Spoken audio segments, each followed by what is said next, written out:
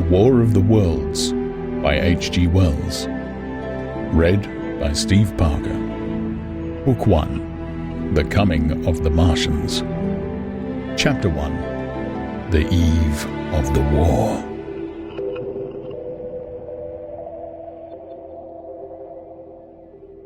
No one would have believed in the last years of the 19th century that this world was being watched keenly and closely by intelligences greater than man's and yet as mortal as his own. That as men busied themselves about their various concerns, they were scrutinized and studied, perhaps almost as narrowly as a man with a microscope might scrutinize the transient creatures that swarm and multiply in a drop of water. With infinite complacency, men went to and fro over this globe about their little affairs, serene in their assurance of their empire over matter. It is possible that the infusoria under the microscope do the same. No one gave a thought to the older worlds of space as sources of human danger, or thought of them only to dismiss the idea of life upon them as impossible or improbable. It is curious to recall some of the mental habits of those departed days. At most, terrestrial men fancied there might be men upon Mars, perhaps inferior to themselves and ready to welcome a missionary enterprise. Yet across the gulf of space, minds that are to our minds as ours are to those of the beasts that perish, intellects vast and cool and unsympathetic, regarded this earth with envious eyes, and slowly and surely drew their plans against us. And early in the 20th century came the Great Disillusionment. The planet Mars, I scarcely need remind the listener, revolves about the Sun at a mean distance of 140 million miles, and the light and heat it receives from the Sun is barely half of that received by this world. It must be, if the nebula hypothesis has any truth, older than our world, and long before this Earth ceased to be molten, life upon its surface must have begun its course. The fact that it is scarcely 1/7 of the volume of the Earth must have accelerated its cooling to the temperature at which life could begin. It has air and water, and all that is necessary for the support of animated existence. Yet so vain is man, and so blinded by his vanity, that no writer, up to the very end of the 19th century, expressed any idea that intelligent life might have developed there, far or indeed at all beyond its earthly level. Nor was it generally understood that since Mars is older than our Earth, with scarcely a quarter of the superficial area and remoter from the Sun, it necessarily follows that it is not only more distant from time's beginning, but nearer its end. The secular cooling that must someday overtake our planet has already gone far indeed with our neighbor. Its physical condition is still largely a mystery, but we know now that even in its equatorial region, the midday temperature barely approaches that of our coldest winter. Its air is much more attenuated than ours, its oceans have shrunk until they cover but a third of its surface, and as its slow seasons change, huge snowcaps gather and melt about either pole, and periodically inundate its temperate zones. That last stage of exhaustion, which to us is still incredibly remote, has become a present-day problem for the inhabitants of Mars. The immediate pressure of necessity has brightened their intellects, enlarged their powers, and hardened their hearts. And looking across space with instruments and intelligences such as we have scarcely dreamed of, they see, at its nearest distance only 35 millions of miles sunward of them, a morning star of hope, our own warmer planet, green with vegetation and grey with water, with a cloudy atmosphere eloquent of fertility, with glimpses through its drifting cloud wisps of broad stretches of populous country, and narrow, navy-crowded seas. And we men, the creatures who inhabit this earth, must be to them at least as alien and lowly as are the monkeys and lemurs to us. The intellectual side of man already admits that life is an incessant struggle for existence, and it would seem that this too is the belief of the minds upon Mars. Their world is far gone in its cooling, and this world is still crowded with life, but crowded only with what they regard as inferior animals. To carry warfare sunward is, indeed, their only escape from destruction that generation after generation creeps upon them.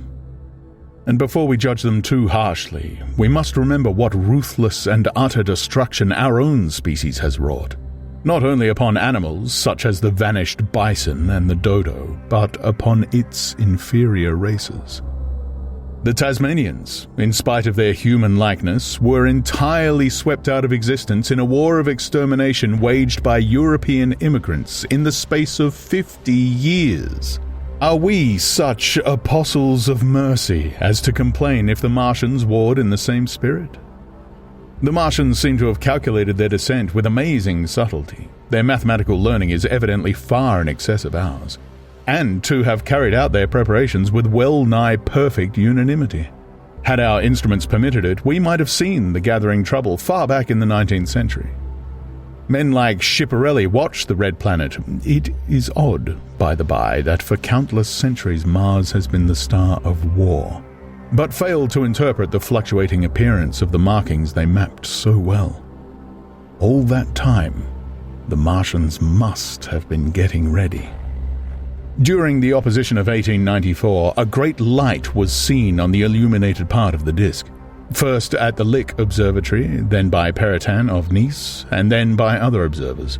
English readers heard of it first in the issue of Nature dated August 2nd.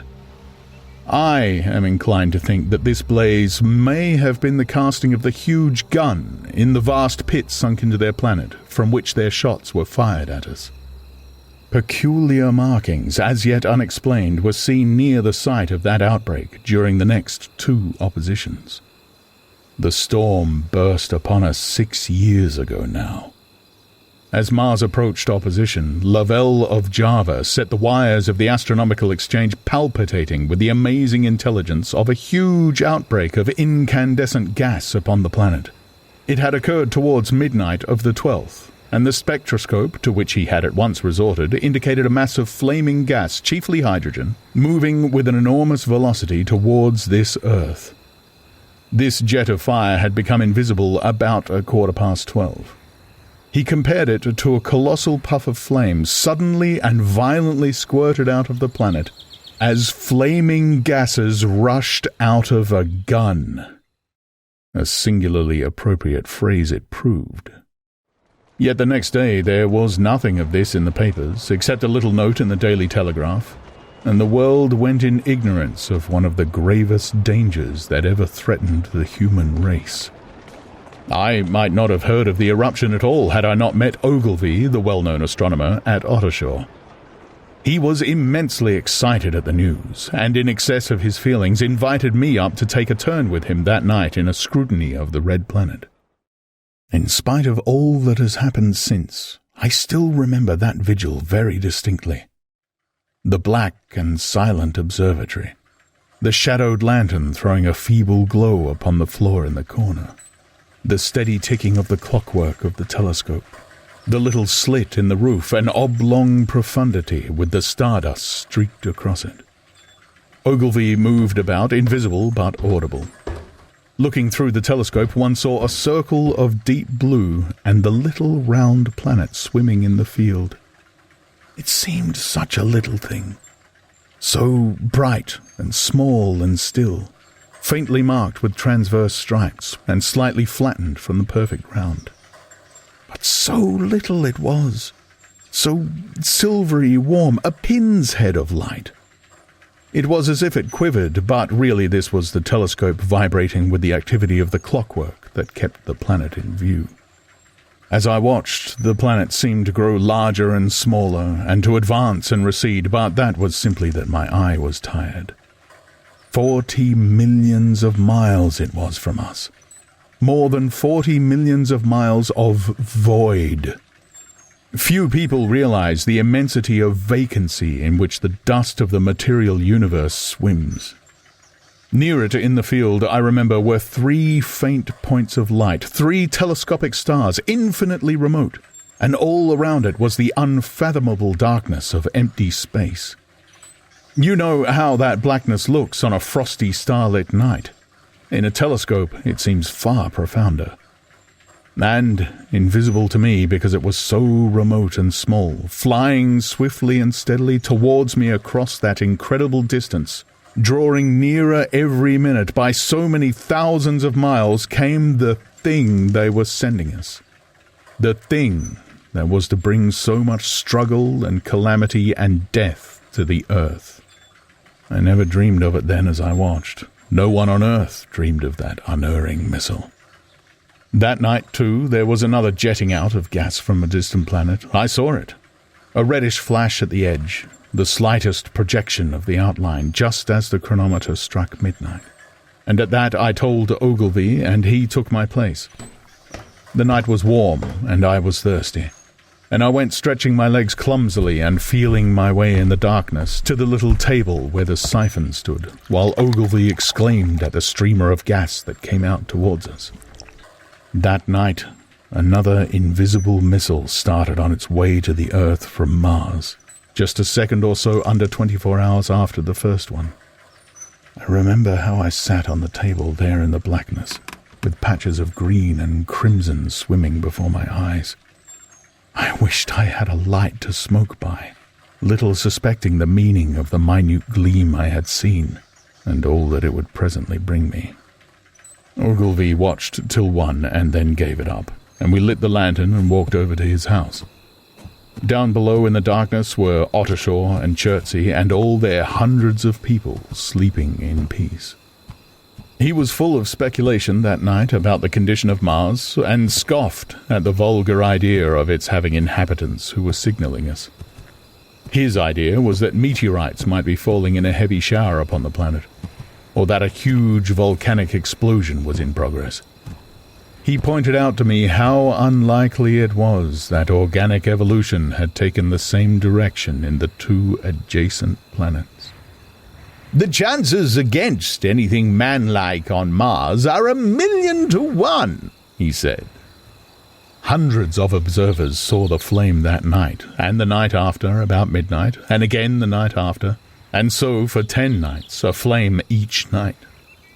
Why the shots ceased after the 10th, no one on Earth has attempted to explain. It may be the gases of the firing caused the Martians inconvenience. Dense clouds of smoke or dust, visible through a powerful telescope on Earth as little grey fluctuating patches, spread throughout the clearness of the planet's atmosphere and obscured its more familiar features. Even the daily papers woke up to the disturbances at last, and popular notes appeared here, there, and everywhere concerning the volcanoes upon Mars. The serio-comic periodical Punch, I remember, made a happy use of it in the political cartoon. And all unsuspected, those missiles the Martians had fired at us drew earthward, rushing now at a pace of many miles a second through the empty gulf of space, hour by hour and day by day nearer and nearer. It seems to me now almost incredibly wonderful that, with that swift fate hanging over us, men could go about their petty concerns as they did. I remember how jubilant Markham was at securing a new photograph of the planet for the illustrated paper he edited in those days. People in these later times scarcely realize the abundance and enterprise of our 19th century papers. For my own part, I was much occupied in learning to ride the bicycle, and busy upon a series of papers discussing the probable developments of moral ideas as civilization progressed. One night, the first missile then could scarcely have been 10 million miles away, I went for a walk with my wife. It was starlit, and I explained the signs of the zodiac to her and pointed out Mars, a bright dot of light creeping zenithward, towards which so many telescopes were pointed. It was a warm night.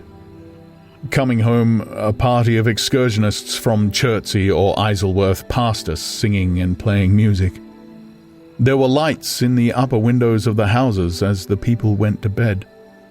From the railway station in the distance came the sound of shunting trains, ringing and rumbling, softened almost into melody by the distance. My wife pointed out to me the brightness of the red, green, and yellow signal lights hanging in a framework against the sky. It seemed so safe and tranquil.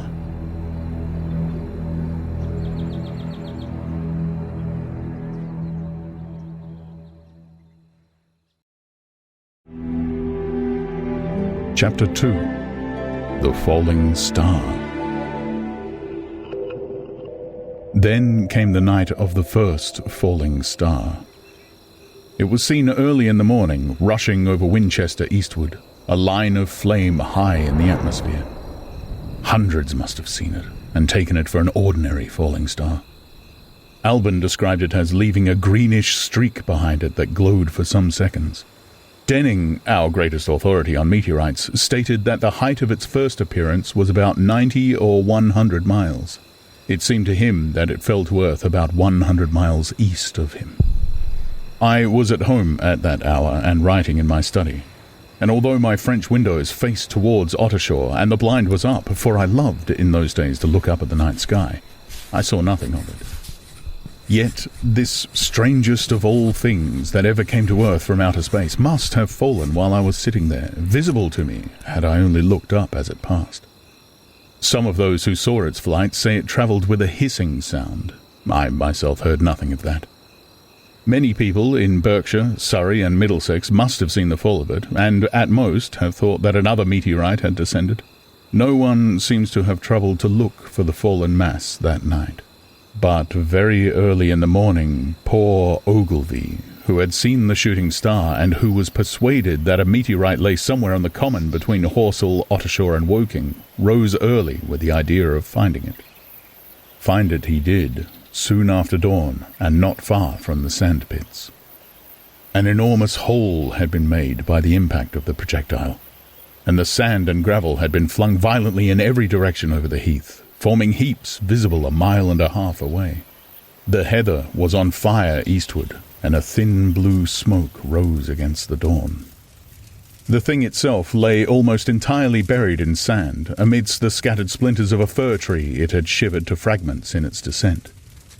The uncovered part had the appearance of a huge cylinder, caked over and its outline softened by a thin, scaly, dun-coloured incrustation.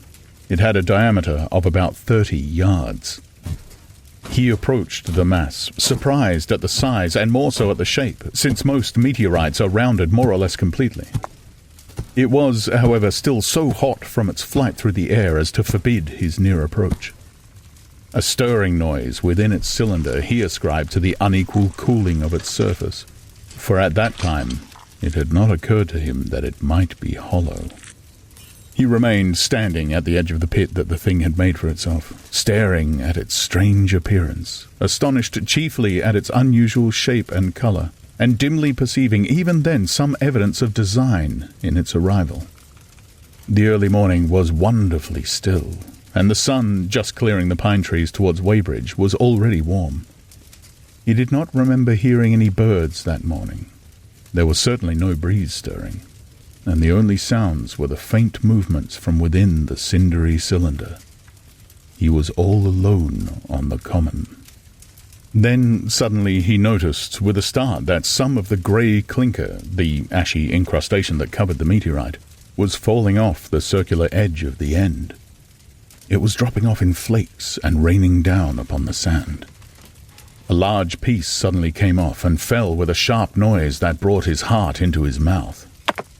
For a moment he scarcely realized what this meant, and although the heat was excessive, he clambered down into the pit close to the bulk to see the thing more clearly.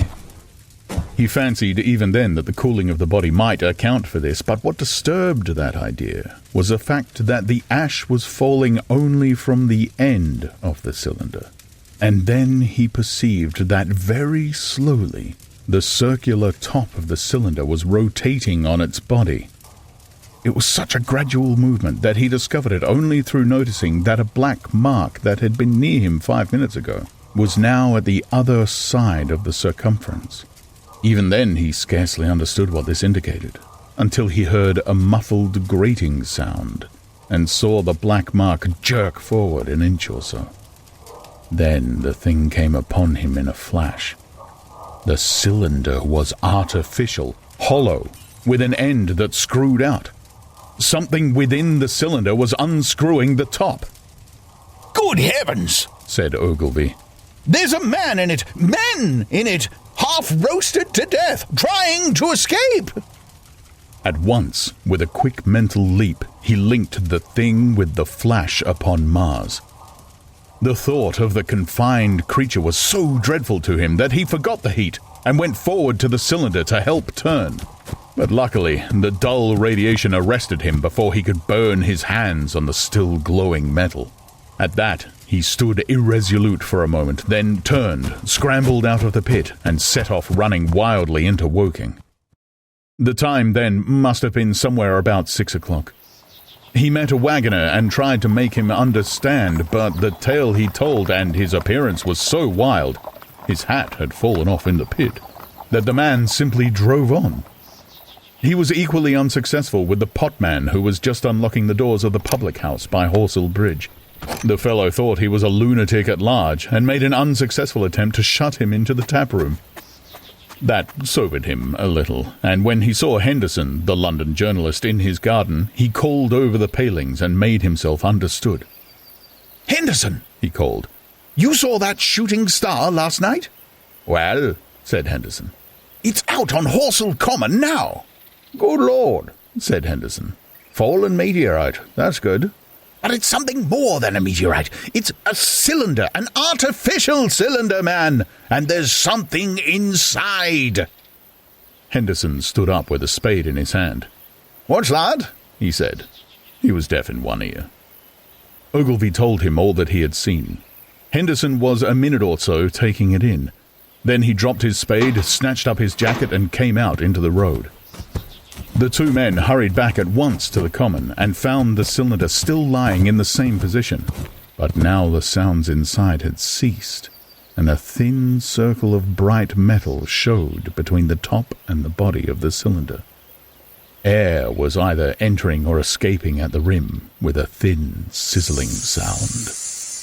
They listened, rapped on the scaly burnt metal with a stick, and, meeting with no response, they both concluded the man or men inside must be insensible or dead. Of course, the two were quite unable to do anything. They shouted consolation and promises and went off back to the town again to get help. One can imagine them, covered with sand, excited and disordered, running up the little street in the bright sunlight just as the shop folks were taking down their shutters and people were opening their bedroom windows. Henderson went into the railway station at once in order to telegraph the news to London. The newspaper articles had prepared men's minds for the reception of the idea. By 8 o'clock, a number of boys and unemployed men had already started for the common to see the dead men from Mars. That was the form the story took. I heard of it first from my newspaper boy about 9:15 when I went out to get my daily chronicle. I was, naturally, startled, and lost no time in going out and across the Ottershaw Bridge to the sandpits.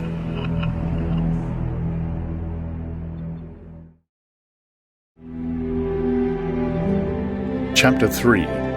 On Horsell Common. I found a little crowd of perhaps 20 people surrounding the huge hole in which the cylinder lay. I have already described the appearance of that colossal bulk, embedded in the ground. The turf and gravel about it seemed charred as if by a sudden explosion. No doubt its impact had caused a flash of fire. Henderson and Ogilvy were not there. I think they perceived that nothing was to be done for the present, and had gone away to breakfast at Henderson's house. There were 4 or 5 boys sitting on the edge of the pit with their feet dangling, and amusing themselves, until I stopped them, by throwing stones at the giant mass. After I had spoken to them about it, they began playing at touch in and out of the group of bystanders. Among these were a couple of cyclists, a jobbing gardener I employed sometimes, a girl carrying a baby, Greg the butcher and his little boy, and 2 or 3 loafers and golf caddies who were accustomed to hang about the railway station. There was very little talking. Few of the common people in England had anything but the vaguest astronomical ideas in those days. Most of them were staring quietly at the big, table-like end of the cylinder, which was still as Ogilvy and Henderson had left it. I fancy the popular expectation of a heap of charred corpses was disappointed at this inanimate bulk. Some went away while I was there, and other people came. I clambered into the pit and fancied I heard a faint movement under my feet. The top had certainly ceased to rotate. It was only when I got thus close to it that the strangeness of this object was at all evident to me. At the first glance, it was really no more exciting than an overturned carriage or a tree blown across the road. Not so much so, indeed. It looked like a rusty gas float. It required a certain amount of scientific education to perceive that the grey scale of the thing was no common oxide, that the yellowish-white metal that gleamed in the crack between the lid and the cylinder had an unfamiliar hue. Extra-terrestrial had no meaning for most of the onlookers. At that time, it was quite clear in my own mind that the thing had come from the planet Mars, but I judged it improbable that it contained any living creature. I thought the unscrewing might be automatic. In spite of Ogilvy, I still believed that there were men in Mars. My mind ran fancifully on the possibilities of its containing manuscripts, on the difficulties in translation that might arise, whether we should find coins and models in it, and so forth. Yet it was a little too large for assurance on this idea. I felt an impatience to see it opened. About 11, as nothing seemed happening, I walked back, full of such thoughts, to my home in Maybury.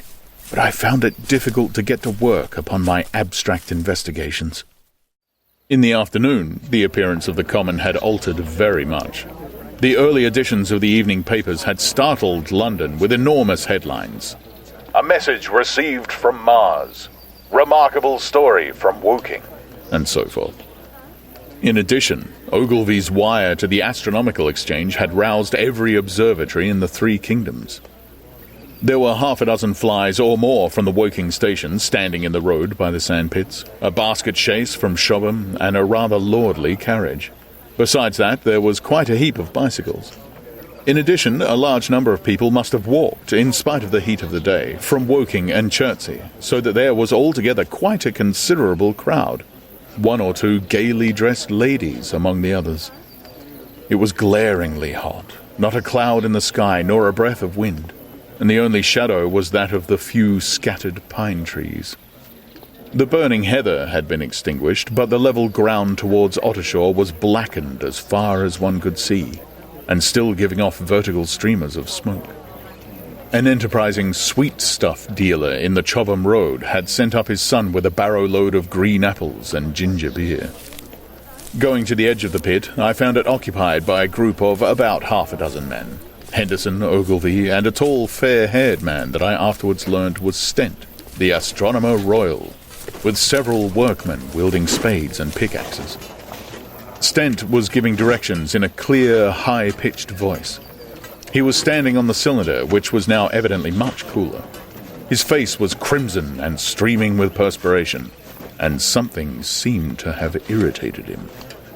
A large portion of the cylinder had been uncovered, though its lower end was still embedded. As soon as Ogilvy saw me among the staring crowd on the edge of the pit, he called to me to come down, and asked me if I would mind going over to see Lord Hilton, the Lord of the Manor. The growing crowd, he said, was becoming a serious impediment to their excavations, especially the boys. They wanted a light railing put up and help to keep the people back. He told me that a faint stirring was occasionally still audible within the case, but that the workmen had failed to unscrew the top, as it afforded no grip to them.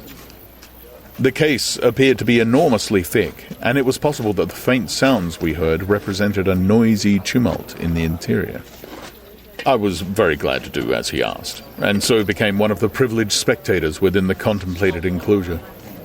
I failed to find Lord Hilton at his house, but I was told he was expected from London by the 6 o'clock train from Waterloo. And as it was then about 5:15, I went home, had some tea, and walked up to the station to waylay him.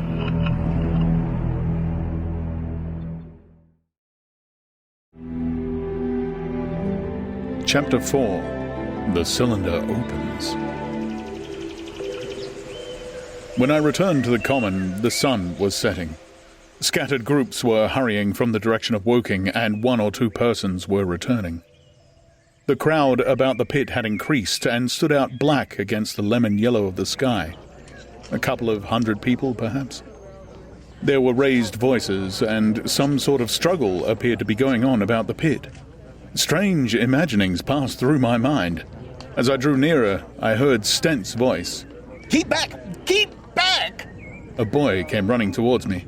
It's a moving, he said to me as he passed. A screwing and a screwing out. I don't like it. I'm a-going home, I am. I went on to the crowd. There were really, I should think, 200 or 300 people elbowing and jostling one another, the 1 or 2 ladies there being by no means the least active. He's fallen in the pit, cried someone. Keep back, said several. The crowd swayed a little, and I elbowed my way through. Everyone seemed greatly excited. I heard a peculiar humming sound from the pit. I say, said Ogilvy. Help keep these idiots back. We don't know what's in the confounded thing, you know. I saw a young man, a shop assistant in Woking, I believe he was, standing on the cylinder and trying to scramble out of the hole again. The crowd had pushed him in. The end of the cylinder was being screwed out from within. Nearly 2 feet of shining screw projected. Somebody blundered against me, and I narrowly missed being pitched onto the top of the screw. I turned, and as I did so, the screw must have come out, for the lid of the cylinder fell upon the gravel with a ringing concussion. I stuck my elbow into the person behind me and turned my head towards the thing again. For a moment, that circular cavity seemed perfectly black. I had the sunset in my eyes. I think everyone expected to see a man emerge. Possibly something a little unlike us terrestrial men, but in all essentials, a man. I know I did. But looking, I presently saw something stirring within the shadow. Greyish, billowy movements, one above another, and then 2 luminous discs like eyes. Then something resembling a little grey snake about the thickness of a walking stick, coiled up out of the writhing middle and wriggled in the air towards me. And then another. A sudden chill came over me. There was a loud shriek from a woman behind. I half turned, keeping my eyes fixed upon the cylinder still, from which other tentacles were now projecting, and began pushing my way back from the edge of the pit. I saw astonishment giving place to horror on the faces of the people about me. I heard inarticulate exclamations on all sides. There was a general movement backwards. I saw the shopmen struggling still on the edge of the pit. I found myself alone and saw the people on the other side of the pit running off, Stent among them. I looked again at the cylinder, and ungovernable terror gripped me. I stood petrified and staring. A big, greyish, rounded bulk, the size, perhaps, of a bear, was rising slowly and painfully out of the cylinder. As it bulged up and caught the light, it glistened like wet leather. 2 large, dark-coloured eyes were regarding me steadfastly. The mass that framed them, the head of the thing, was rounded and had, one might say, a face. There was a mouth under the eyes, the lipless brim of which quivered and panted and dropped saliva. The whole creature heaved and pulsated convulsively. A lank, tentacular appendage gripped the edge of the cylinder, another swayed in the air. Those who have never seen a living Martian can scarcely imagine the strange horror of its appearance.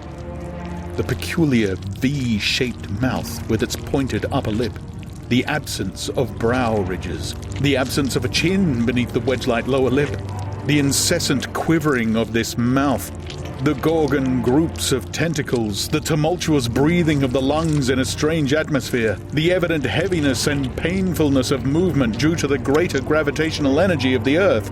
Above all, the extraordinary intensity of the immense eyes were at once vital, intense, inhuman, crippled, and monstrous. There was something fungoid in the oily brown skin, something in the clumsy deliberation of the tedious movements unspeakably nasty. Even at this first encounter, this first glimpse, and was overcome with disgust and dread. Suddenly the monster vanished. It had toppled over the brim of the cylinder and fallen into the pit with a thud like the fall of a great mass of leather. I heard it give a peculiar thick cry, and forthwith another of these creatures appeared darkly in the deep shadow of the aperture. I turned and, running madly, made for the first group of trees, perhaps 100 yards away, but I ran slantingly and stumbling, for I could not avert my face from these things.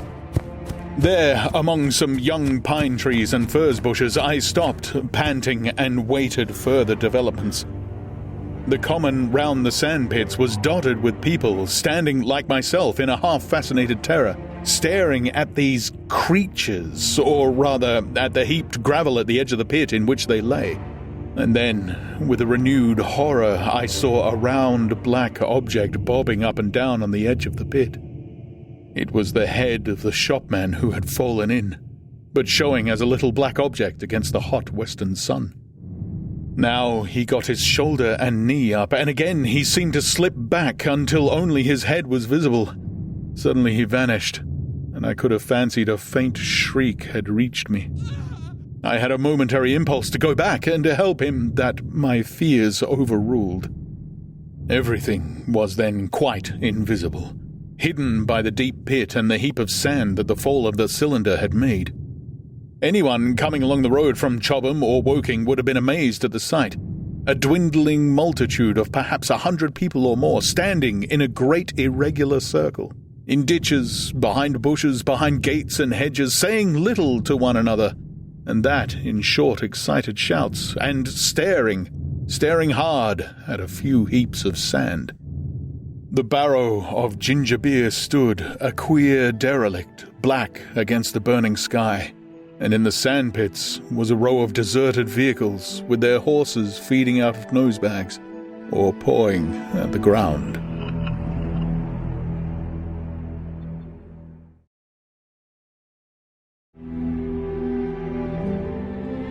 Chapter 5. The Heat Ray. After the glimpse I had had of the Martians emerging from the cylinder in which they had come to Earth from their planet, a kind of fascination paralyzed my actions. I remained standing knee-deep in the heather, staring at the mound that hid them. I was a battleground of fear and curiosity. I did not dare to go back towards the pit, but I felt a passionate longing to peer into it. I began walking, therefore, in a big curve, seeking some point of vantage, and continually looking at the sand heaps that hid these newcomers to our Earth. Once a leash of thin black whips, like the arms of an octopus, flashed across the sunset and was immediately withdrawn, and afterwards a thin rod rose up, joint by joint, bearing at its apex a circular disc that spun with a wobbling motion. What could be going on there? Most of the spectators had gathered in one or two groups, one a little crowd towards Woking, the other a knot of people in the direction of Chobham. Evidently, they shared my mental conflict. There were few near me. One man I approached. He was, I perceived, a neighbour of mine, though I did not know his name, and accosted, but it was scarcely a time for articulate conversation. "What ugly brutes," he said. "Good God, what ugly brutes!" He repeated this over and over again. "Did you see a man in the pit?" I said, but he made no answer to that. We became silent and stood watching for a time side by side, deriving, I fancy, a certain comfort in one another's company. Then I shifted my position to a little knoll that gave me the advantage of a yard or more of elevation, and when I looked for him presently, he was walking towards Woking. The sunset faded to twilight before anything further happened. The crowd far away on the left towards Woking seemed to grow, and I heard now a faint murmur from it. The little knot of people towards Chobham dispersed. There was scarcely an intimation of movement from the pit. It was this, as much as anything, that gave people courage, and I suppose the new arrivals from Woking also helped to restore confidence. At any rate, as the dusk came on, a slow, intermittent movement upon the sandpits began, a movement that seemed to gather force as the stillness of the evening about the cylinder remained unbroken. Vertical black figures in 2s and 3s would advance, stop, watch, and advance again, spreading out as they did so in a thin, irregular crescent that promised to enclose the pit in its attenuated horns. I too, on my side, began to move towards the pit. Then I saw some cabmen and others had walked boldly into the sandpits and heard the clatter of hooves and the grind of wheels.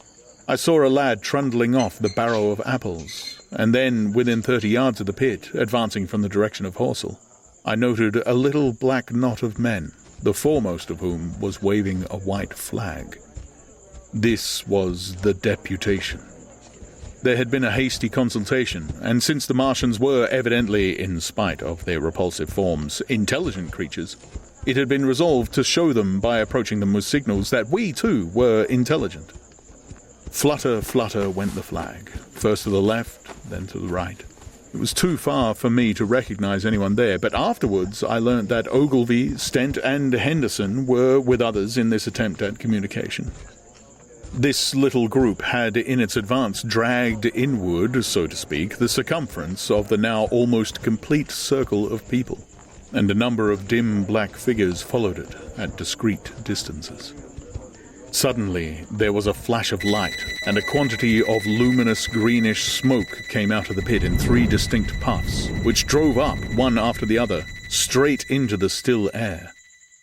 This smoke, or flame, perhaps would be the better word for it, was so bright that the deep blue sky overhead and the hazy stretches of brown common towards Chertsey, set with black pine trees, seemed to darken abruptly as these puffs arose, and to remain the darker after their dispersal. At the same time, a faint hissing sound became audible. Beyond the pit stood the little wedge of people with the white flag at its apex, arrested by these phenomena, a little knot of small vertical black shapes upon the black ground. As the green smoke arose, their faces flashed out pallid green and faded again as it vanished. Then, slowly, the hissing passed into a humming, into a long, loud, droning noise. Slowly, a humped shape rose out of the pit, and the ghost of a beam of light seemed to flicker out from it. Forthwith, flashes of actual flame, a bright glare leaping from one to another, sprang from the scattered group of men. It was as if some invisible jet impinged upon them and flashed into white flame. It was as if each man was suddenly and momentarily turned to fire. Then, by the light of their own destruction, I saw them staggering and falling, and their supporters turning to run. I stood staring, not as yet realizing that this was death leaping from man to man in that little distant crowd. All I felt was that it was something very strange. An almost noiseless and blinding flash of light, and a man fell headlong and lay still. And as the unseen shaft of heat passed over them, pine trees burst into fire, and every dry furze bush became with one dull thud a mass of flames. And far away towards Knapp Hill, I saw the flashes of trees and hedges and wooden buildings suddenly set alight. It was sweeping round swiftly and steadily, this flaming death, this invisible, inevitable sword of heat. I perceived it coming towards me by the flashing bushes it touched, and was too astounded and stupefied to stir. I heard the crackle of fire in the sand pits, and the sudden squeal of a horse that was as suddenly stilled. Then it was as if an invisible yet intensely heated finger were drawn through the heather between me and the Martians, and all along a curving line beyond the sandpits the dark ground smoked and crackled. Something fell with a crash far away to the left, where the road from Woking Station opens out on the common. Forthwith the hissing and humming ceased, and the black dome-like object sank slowly out of sight into the pit. All this had happened with such swiftness that I had stood motionless, dumbfounded and dazzled by the flashes of light. Had that death swept through a full circle, it must inevitably have slain me in my surprise. But it passed and spared me, and left the night about me suddenly dark and unfamiliar. The undulating common seemed now dark almost to blackness, except where its roadways lay grey and pale under the deep blue sky of the early night. It was dark and suddenly void of men.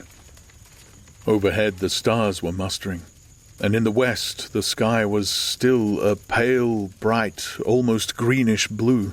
The tops of the pine trees and the roofs of Horsell came out sharp and black against the western afterglow. The Martians and their appliances were altogether invisible, save for that thin mast upon which their restless mirror wobbled. Patches of bush and isolated trees here and there smoked and glowed still, and the houses towards Woking Station were sending up spires of flame into the stillness of the evening air. Nothing was changed, save for that and a terrible astonishment. The little group of black specks with the flag of white had been swept out of existence, and the stillness of the evening, so it seemed to me, had scarcely been broken.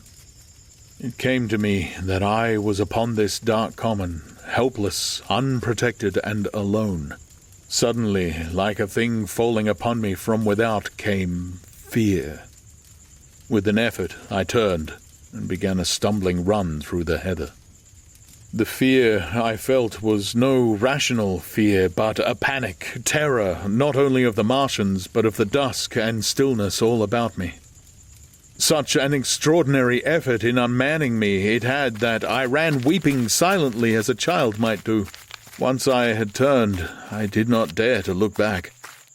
I remember I felt an extraordinary persuasion that I was being played with, that presently, when I was upon the very verge of safety, this mysterious death, as swift as the passage of light, would leap after me from the pit about the cylinder and strike me down.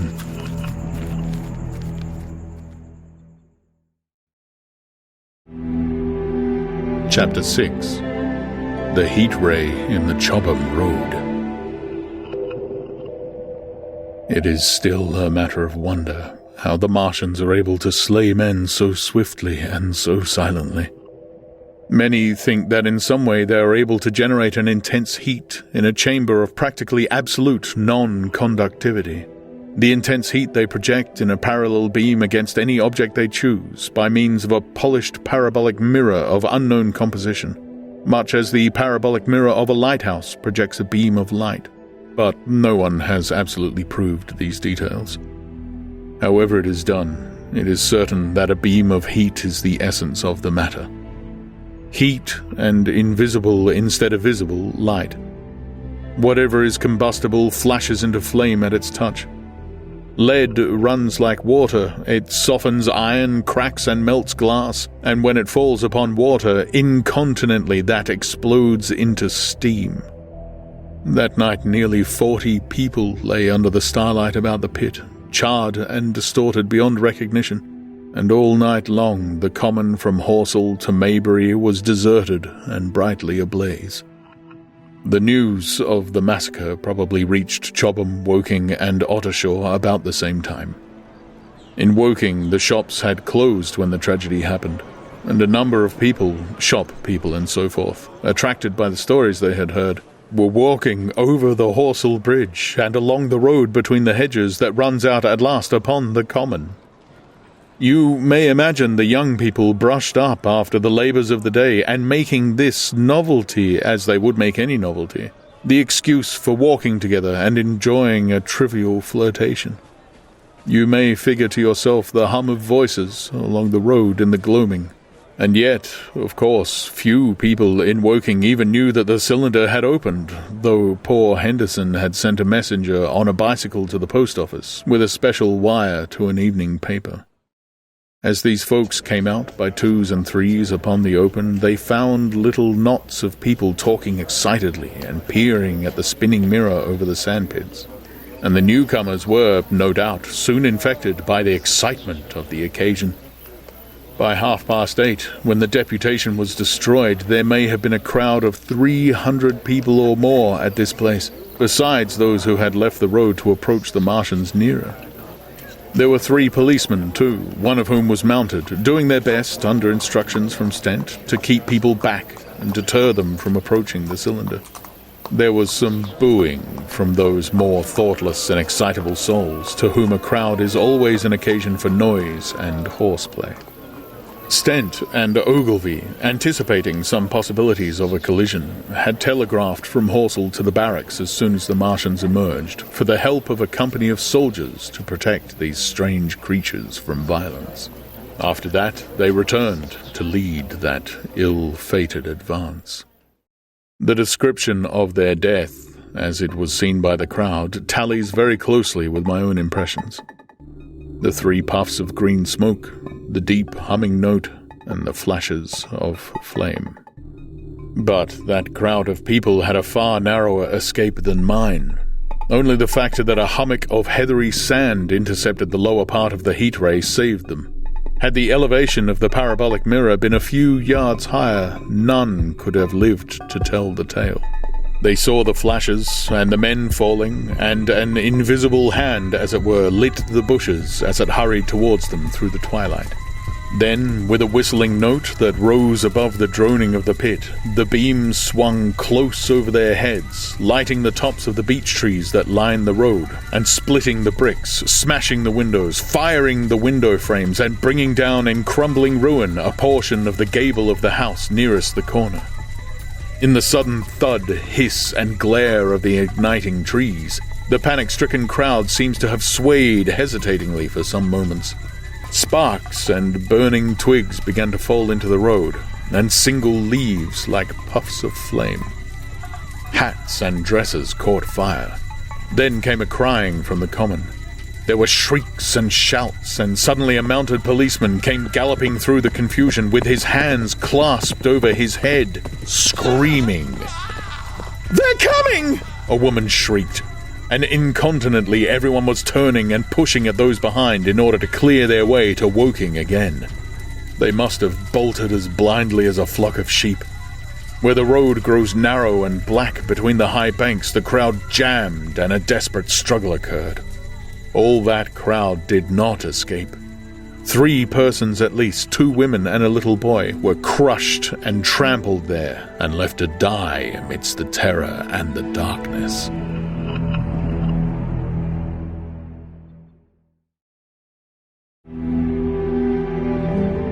Chapter 7. How I Reached Home. For my own part, I remember nothing of my flight, except the stress of blundering against trees and stumbling through the heather. All about me gathered the invisible terrors of the Martians. That pitiless sword of heat seemed whirling to and fro, flourishing overhead before it descended and smote me out of life. I came into the road between the crossroads and Horsell, and ran along this to the crossroads.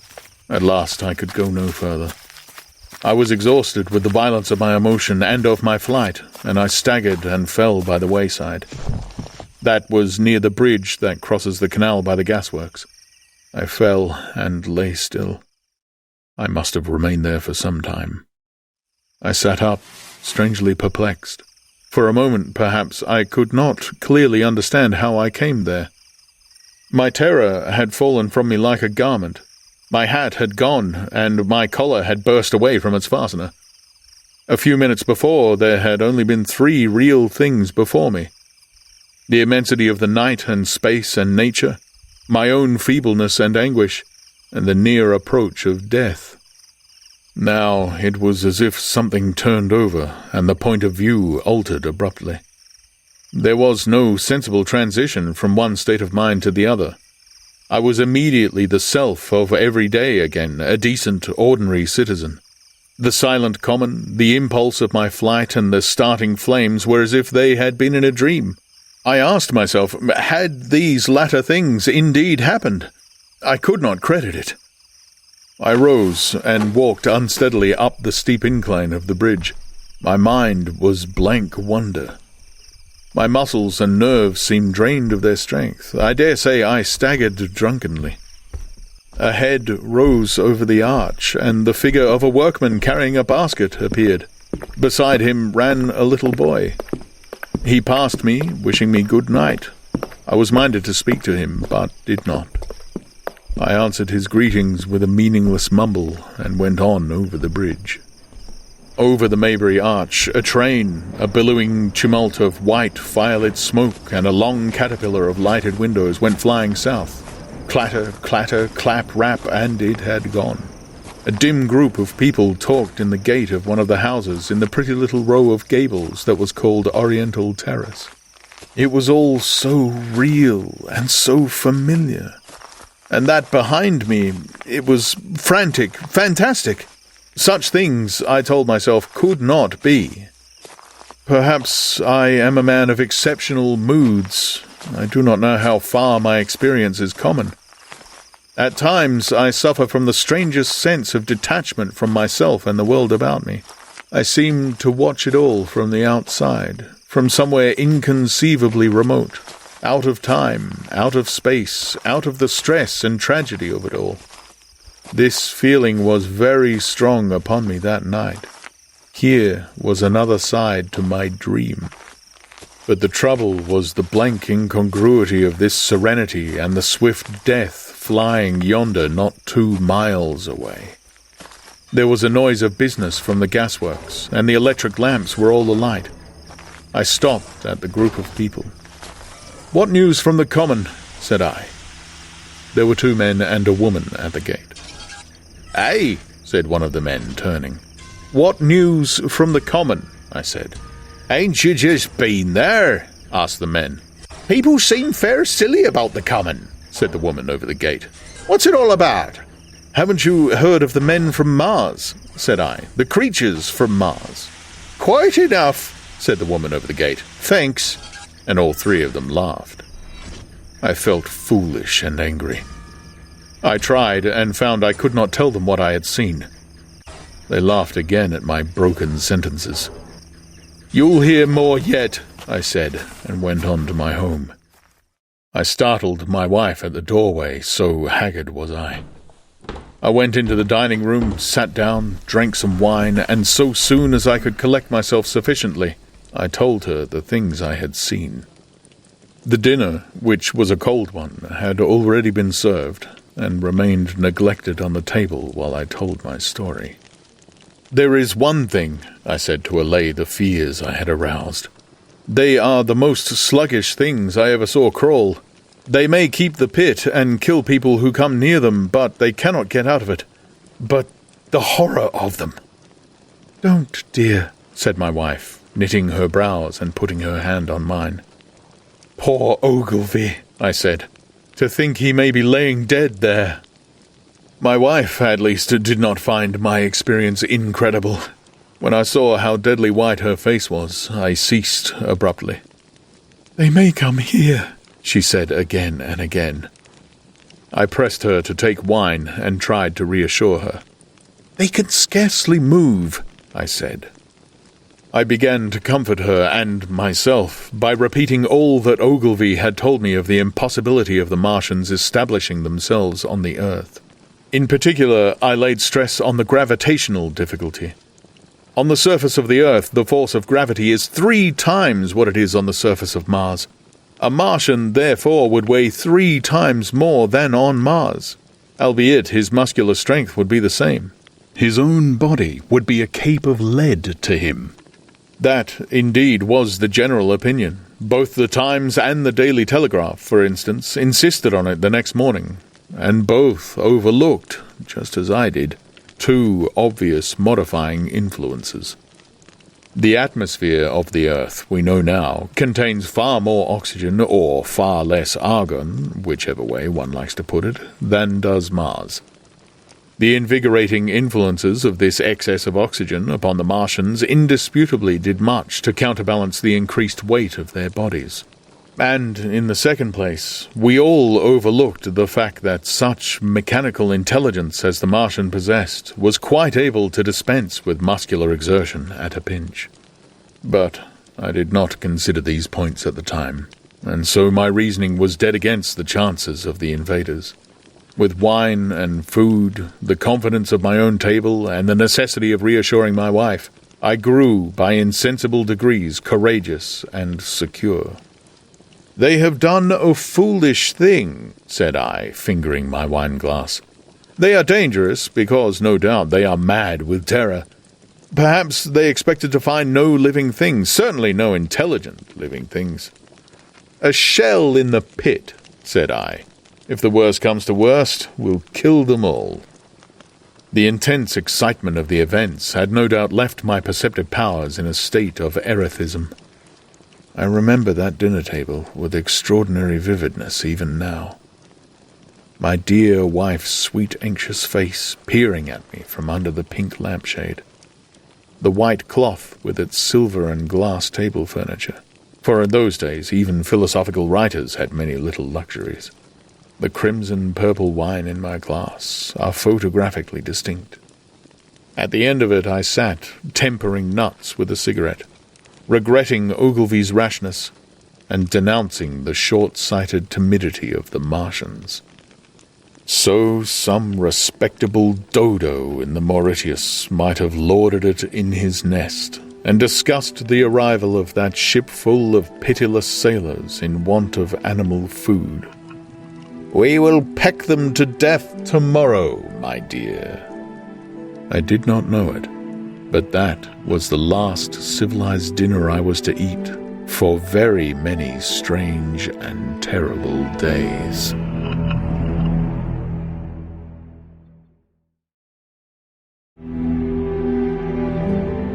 Chapter 8. Friday Night.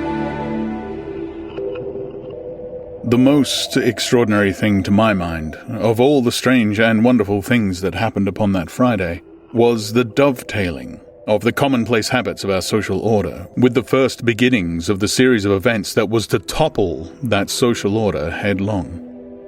If on Friday night you had taken a pair of compasses and drawn a circle with a radius of 5 miles round the Woking sandpits, I doubt if you would have had one human being outside it, unless it were some relation of Stent or of the 3 or 4 cyclists or London people lying dead on the common, whose emotions or habits were at all affected by the newcomers.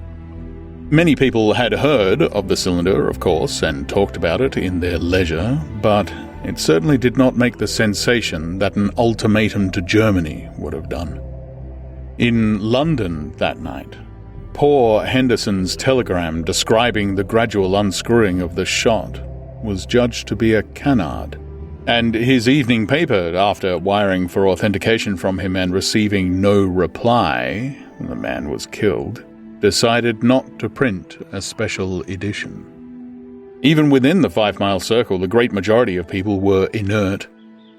I have already described the behavior of the men and women to whom I spoke. All over the district, people were dining and supping. Working men were gardening after the labours of the day. Children were being put to bed. Young people were wandering through the lanes, love-making. Students sat over their books. Maybe there was a murmur in the village streets, a novel and dominant topic in the public houses, and here and there a messenger or even an eyewitness of the later occurrences caused a whirl of excitement, a shouting and a running to and fro, but for the most part, the daily routine of working, eating, drinking, sleeping went on as it had done for countless years, as though no planet Mars existed in the sky. Even at Woking Station and Horsell and Chobham, that was the case. In Woking Junction, until a late hour, trains were stopping and going on, others were shunting on the sidings, passengers were alighting and waiting, and everything was proceeding in the most ordinary way. A boy from the town, trenching on Smith's Monopoly, was selling papers with the afternoon's news. The ringing impact of trucks, the sharp whistle of the engines from the junction mingled with their shouts of "Men from Mars!" Excited men came into the station about 9 o'clock with incredible tidings, and caused no more disturbance than drunkards might have done. People rattling Londonwards peered into the darkness outside their carriage windows and saw only a rare, flickering, vanishing spark dance up from the direction of Horsell, a red glow and a thin veil of smoke driving across the stars, and thought that nothing more serious than a heath fire was happening. It was only round the edge of the common that any disturbance was perceptible. There were 6 villas burning on the Woking border. There were lights in all the houses on the common side of the 3 villages, and the people there kept awake till dawn. A curious crowd lingered restlessly, people coming and going, but the crowd remaining. both on the Chobham and Horsell bridges. One or two adventurous souls, it was afterwards found, went into the darkness and crawled quite near the Martians, but they never returned, for now and again a light ray, like the beam of a warship's searchlight, swept the common, and the heat ray was ready to follow. Save for such, that big area of common was silent and desolate, and the charred bodies lay about on it all night under the stars, and all the next day a noise of hammering from the pit was heard by many people. So, you have the state of things on Friday night.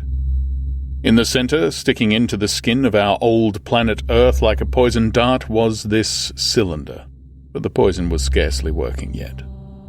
Around it was a patch of silent common, smouldering in places, and with a few dark, dimly seen objects lying in contorted attitudes here and there. Here and there was a burning bush or tree. Beyond was a fringe of excitement, and further than that fringe the inflammation had not crept as yet. In the rest of the world, the stream of life still flowed as it had flowed for immemorial years. The fever of war that would presently clog vein and artery, deaden nerve and destroy brain, had still to develop. All night long the Martians were hammering and stirring, sleepless, indefatigable, at work upon the machines they were making ready, and ever and again a puff of greenish-white smoke whirled up to the starlit sky. About 11, a company of soldiers came through Horsell and deployed along the edge of the common to form a cordon. Later, a second company marched through Chobham to deploy on the north side of the common. Several officers from the Inkerman barracks had been on the common earlier in the day, and one, Major Eden, was reported to be missing. The colonel of the regiment came to the Chobham Bridge and was busy questioning the crowd at midnight. The military authorities were certainly alive to the seriousness of the business. About 11, the next morning's papers were able to say, a squadron of hussars, 2 Maxims, and about 400 men of the Cardigan Regiment started from Aldershot. A few seconds after midnight, the crowd in the Chertsey Road, Woking, saw a star fall from heaven into the pine woods to the northwest.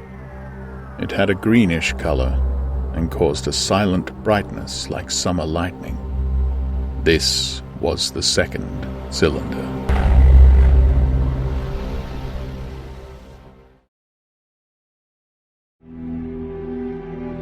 Chapter 9. The Fighting Begins. Saturday lives in my memory as a day of suspense. It was a day of lassitude, too, hot and close, with, I am told, a rapidly fluctuating barometer. I had slept but little, though my wife had succeeded in sleeping, and I rose early. I went into my garden before breakfast and stood listening. But towards the common there was nothing stirring but a lark. The milkman came as usual. I heard the rattle of his chariot, and I went round to the side gate to ask the latest news. He told me that during the night the Martians had been surrounded by troops, and that guns were expected. Then, a familiar reassuring note, I heard a train running towards Woking. "They aren't to be killed," said the milkman, "if that can possibly be avoided." I saw my neighbour gardening, chatted with him for a time, and then strolled in to breakfast. It was a most unexceptional morning. My neighbour was of opinion that the troops would be able to capture or to destroy the Martians during the day. "It's a pity they make themselves so unapproachable," he said. "It would be curious to know how they live on another planet. We might learn a thing or two." He came up to the fence and extended a handful of strawberries, for his gardening was as generous as it was enthusiastic. At the same time, he told me of the burning of the pine woods about the Byfleet golf links. "They say," said he, "that there's another of those blessed things fallen there, number 2. But one's enough, surely. This lot'll cost the insurance people a pretty penny before everything's settled." He laughed with an air of the greatest good humour as he said this. The woods, he said, were still burning, and pointed out a haze of smoke to me. "They'll be hot underfoot for days, on account of the thick soil of pine needles and turf," he said, and then grew serious over Poor Ogilvy.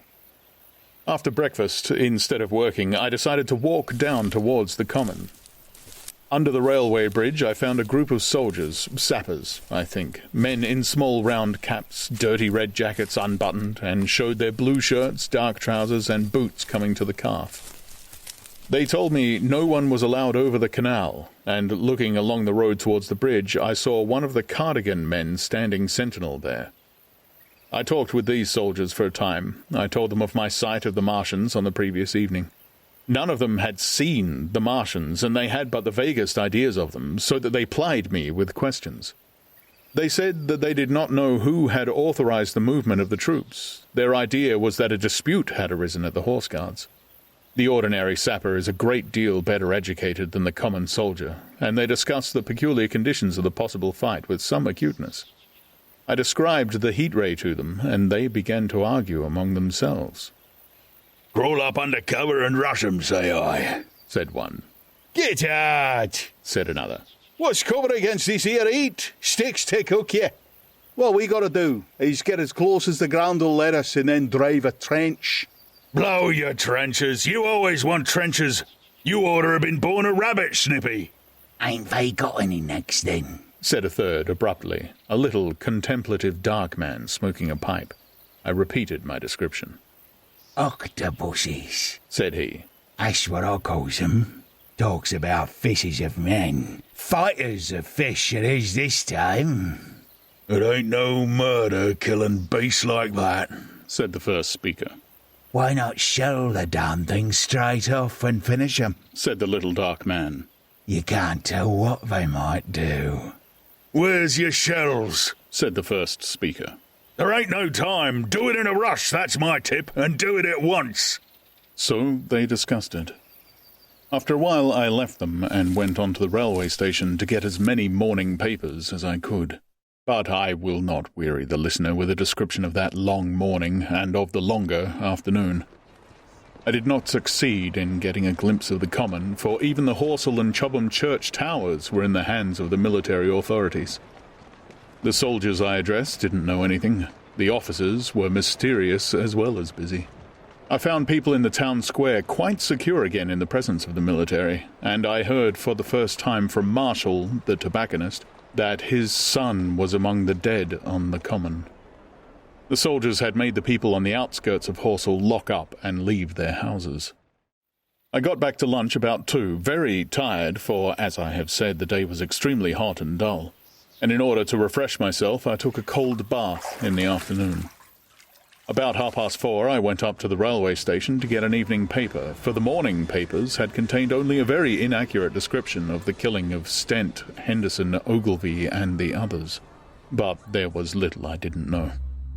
The Martians did not show an inch of themselves. They seemed busy in their pit, and there was a sound of hammering and an almost continuous streamer of smoke. Apparently, they were busy getting ready for a struggle. "Fresh attempts have been made to signal, but without success," was the stereotyped formula of the papers. A sapper told me it was done by a man in a ditch with a flag on a long pole. The Martians took as much notice of such advances as we should the lowing of a cow. I must confess, the sight of all this armament, all this preparation, greatly excited me. My imagination became belligerent and defeated the invaders in a dozen striking ways. Something of my schoolboy dreams of battle and heroism came back.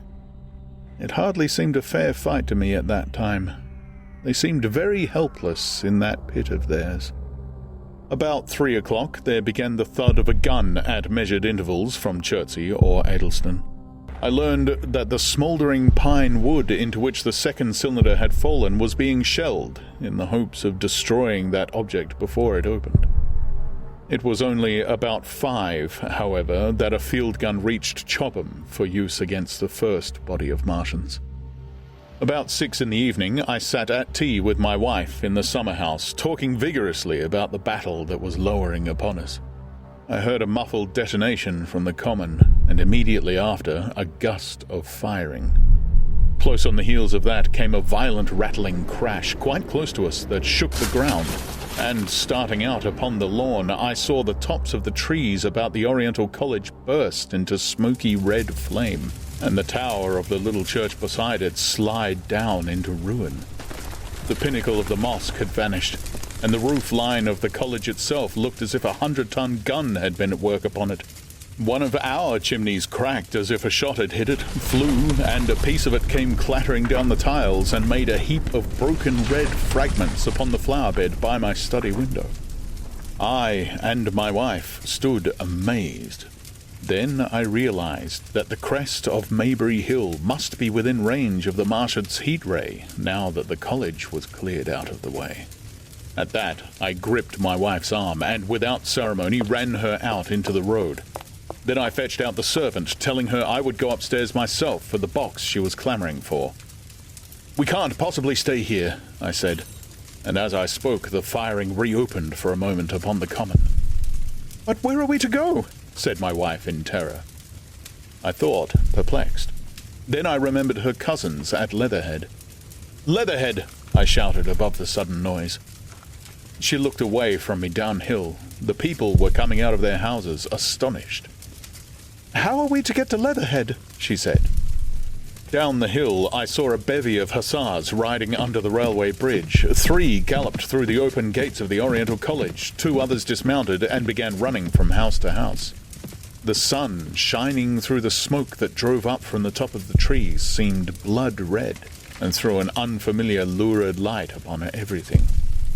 "Stop here," said I. "You are safe here." And I started off at once for the Spotted Dog, for I knew the landlord had a horse and dog cart. I ran, for I perceived that in a moment everyone upon this side of the hill would be moving. I found him in his bar, quite unaware of what was going on behind his house. A man stood with his back to me, talking to him. "I must have £1," said the landlord, "and I've no one to drive it." "I'll give you 2, said I over the stranger's shoulder. "What for?" "And I'll bring it back by midnight," I said. "Lord," said the landlord. "what's the hurry? I'm selling my bit of a pig. £2 and you bring it back? What's going on now?" I explained hastily that I had to leave my home, and so secured the dog-cart. At the time, it did not seem to me nearly so urgent that the landlord should leave his. I took care to have the cart there and then, drove it off down the road, and, leaving it in charge of my wife and servant, rushed into my house and packed a few valuables, such plate as we had, and so forth. The beech trees below my house were burning while I did this, and the palings up the road glowed red. While I was occupied in this way, one of the dismounted hussars came running up. He was going from house to house, warning people to leave. He was going on as I came out my front door, lugging my treasures, done up in a tablecloth. I shouted after him, "What news?" He turned, stared, bawled something about "crawling out in a thing like a dish cover," and ran on to the gate of the house at the crest. A sudden whirl of black smoke driving across the road hid him for a moment. I ran to my neighbour's door and rapped to satisfy myself of what I already knew, that his wife had gone to London with him and had locked up their house. I went in again, according to my promise, to get my servant's box, lugged it out, clapped it beside her on the tail of the dog-cart, and then caught the reins and jumped up into the driver's seat beside my wife. In another moment, we were clear of the smoke and noise, and spanking down the opposite slope of Maybury Hill towards Old Woking. In front was a quiet, sunny landscape, a wheat field ahead on either side of the road, and the Maybury Inn with its swinging sign. I saw the doctor's cart ahead of me. In the bottom of the hill, I turned my head to look at the hillside I was leaving. Thick streamers of black smoke shot with threads of red fire were driving up into the still air and throwing dark shadows upon the green treetops eastward. The smoke already extended far away to the east and west, to the Byfleet pine woods eastward and to Woking on the west. The road was dotted with people running towards us, and very faint now, but very distinct through the hot, quiet air. One heard the whir of a machine gun that was presently stilled, and an intermittent cracking of rifles. Apparently, the Martians were setting fire to everything within range of their heat ray. I am not an expert driver, and I had immediately to turn my attention to the horse. When I looked back again, the second hill had hidden the black smoke. I slashed the horse with the whip and gave him a loose rein until Woking and Send lay between us and that quivering tumult. I overtook and passed the doctor between Woking and Send.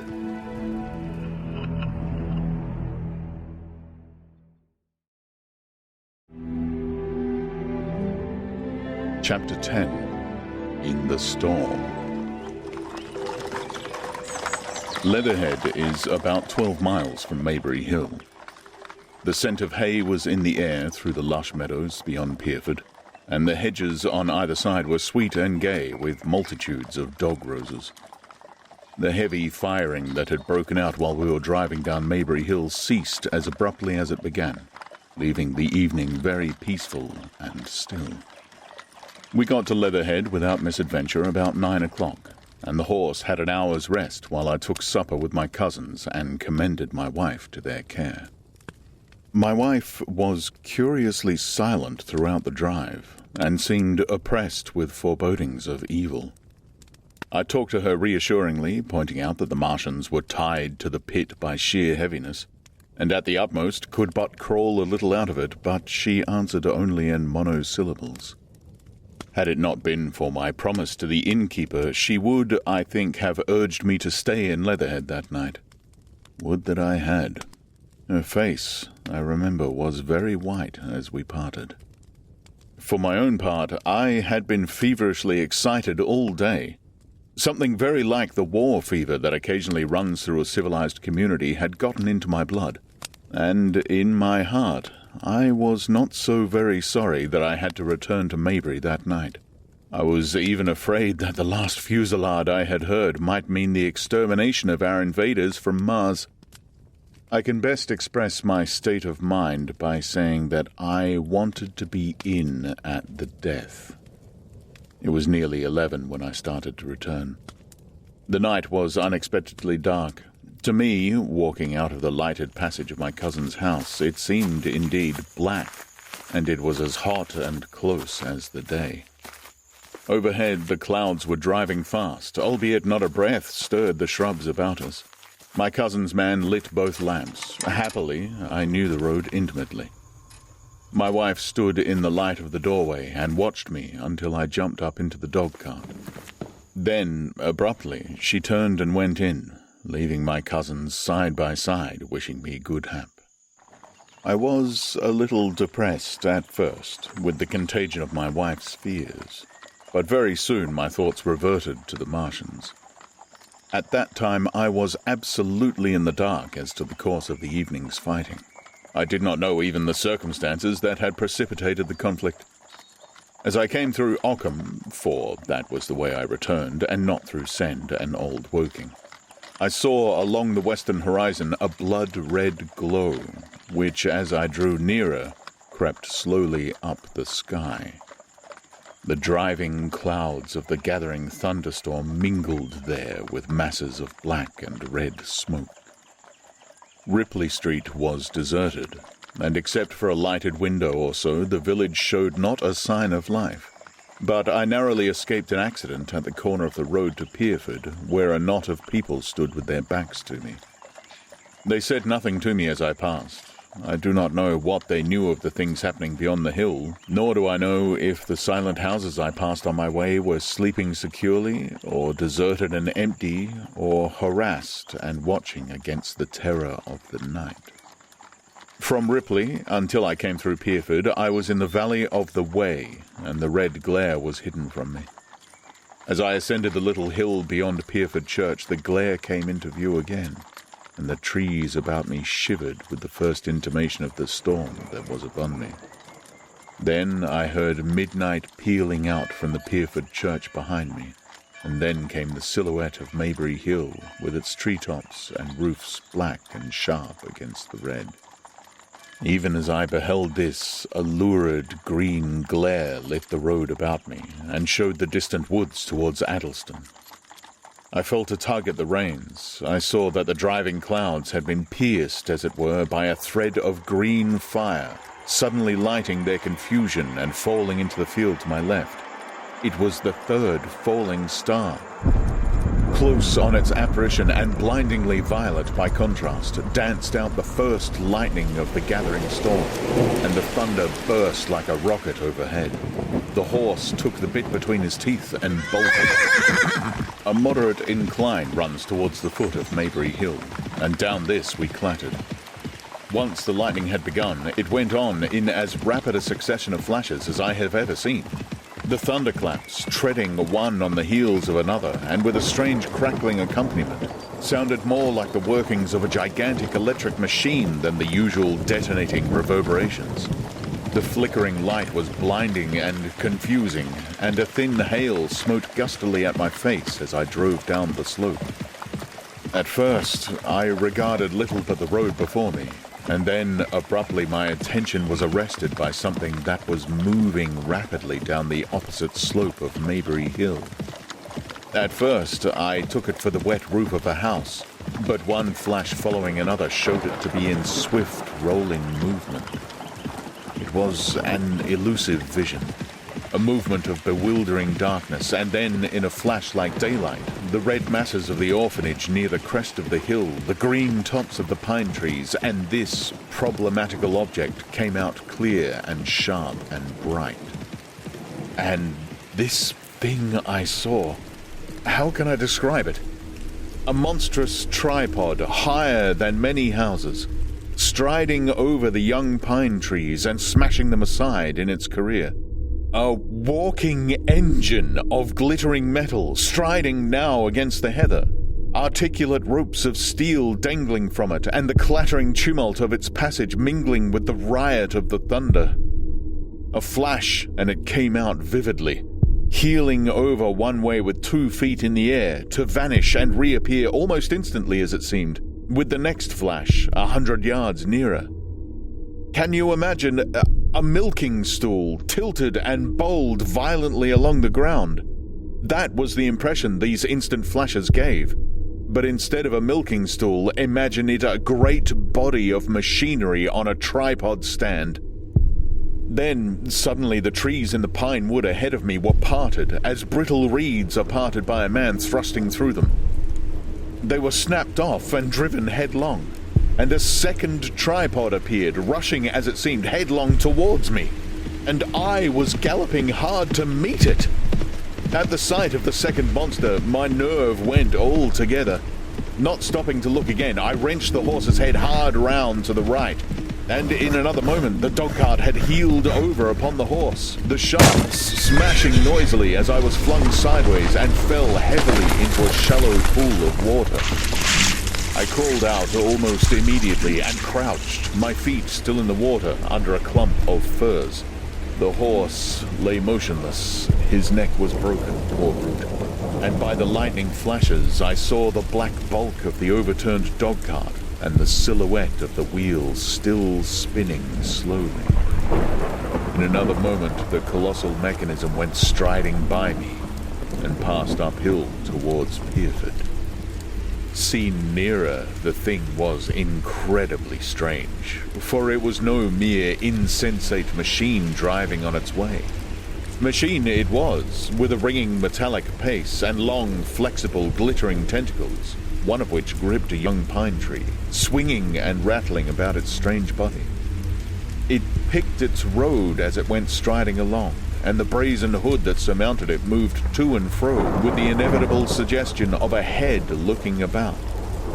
Behind the main body was a huge mass of white metal like a gigantic fisherman's basket, and puffs of green smoke squirted out from the joints of the limbs as the monster swept by me, and in an instant it was gone.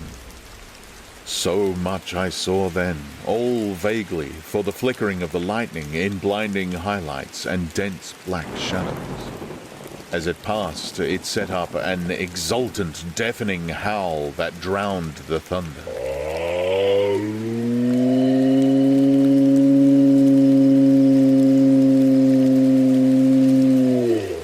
And in another minute it was with its companion half a mile away, stooping over something in the field. I have no doubt this thing in the field was the third of the 10 cylinders they had fired at us from Mars. For some minutes I lay there in the rain and darkness, watching by the intermittent light these monstrous beings of metal moving about in their distance over the hedge-tops. A thin hail was now beginning, and as it came and went, their figures grew misty and then flashed into clearness again. Now and then came a gap in the lightning, and the night swallowed them up. I was soaked, with hail above and puddle water below. It was some time before my blank astonishment would let me struggle up the bank to a drier position, or think at all of my imminent peril. Not far from me was a little one-roomed squatter's hut of wood, surrounded by a patch of potato garden. I struggled to my feet at last, and crouching and making use of every chance of cover, I made a run for this. I hammered at the door, but I could not make the people hear if there were any people inside. And after a time I desisted, and availing myself of a ditch for the greater part of the way, succeeded in crawling, unobserved by these monstrous machines, into the pine woods towards Maybury. Under cover of this I pushed on, wet and shivering now, towards my own house. I walked among the trees trying to find the footpath. It was very dark indeed in the wood, for the lightning was now becoming infrequent, and the hail, which was pouring down in a torrent, fell in columns through the gaps in the heavy foliage. If I had fully realized the meaning of all the things I had seen, I should have immediately worked my way round through Byfleet to Street Cobham, and so gone back to rejoin my wife at Leatherhead. But that night, the strangeness of things about me and my physical wretchedness prevented me, for I was bruised, weary, wet to the skin, deafened and blinded by the storm. I had a vague idea of going on to my own house, and that was as much motive as I had. I staggered through the trees, fell into a ditch and bruised my knees against a plank, and finally splashed out into the lane that ran down from College Arms. I say splashed, for the storm water was sweeping the sand down the hill in a muddy torrent. There, in the darkness, a man blundered into me and sent me reeling back. He gave a cry of terror, sprang sideways, and rushed on before I could gather my wits sufficiently to speak to him. So heavy was the stress of the storm just at this place that I had the hardest task to win my way up the hill. I went close up to the fence on the left and worked my way along its palings. Near the top, I stumbled upon something soft, and by a flash of lightning saw between my feet a heap of black broadcloth and a pair of boots. Before I could distinguish clearly how the man lay, the flicker of light had passed. I stood over him, waiting for the next flash. When it came, I saw that he was a sturdy man, cheaply but not shabbily dressed. His head was bent under his body, and he lay crumpled up close to the fence, as though he had been flung violently against it. Overcoming the repugnance natural to one who had never before touched a dead body, I stooped and turned him over to feel for his heart. He was quite dead. Apparently his neck had been broken. The lightning flashed for a third time, and his face leaped upon me. I sprang to my feet. It was the landlord of the Spotted Dog, whose conveyance I had taken. I stepped over him gingerly and pushed on up the hill. I made my way by the police station and the College Arms towards my own house. Nothing was burning on the hillside, though from the common there still came a red glare and a rolling tumult of ruddy smoke beating up against the drenching hail. So far as I could see by the flashes, the houses about me were mostly uninjured. By the College Arms, a dark heap lay in the road. Down the road towards Maybury Bridge there were voices and the sound of feet, but I had not the courage to shout or to go to them. I let myself in with my latchkey, closed, locked, and bolted the door, staggered to the foot of the staircase, and sat down. My imagination was full of those striding, metallic monsters, and of the dead bodies smashed against the fence. I crouched at the foot of the staircase with my back to the wall, shivering violently.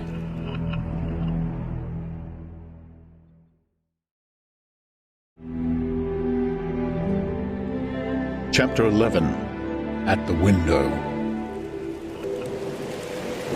I have already said that my storms of emotion have a trick of exhausting themselves. After a time, I discovered that I was cold and wet and with little pools of water about me on the stair carpet. I got up almost mechanically, went into the dining room and drank some whiskey, and then I was moved to change my clothes. After I had done that, I went upstairs to my study, but why I did so I do not know. The window of my study looks over the trees and the railway towards Horsell Common. In the hurry of our departure, this window had been left open. The passage was dark, and, by contrast with the picture the window frame enclosed, the side of the room seemed impenetrably dark. I stopped short in the doorway. The thunderstorm had passed. The towers of the Oriental College and the pine trees about it had gone, and very far away, lit by a vivid red glare, the common about the sandpits was visible. Across the light, huge black shapes, grotesque and strange, moved busily to and fro. It seemed, indeed, as if the whole country in that direction was on fire.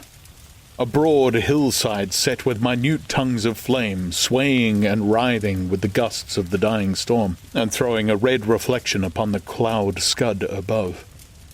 Every now and then a haze of smoke from some near conflagration drove across the window and hid the Martian shapes. I could not see what they were doing, nor the clear form of them, nor recognize the black objects they were busied upon. Neither could I see the nearer fire, though the reflections of it danced on the wall and ceiling of the study. A sharp, resinous tang of burning was in the air. I closed the door noiselessly and crept towards the window. As I did so, the view opened out until on the one hand it reached to the houses about Woking Station, and on the other to the charred and blackened pine woods of Byfleet. There was a light down below the hill, on the railway, near the arch, and several of the houses along the Maybury Road and the streets near the station were glowing ruins. The light upon the railway puzzled me at first. There were a black heap and a vivid glare, and to the right of that a row of yellow oblongs. Then I perceived this was a wrecked train, the foreparts smashed and on fire, the hinder carriages still upon the rails. Between these three main centres of light, the houses, the train, and the burning country towards Chobham, stretched irregular patches of dark country, broken here and there by intervals of dimly glowing and smoking ground. It was the strangest spectacle, that black expanse set with fire. It reminded me more than anything else of the potteries at night. At first I could distinguish no people at all, although I peered intently for them. Later, I saw against the light of Woking Station a number of black figures hurrying one after the other across the line. This was the little world in which I had been living securely for years, this fiery chaos. What had happened in the last 7 hours I still did not know, nor did I know, though I was beginning to guess, the relation between these mechanical colossi and the sluggish lumps I had seen disgorged from the cylinder. With a queer feeling of impersonal interest, I turned my desk chair to the window, sat down and stared at the blackened country, and particularly at the three gigantic black things that were going to and fro in the glare about the sandpits. They seemed amazingly busy. I began to ask myself what they could be. Were they intelligent mechanisms? Such a thing I felt was impossible. Or did a Martian sit within each, ruling, directing, using, much as a man's brain sits and rules in his body? I began to compare the things to human machines, to ask myself for the first time in my life how an ironclad or a steam engine would seem to an intelligent lower animal. The storm had left the sky clear, and over the smoke of the burning land the little fading pinpoint of Mars was dropping into the west, when a soldier came into my garden. I heard a slight scraping at the fence, and arousing myself from the lethargy that had fallen upon me, I looked down and saw him dimly, clambering over the palings. At the sight of another human being, my torpor passed, and I leaned out of the window eagerly. "Hist!" said I in a whisper. He stopped astride of the fence in doubt. Then he came over and across the lawn to the corner of the house. He bent down and stepped softly. "Who's there?" he said, also whispering, standing under the window and peering up. "Where are you going?" I asked. "God knows." "Are you trying to hide?" "That's it." "Come into the house," I said. I went down, unfastened the door, and let him in, and locked the door again. I could not see his face. He was hatless, and his coat was unbuttoned. "My God," he said as I drew him in. "What has happened?" I asked. "What hasn't?" In the obscurity I could see he made a gesture of despair. "They wiped us out. Simply wiped us out," he repeated again and again. He followed me almost mechanically into the dining room. "Take some whiskey," I said, pouring out a stiff dose. He drank it.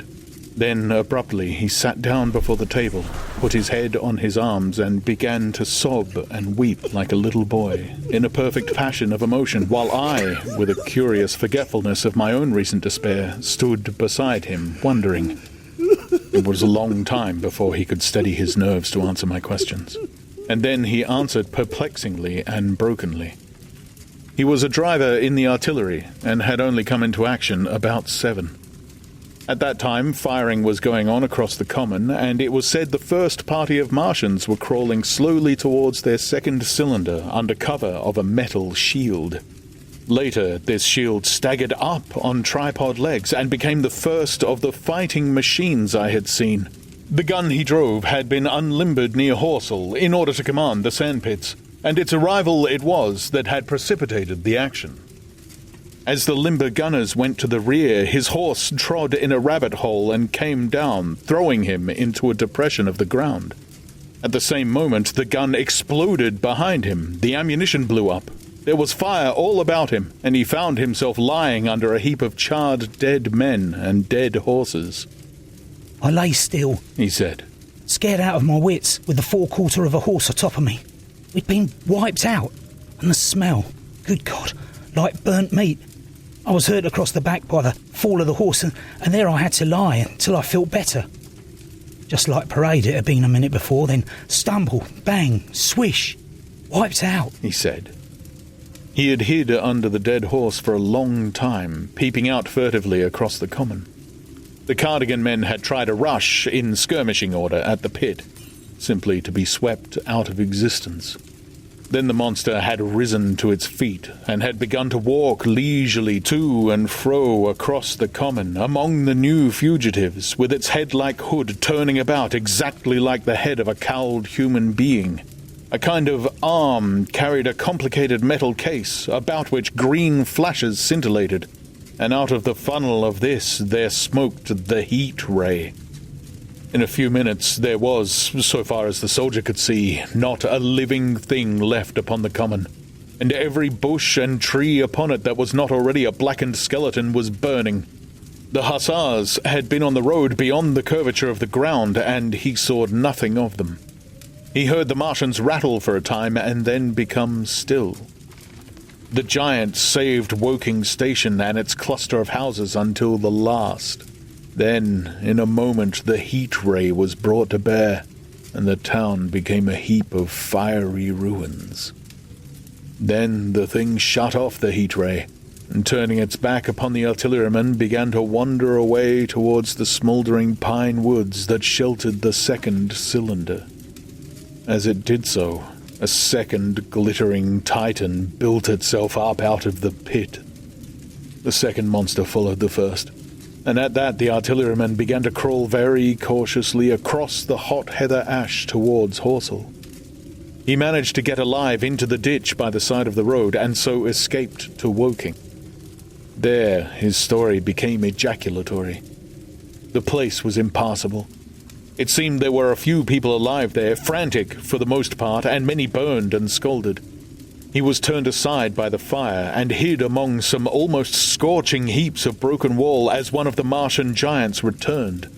He saw this one pursue a man, catch him up in one of its steely tentacles, and knock his head against the trunk of a pine tree. At last, after nightfall, the artilleryman made a rush for it and got over the railway embankment. Since then, he had been skulking along towards Maybury in the hope of getting out of the danger Londonward.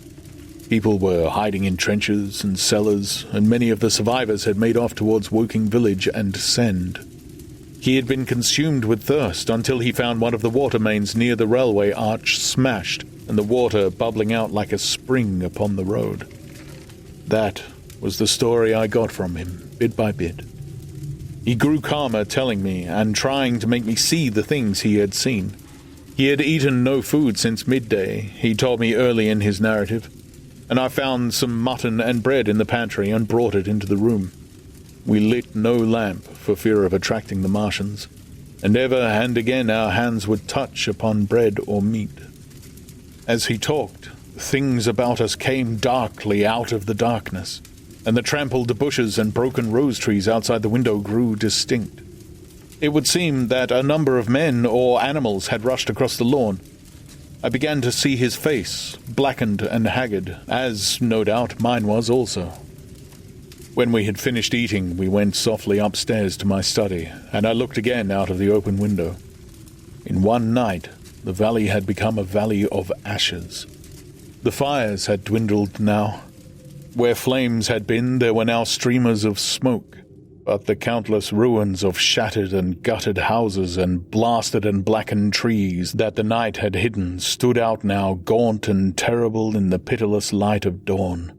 Yet here and there some object had had the luck to escape.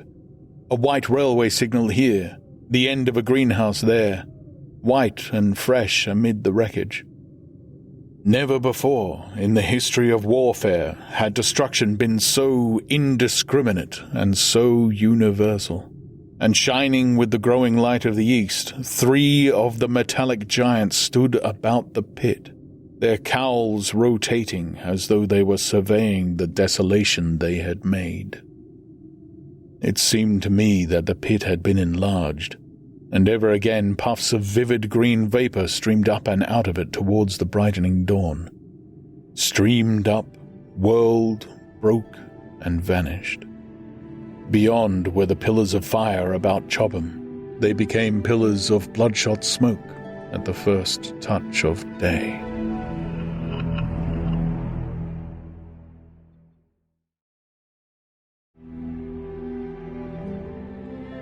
Chapter 12. What I saw of the destruction of Weybridge and Shepperton. As the dawn grew brighter, we withdrew from the window from which we had watched the Martians and went, very quietly, downstairs. The artilleryman agreed with me that the house was no place to stay in. He proposed, he said, to make his way Londonward and thence rejoin his battery, number 12 of the horse artillery. My plan was to return at once to Leatherhead, and so greatly had the strength of the Martians impressed me that I had determined to take my wife to Newhaven and go with her out of the country forthwith, for I had already perceived clearly that the country about London must inevitably be the scene of a disastrous struggle before such creatures as these could be destroyed. Between us and Leatherhead, however, lay the 3rd cylinder with its guarding giants. Had I been alone, I think I should have taken my chance and struck across country, but the artilleryman dissuaded me. "It's no kindness to the right sort of wife," he said, "to make her a widow." And in the end I agreed to go with him under cover of the woods, northward as far as Street Cobham before I parted with him. Thence I would make a big detour by Epsom to reach Leatherhead. I should have started at once, but my companion had been in active service, and he knew better than that. He made me ransack the house for a flask, which he filled with whiskey, and we lined every available pocket with packets of biscuits and slices of meat. Then we crept out of the house, and ran as quickly as we could down the ill-made road by which I had come overnight. The houses seemed deserted.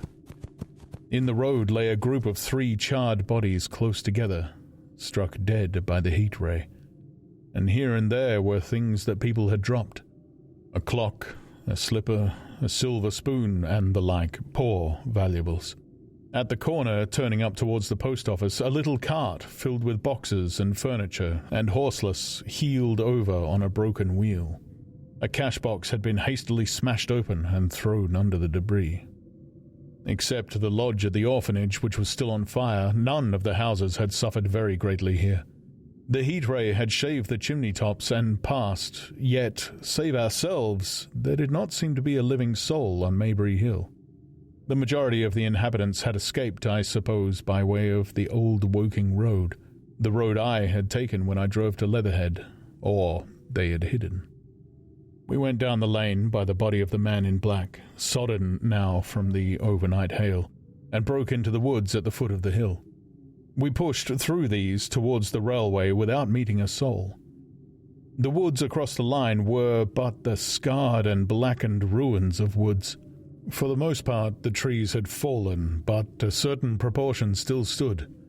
Dismal grey stems with dark brown foliage instead of green. On our side, the fire had done no more than scorch the nearer trees. It had failed to secure its footing. In one place, the woodman had been at work on Saturday. Trees, felled and freshly trimmed, lay in a clearing, with heaps of sawdust by the sawing machine and its engine. Hard by was a temporary hut, deserted.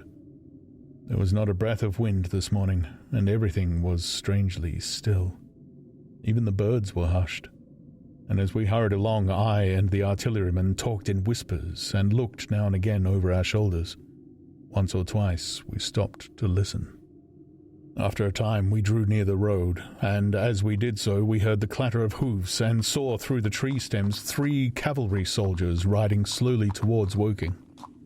We hailed them, and they halted while we hurried towards them. It was a lieutenant and a couple of privates of the 8th Hussars, with a stand like a theodolite, which the artilleryman told me was a heliograph. "You are the first men I've seen coming this way this morning," said the lieutenant. "What's brewing?" His voice and face were eager. The men behind him stared curiously. The artilleryman jumped down the bank into the road and saluted. "Gun destroyed last night, sir. Have been hiding. Trying to rejoin battery, sir. You'll come in sight of Martians, I expect, about half a mile along this road." "What the dickens are they like?" asked the lieutenant. "Giants in armour, sir. 100 feet high. 3 legs and a body like aluminium, with a mighty great head in a hood, sir." "Get out," said the lieutenant. "What confounded nonsense." "You'll see, sir. They carry a kind of box, sir, that shoots fire and strikes you dead." "What do you mean, a gun?" "No, sir." And the artilleryman began a vivid account of the heat ray. Halfway through, the lieutenant interrupted him and looked up at me. I was still standing on the bank by the side of the road. "It's perfectly true," I said. "Well," said the lieutenant, "I suppose it's my business to see it too. Look here," to the artilleryman. "We're detailed here clearing people out of their houses. You'd better go along and report yourself to Brigadier General Marvin and tell him all you know. He's at Weybridge. Know the way?" "I do," I said, and he turned his horse southward again. "Half a mile, you say?" said he. "At most," I answered, and pointed over the treetops southward. He thanked me and rode on, and we saw them no more. Farther along, we came upon a group of 3 women and 2 children in the road, busy clearing out a labourer's cottage. They had got hold of a little hand truck and were piling it up with unclean-looking bundles and shabby furniture. They were all too assiduously engaged to talk to us as we passed. By Byfleet Station we emerged from the pine trees and found the country calm and peaceful under the morning sunlight. We were far beyond the range of the heat ray there, and had it not been for the silent desertion of some of the houses, the stirring movement of packing in others, and the knot of soldiers standing on the bridge over the railway and staring down the line towards Woking, the day would have seemed very like any other Sunday. Several farm wagons and carts were moving creakily along the road to Adelston, and suddenly, through the gate of a field, we saw, across a stretch of flat meadow, 6 12-pounders standing neatly at equal distances, pointing towards Woking. The gunners stood by the guns waiting, and the ammunition wagons were at a business-like distance. The men stood almost as if under inspection. "That's good," said I. "They'll get one fair shot, at any rate." The artilleryman hesitated at the gate. "I shall go on," he said. Farther on, towards Weybridge, just over the bridge, there were a number of men in white fatigue jackets throwing up a long rampart, and more guns behind. "It's bows and arrows against the lightning anyhow," said the artilleryman. "They haven't seen that fire beam yet." The officers who were not actively engaged stood and stared over the treetops southwestward, and the men digging would stop every now and again to stare in the same direction. Byfleet was in a tumult. People packing and a score of hussars, some of them dismounted, some on horseback, were hunting them about. 3 or 4 black government wagons with crosses in white circles, and an old omnibus amongst other vehicles were being loaded in the village street. There were scores of people, most of them sufficiently sabbatical to have assumed their best clothes. The soldiers were having the greatest difficulty in making them realize the gravity of their position. We saw one shriveled old fellow with a huge box and a score or more of flower pots containing orchids, angrily expostulating with the corporal who would leave them behind. I stopped and gripped his arm. "Do you know what's over there?" I said, pointing at the pine tops that hid the Martians. "Eh?" said he. "I was explaining these is valuable." "Death!" I shouted. "Death is coming! Death!" And leaving him to digest that if he could, I hurried on after the artilleryman. At the corner, I looked back. The soldier had left him, and he was still standing by his box with the pots of orchids on the lid of it, and staring vaguely over the trees. No one in Weybridge could tell us where the headquarters were established. The whole place was in such confusion as I had never seen in any town before. Carts, carriages everywhere, the most astonishing miscellany of conveyances and horseflesh. The respectable inhabitants of the place, men in golf and boating costumes, wives prettily dressed, were packing, riverside loafers energetically helping, children excited and for the most part highly delighted at this astonishing variety of their Sunday experiences. In the midst of it all, the worthy vicar was very pluckily holding an early celebration, and his bell was jangling out above the excitement.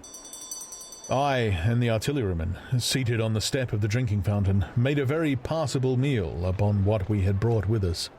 Patrols of soldiers, here no longer hussars but grenadiers in white, were warning people to move now or to take refuge in their cellars as soon as the firing began. We saw as we crossed the railway bridge that a growing crowd of people had assembled in and about the railway station, and the swarming platform was piled with boxes and packages. The ordinary traffic had been stopped, I believe, in order to allow of the passage of troops and guns to Chertsey, and I have heard since that a savage struggle occurred for places in the special trains that were put on at a later hour. We remained at Weybridge until midday, and at that hour we found ourselves at the place near Shepperton Lock where the Wey and Thames join. Part of the time we spent helping 2 old women to pack a little cart. The Wey has a treble mouth, and at this point boats are to be hired, and there was a ferry across the river. On the Shepperton side was an inn with a lawn, and beyond that the tower of Shepperton Church, it has been replaced by a spire, rose above the trees. Here we found an excited and noisy crowd of fugitives. As yet the flight had not grown to a panic, but there were already far more people than all the boats going to and fro could enable to cross. People came panting along under heavy burdens. One husband and wife were even carrying a small outhouse door between them, with some of their household goods piled thereon. One man told us he meant to try and get away from Shepperton Station. There was a lot of shouting, and one man was even jesting. The idea people seemed to have here was that the Martians were simply formidable human beings who might attack and sack the town, to be certainly destroyed in the end. Every now and then, people would glance nervously across the way at the meadows towards Chertsey, but everything over there was still. Across the Thames, except just where the boats landed, everything was quiet, in vivid contrast with the Surrey side. The people who had landed there from the boats went tramping off down the lane. The big ferry boat had just made a journey. 3 or 4 soldiers stood on the lawn of the inn staring and jesting at the fugitives without offering to help. The inn was closed, as it was now within prohibited hours. "What's that?" cried a boatman, and "Shut up, you fool," said a man near me to a yelping dog. Then the sound came again, this time from the direction of Chertsey. A muffled thud, the sound of a gun. The fighting was beginning. Almost immediately, unseen batteries across the river to our right, unseen because of the trees, took up the chorus, firing heavily one after the other. A woman screamed. Everyone stood arrested by the sudden stir of battle near us and invisible to us. Nothing was to be seen save flat meadows, cows feeding unconcernedly for the most part, and silvery pollard willows motionless in the warm sunlight. "The soldiers who stop 'em," said a woman beside me doubtfully. A haziness rose over the treetops. Then, suddenly, we saw a rush of smoke far away up the river. A puff of smoke that jerked up into the air and hung, and forthwith the ground heaved underfoot and a heavy explosion shook the air, smashing 2 or 3 windows in the houses near and leaving us astonished. "Here they are!" shouted a man in a blue jersey. "Yonder! Do you see 'em? Yonder!"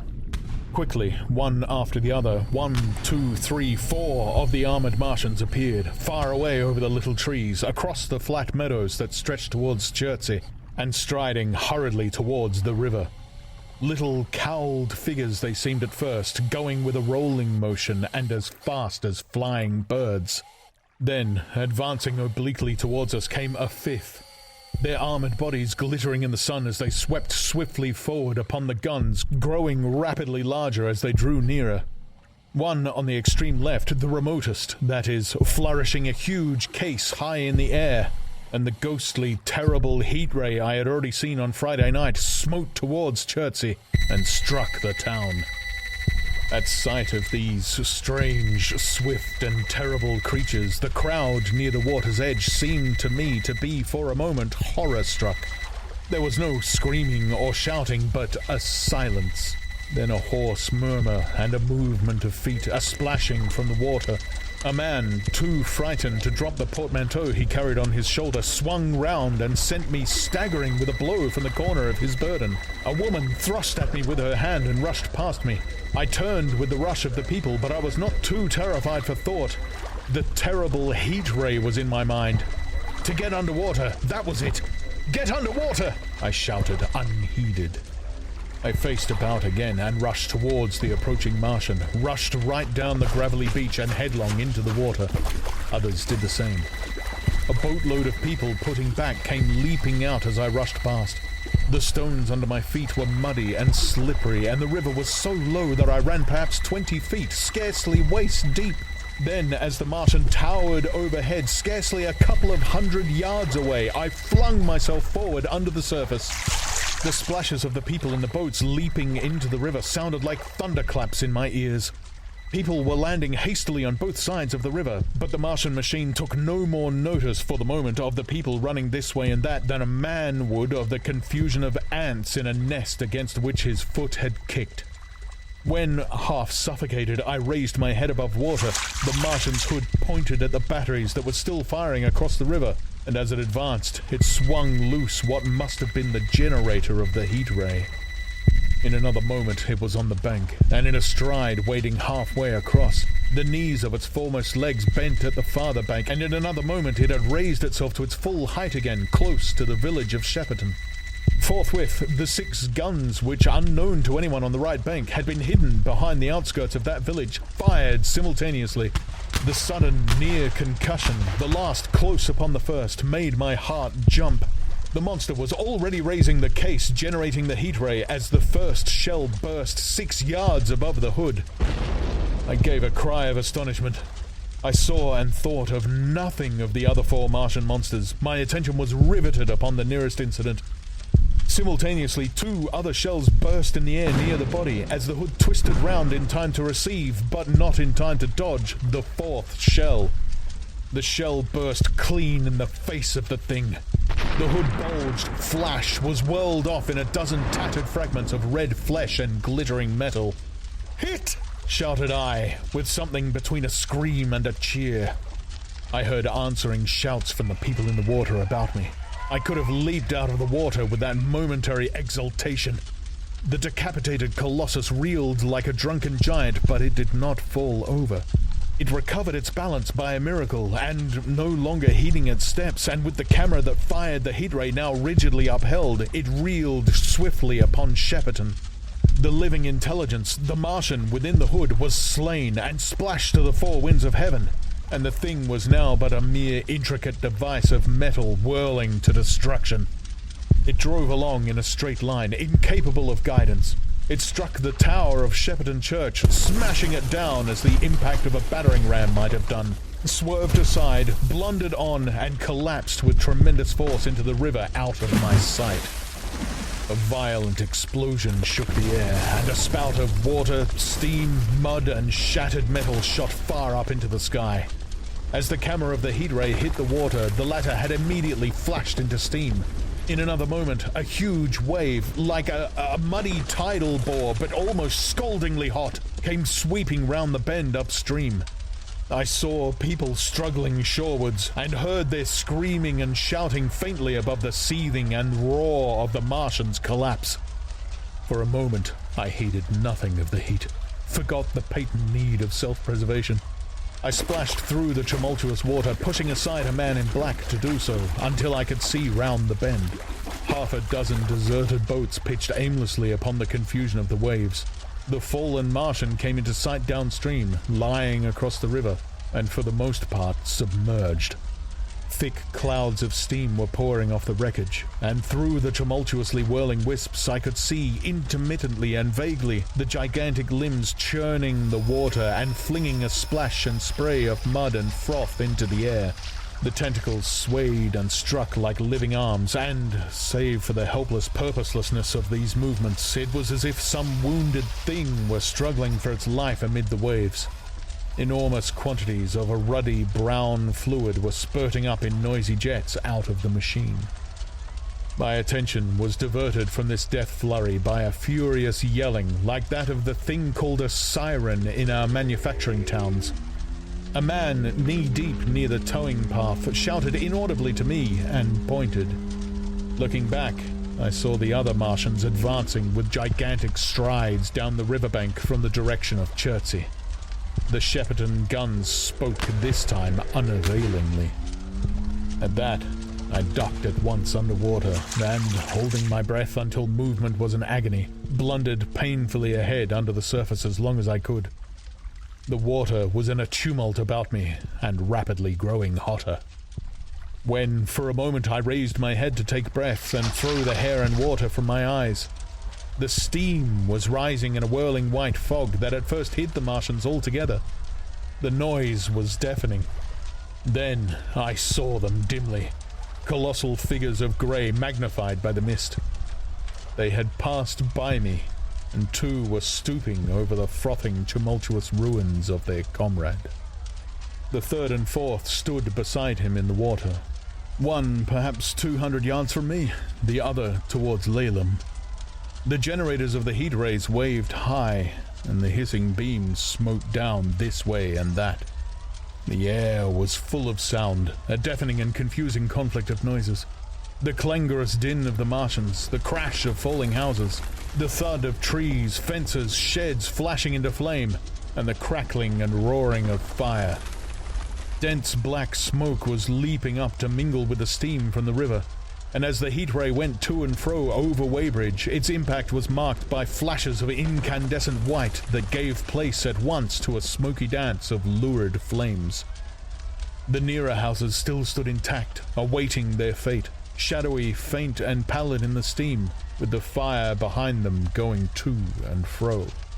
For a moment, perhaps, I stood there, breast high in the almost boiling water, dumbfounded at my position, hopeless of escape.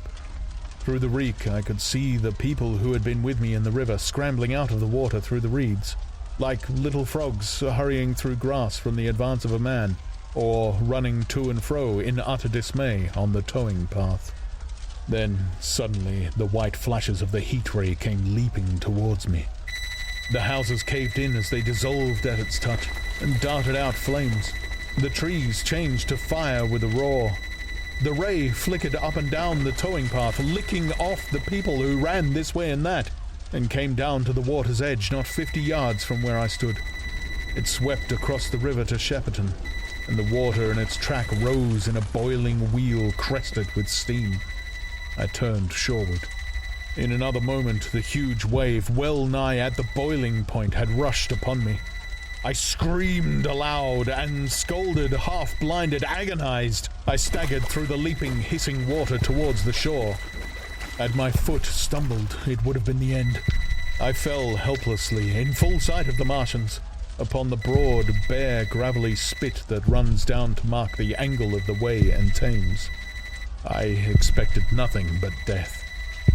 I have a dim memory of the foot of a Martian coming down within a score of yards of my head, driving straight into the loose gravel, whirling it this way and that, and lifting again, of a long suspense, and then of the four carrying the debris of their comrade between them, now clear and then presently faint through a veil of smoke, receding interminably, as it seemed to me, across a vast space of river and meadow. And then, very slowly, I realized that by a miracle, I had escaped.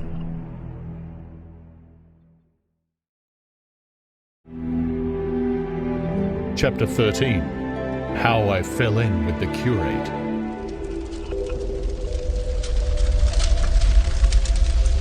After getting this sudden lesson in the power of terrestrial weapons, the Martians retreated to their original position upon Horsell Common, and in their haste, and encumbered with the debris of their smashed companion, they no doubt overlooked many such a stray and negligible victim as myself.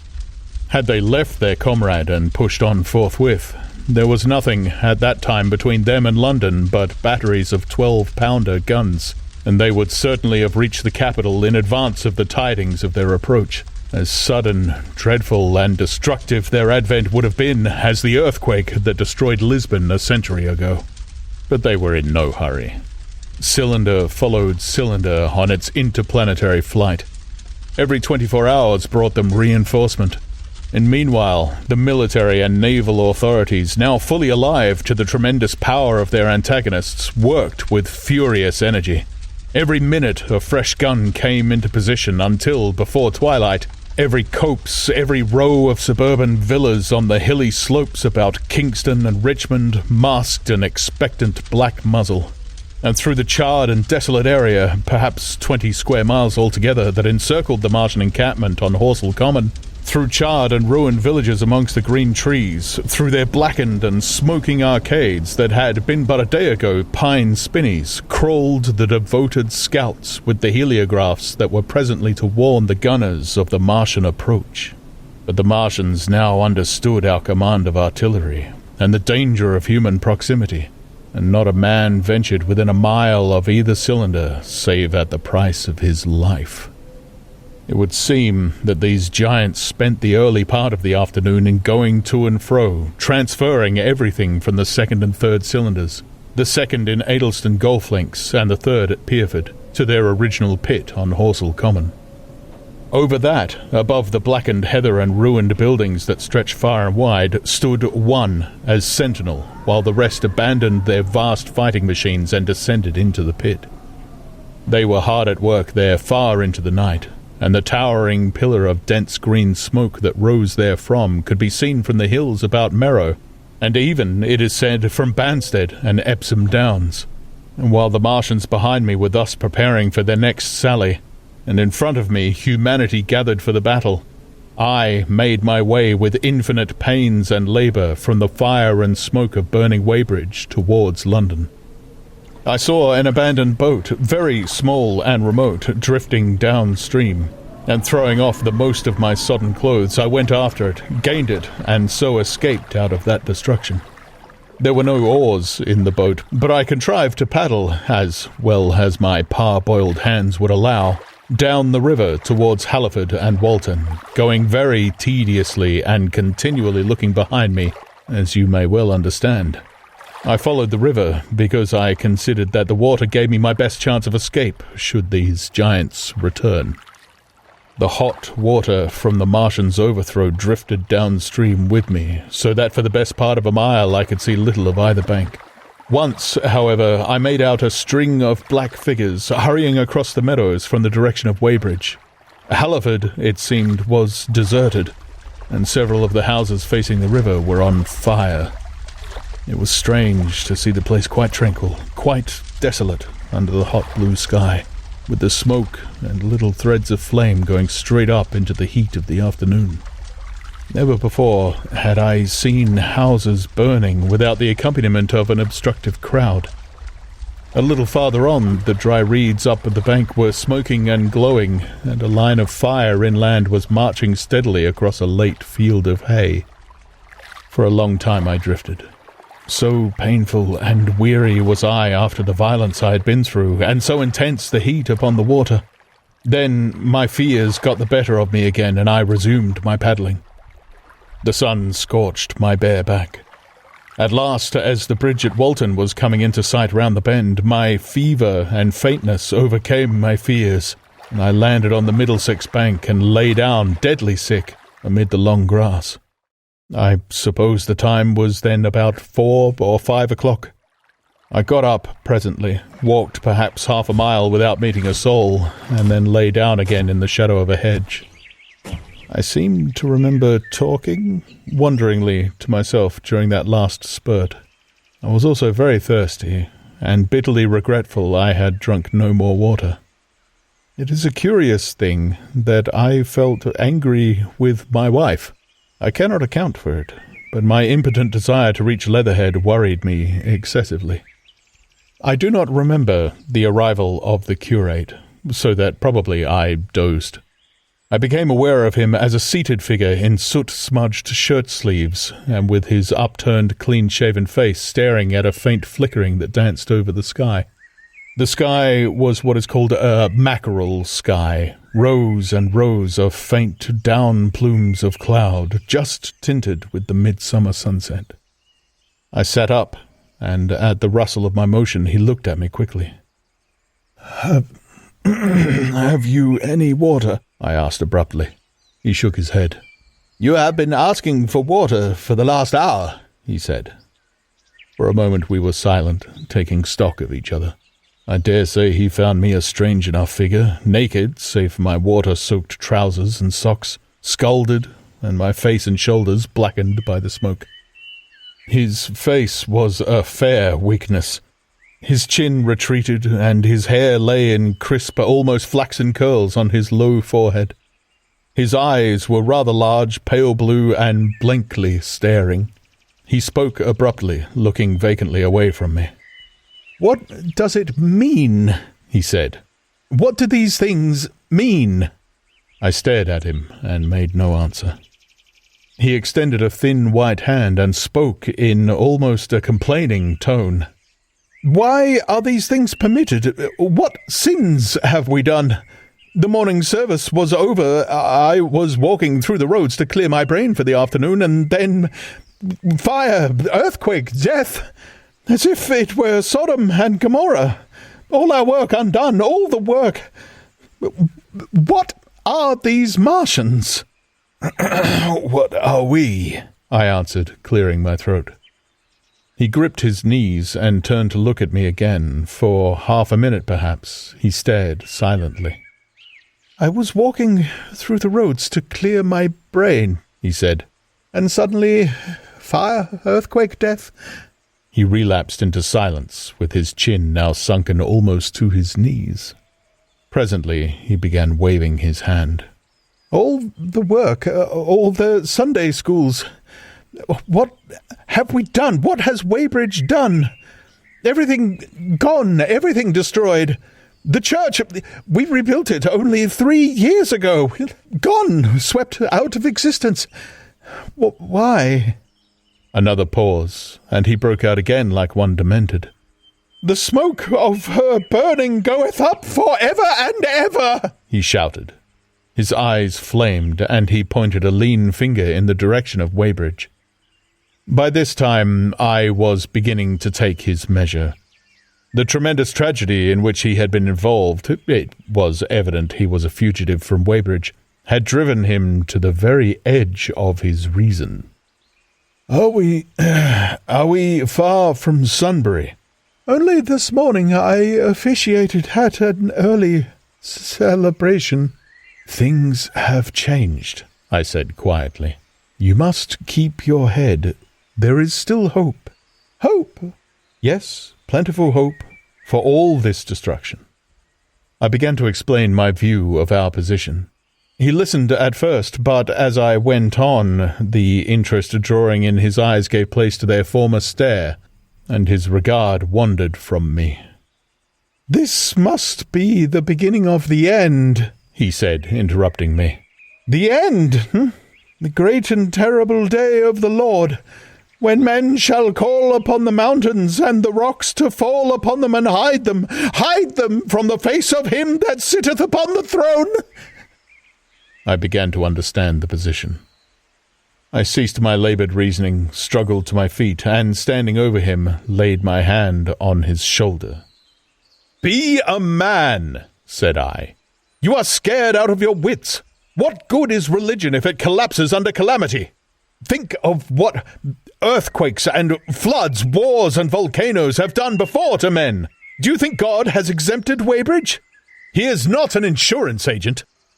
For a time he sat in blank silence. "But how can we escape?" he asked suddenly. "They are invulnerable. They are pitiless."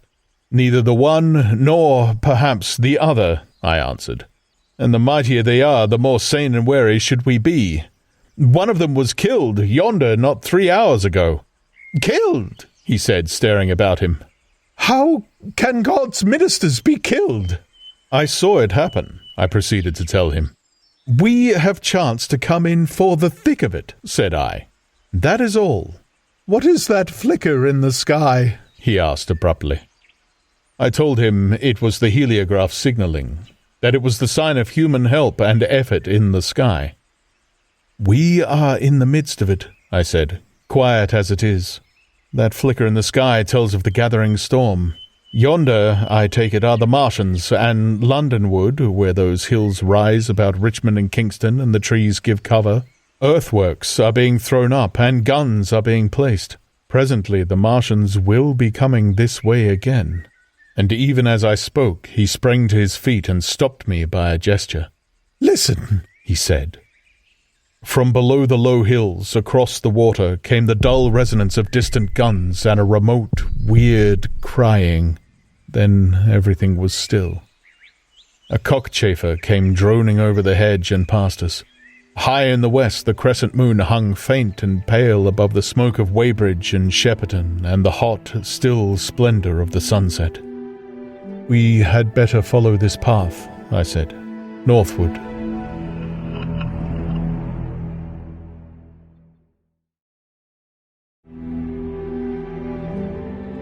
Chapter 14. In London.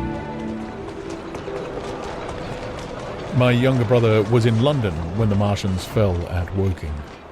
He was a medical student working for an imminent examination, and he heard nothing of the arrival until Saturday morning. The morning papers on Saturday contained, in addition to lengthy special articles on the planet Mars, on life in the planets and so forth, a brief and vaguely worded telegram, all the more striking for its brevity. The Martians, alarmed by the approach of a crowd, had killed a number of people with a quick-firing gun, so the story ran. The telegram concluded with the words, "Formidable as they seem to be, the Martians have not moved from the pit into which they have fallen, and indeed seem incapable of doing so. Probably this is due to the relative strength of the Earth's gravitational energy." On that last text, their leader-writer expanded very comfortingly.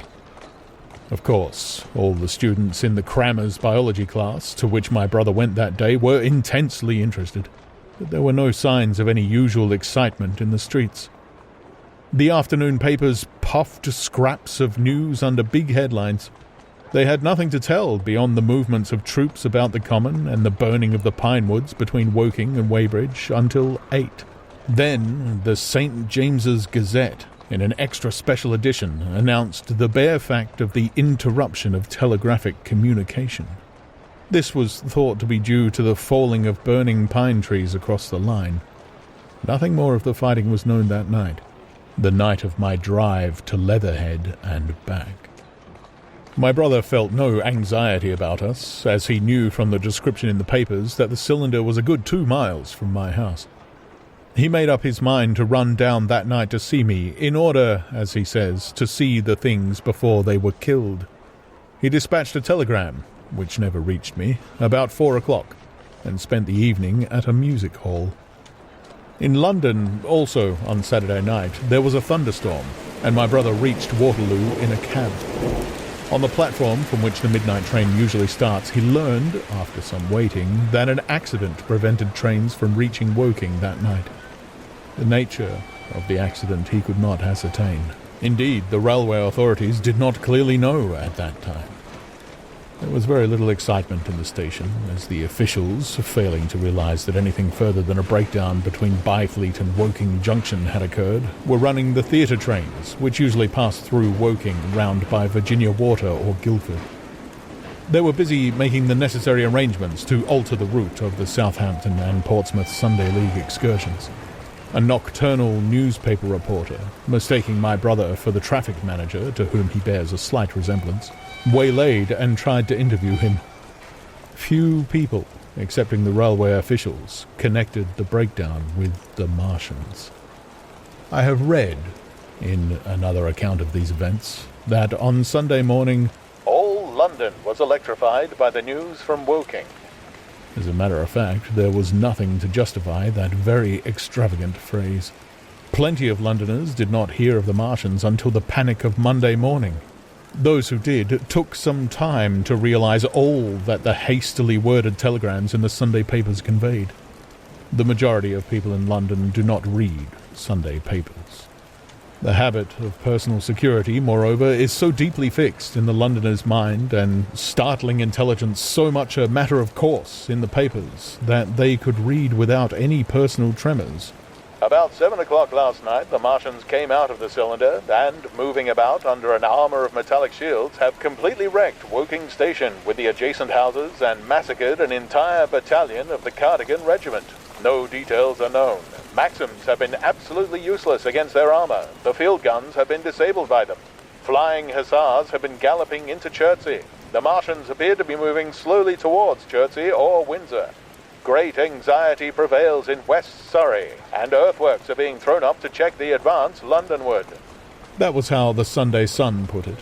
And a clever and remarkably prompt handbook article in the Referee compared the affair to a menagerie suddenly let loose in a village.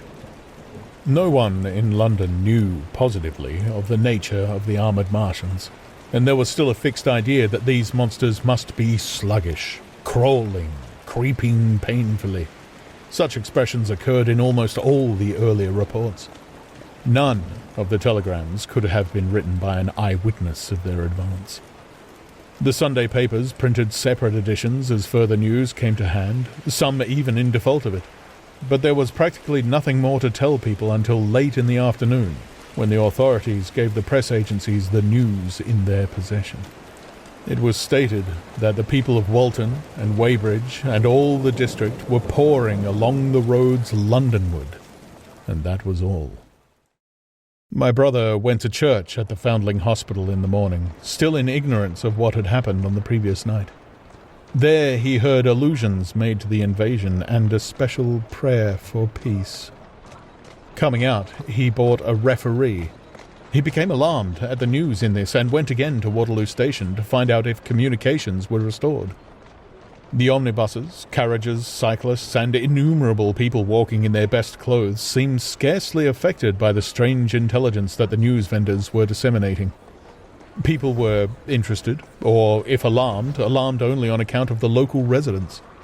At the station, he heard for the first time that the Windsor and Chertsey lines were now interrupted. The porters told him that several remarkable telegrams had been received in the morning from Byfleet and Chertsey stations, but that these had abruptly ceased. My brother could get very little precise detail out of them. "There's fighting going on about Weybridge," was the extent of their information. The train service was now very much disorganized. Quite a number of people who had been expecting friends from places on the Southwestern network were standing about the station. One grey-headed old gentleman came and abused the Southwestern Company bitterly to my brother. "It wants showing up," he said. 1 or 2 trains came in from Richmond, Pulteney and Kingston, containing people who had gone out for a day's boating and found the locks closed and a feeling of panic in the air. A man in a blue and white blazer addressed my brother, full of strange tidings. "There's hosts of people driving into Kingston in traps and carts and things with boxes of valuables and all that," he said. "They come from Moseley and Weybridge and Walton, and they say there's been guns heard at Chertsey. Heavy firing, and that mounted soldiers had told them to get off at once because the Martians are coming. We heard guns firing at Hampton Court Station, but we thought it was thunder. What the dickens does it all mean? But the Martians can't get out of their pit, can they?" My brother could not tell him. Afterwards, he found that the vague feeling of alarm had spread to the clients of the Underground Railway, and that the Sunday excursionists began to return from all over the southwestern lung. Barnes, Wimbledon, Richmond Park, Kew, and so forth, at unnaturally early hours, but not a soul had anything more than vague hearsay to tell of. Everyone connected with the terminus seemed ill-tempered. About 5 o'clock, the gathering crowd in the station was immensely excited by the opening of the line of communication, which is almost invariably closed between the southeastern and the southwestern stations, and the passage of carriage trucks bearing huge guns and carriages crammed with soldiers. These were the guns that were brought up from Woolwich and Chatham to cover Kingston. There was an exchange of pleasantries. "You'll get eaten," "We are the beast tamers," and so forth. A little while after that, a squad of police came into the station and began to clear the public off the platforms, and my brother went out into the street again. The church bells were ringing for evensong, and a squad of Salvation Army lassies came singing down Waterloo Road. On the bridge, a number of loafers were watching a curious brown scum that came drifting down the stream in patches. The sun was just setting, and the clock tower and the Houses of Parliament rose against one of the most peaceful skies it is possible to imagine. A sky of gold, barred with long transverse strips of reddish-purple cloud. There was talk of a floating body. One of the men there, a reservist he said he was, told my brother he had seen the heliograph flickering in the west.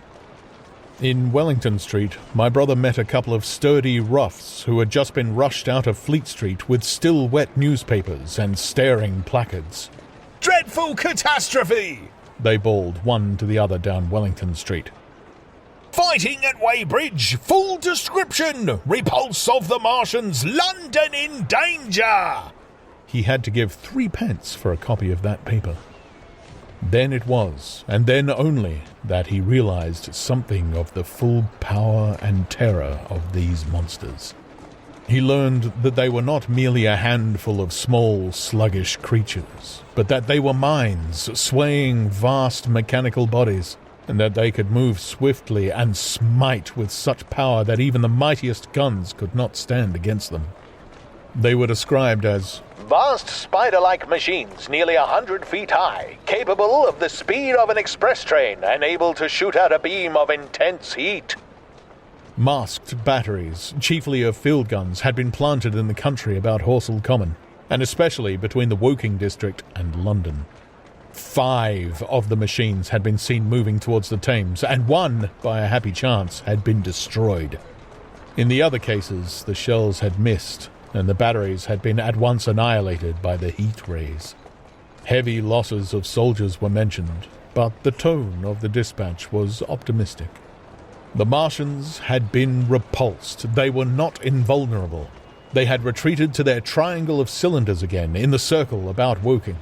Signallers with heliographs were pushing forward upon them from all sides. Guns were in rapid transit from Windsor, Portsmouth, Aldershot, Woolwich, even from the north. Among others, long wire guns of 95 tons from Woolwich. Altogether, 116 were in position or being hastily placed, chiefly covering London. Never before in England had there been such a vast or rapid concentration of military material. Any further cylinders that fell, it was hoped, could be destroyed at once by high explosives, which were being rapidly manufactured and distributed. No doubt, ran the report, the situation was of the strangest and gravest description, but the public was exhorted to avoid and discourage panic. No doubt the Martians were strange and terrible in the extreme, but at the outside there could not be more than 20 of them against our millions.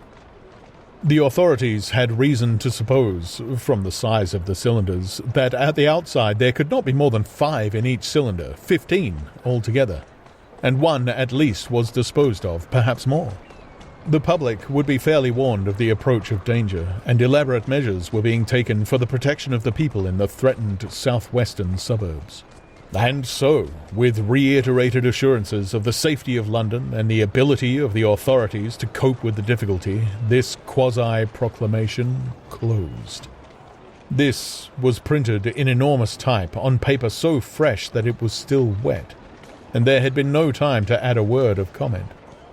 It was curious, my brother said, to see how ruthlessly the usual contents of the paper had been hacked and taken out to give this place.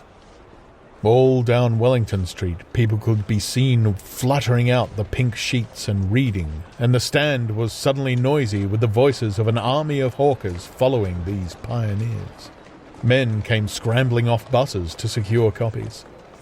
Certainly this news excited people intensely, whatever their previous apathy. The shutters of a map shop in the Strand were being taken down, my brother said, and a man in his Sunday raiment, lemon-yellow gloves even, was visible inside the window hastily fastening maps of Surrey to the glass. Going on along the Strand to Trafalgar Square, the paper in his hand, my brother saw some of the fugitives from West Surrey. There was a man with his wife and 2 boys and some articles of furniture in a cart, such as greengrocers use. He was driving from the direction of Westminster Bridge, and close behind him came a hay wagon with 5 or 6 respectable-looking people in it, and some boxes and bundles. The faces of these people were haggard, and their entire appearance contrasted conspicuously with the Sabbath-best appearance of the people on the omnibuses. People in fashionable clothing peeped at them out of cabs. They stopped at the square as if undecided which way to take, and finally turned eastward along the Strand. Some way behind them came a man in workday clothes, riding one of those old-fashioned tricycles with a small front wheel.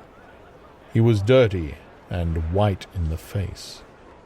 My brother turned down towards Victoria and met a number of such people. He had a vague idea that he might see something of me. He noticed an unusual number of police regulating the traffic. Some of the refugees were exchanging news with the people on the omnibuses. One was professing to have seen the Martians. "Boilers on stilts, I tell you, striding along like men."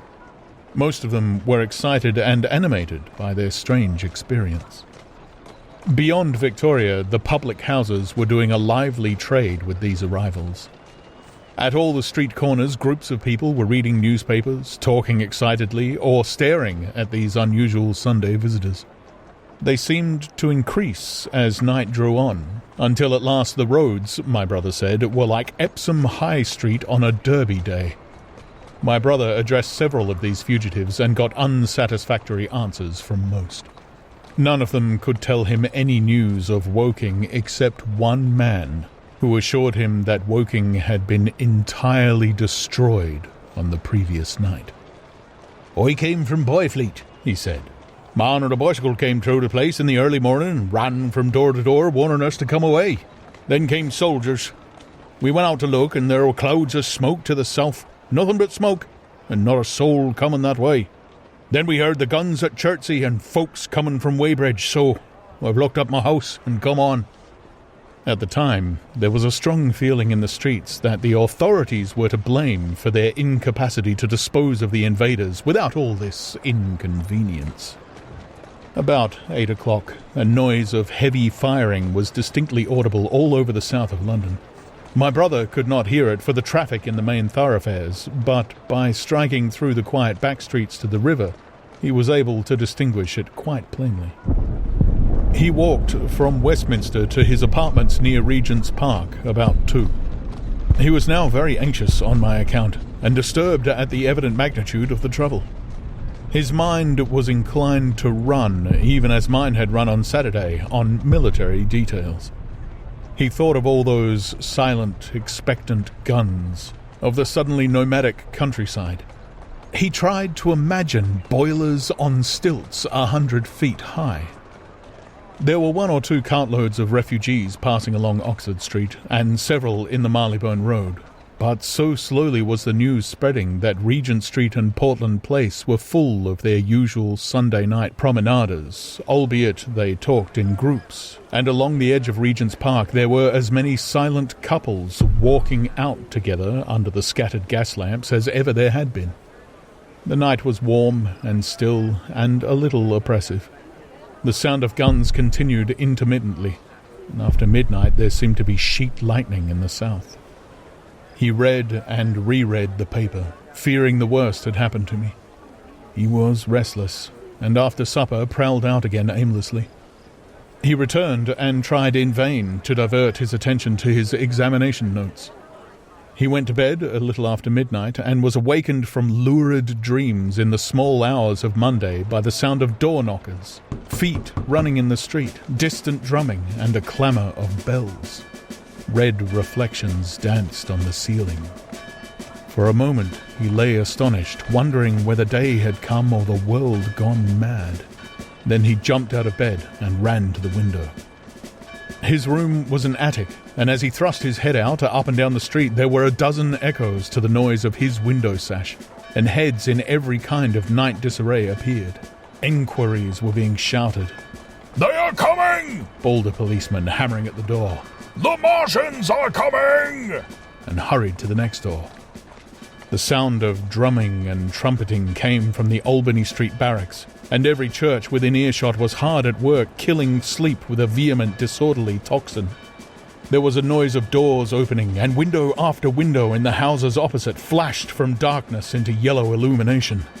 Up the street came galloping a closed carriage, bursting abruptly into noise at the corner, rising to a clattering climax under the window, and dying away slowly in the distance.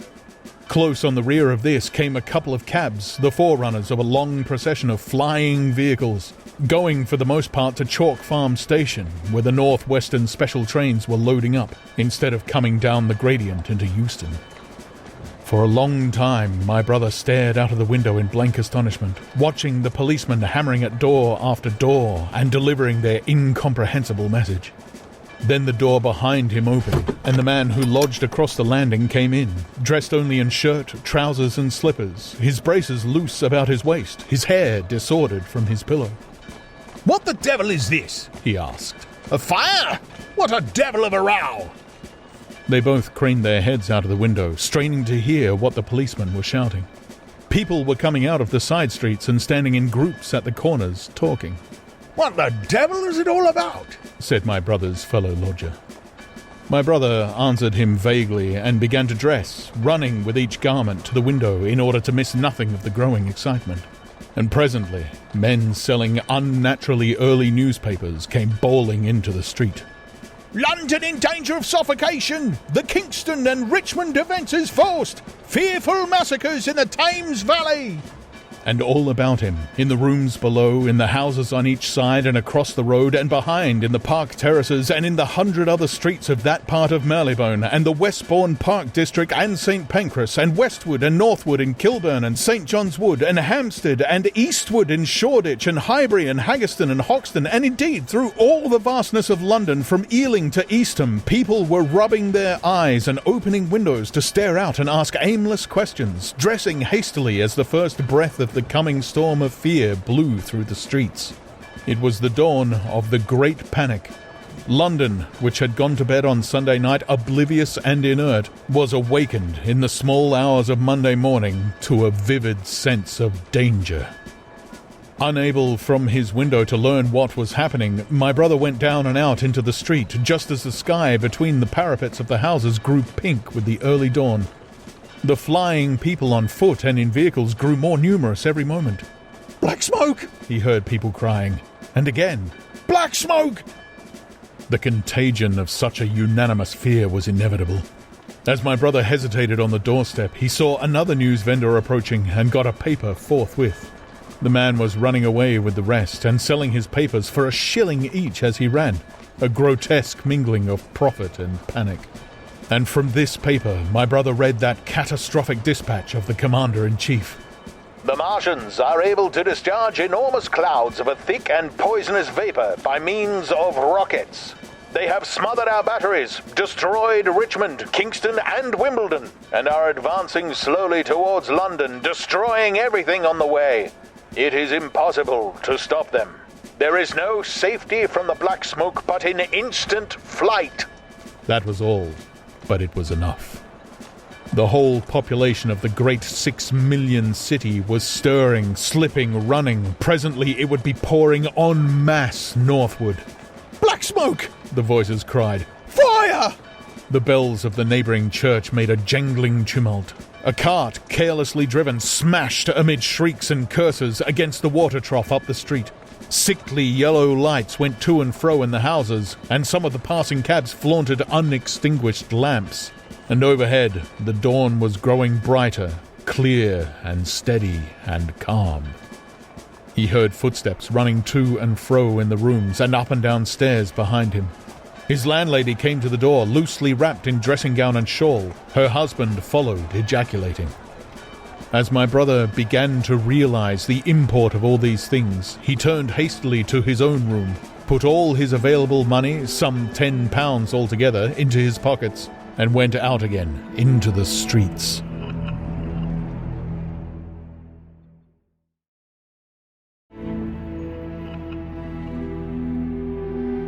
Chapter 15. What had happened in Surrey. It was while the curate had sat and talked so wildly to me under the bridge in the flat meadows near Halliford, and while my brother was watching the fugitives stream over Westminster Bridge, that the Martians had resumed the offensive.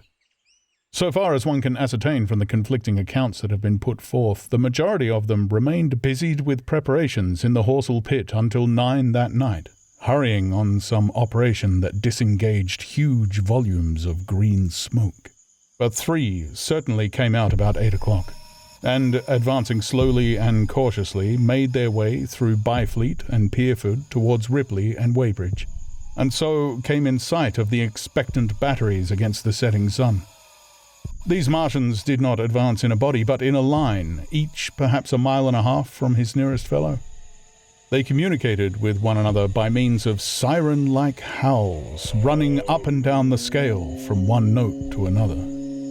It was this howling and firing of the guns at Ripley and St. George's Hill that we had heard at Upper Halliford. The Ripley gunners, unseasoned artillery volunteers who ought never to have been placed in such a position, fired one wild, premature, ineffectual volley and bolted on horse and foot through the deserted village, while the Martians, without using his heat ray, walked serenely over their guns, stepping gingerly among them, passing in front of them, and so came unexpectedly upon the guns in Painshill Park, which he destroyed. The St. George's Hill men, however, were better led, or of a better metal. Hidden by a pine wood as they were, they seemed to have been quite unsuspected by the Martian nearest to them. They laid their guns as deliberately as if they had been on parade, and fired at about 1,000 yards range. The shells flashed all around him, and he was seen to advance a few paces, stagger, and go down. Everybody yelled together, and the guns were reloaded in frantic haste. The overthrown Martian set up a prolonged ululation, and immediately a second glittering giant answering him appeared over the trees to the south. It would seem that a leg of the tripod had been smashed by one of the shells. The whole of the second volley flew wide of the Martian on the ground, and, simultaneously, Both his companions brought their heat rays to bear on the battery. The ammunition blew up. The pine trees all about the guns flashed into fire, and only one or two of the men who were already running over the crest of the hill escaped. After this, it would seem that the three took counsel together and halted, and the scouts who were watching them report that they remained absolutely stationary for the next half hour. The Martian who had been overthrown crawled tediously out of his hood, a small brown figure, oddly suggestive from that distance of a speck of blight, and apparently engaged in the repair of his support. About 9 he had finished, for his cowl was then seen above the trees again. It was a few minutes past 9 that night when these 3 sentinels were joined by 4 other Martians, each carrying a thick black tube. A similar tube was handed to each of the 3, and the 7 proceeded to distribute themselves at equal distances along a curved line between St. George's Hill, Weybridge, and the village of Send, southwest of Ripley. A dozen rockets sprang out of the hills before them so soon as they began to move, and warned the waiting batteries about Ditton and Esher. At the same time, 4 of their fighting machines, similarly armed with tubes, crossed the river, and 2 of them, black against the western sky, came into sight of myself and the curate as we hurried wearily and painfully along the road that runs northward out of Halliford. They moved, as it seemed to us, upon a cloud, for a milky mist covered the fields and rose to 1/3 of their height. At this sight, the curate cried faintly in his throat and began running, but I knew it was no good running from a Martian, and I turned aside and crawled through dewy nettles and brambles into a broad ditch by the side of the road. He looked back, saw what I was doing, and turned to join me. The 2 halted, the nearer to us standing and facing Sunbury, the remoter being a grey indistinctness towards the evening star, away towards Staines. The occasional howling of the Martians had ceased. They took up their positions in the huge crescent about their cylinders in absolute silence. It was a crescent with 12 miles between its horns. Never since the devising of gunpowder was the beginning of a battle so still. To us, and to an observer about Ripley, it would have had precisely the same effect.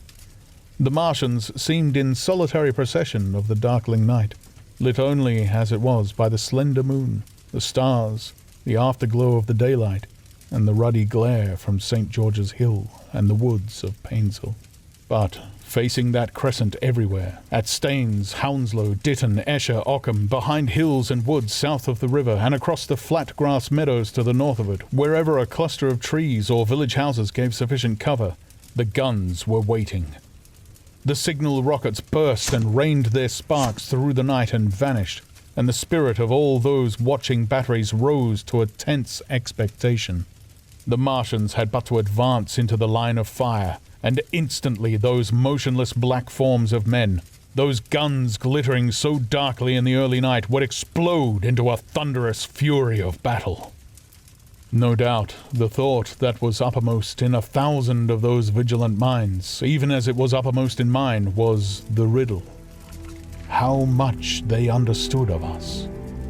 Did they grasp that we, in our millions, were organized, disciplined, working together?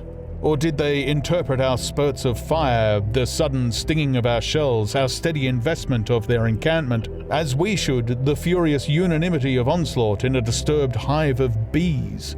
Did they dream they might exterminate us? At the time, no one knew what food they needed.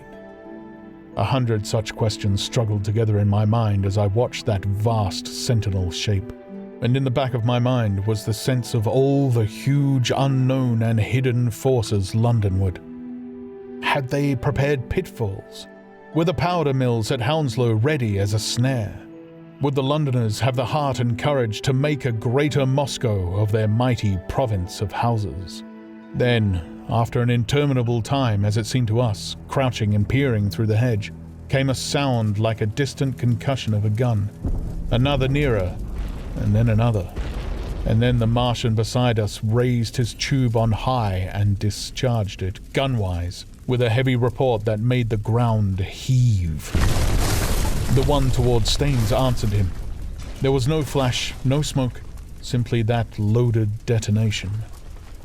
I was so excited by these heavy minute guns following one another that I so far forgot my personal safety and my scalded hands as to clamber up into the hedge and stare towards Sunbury. As I did so, a second report followed, and a big projectile hurtled overhead towards Hounslow.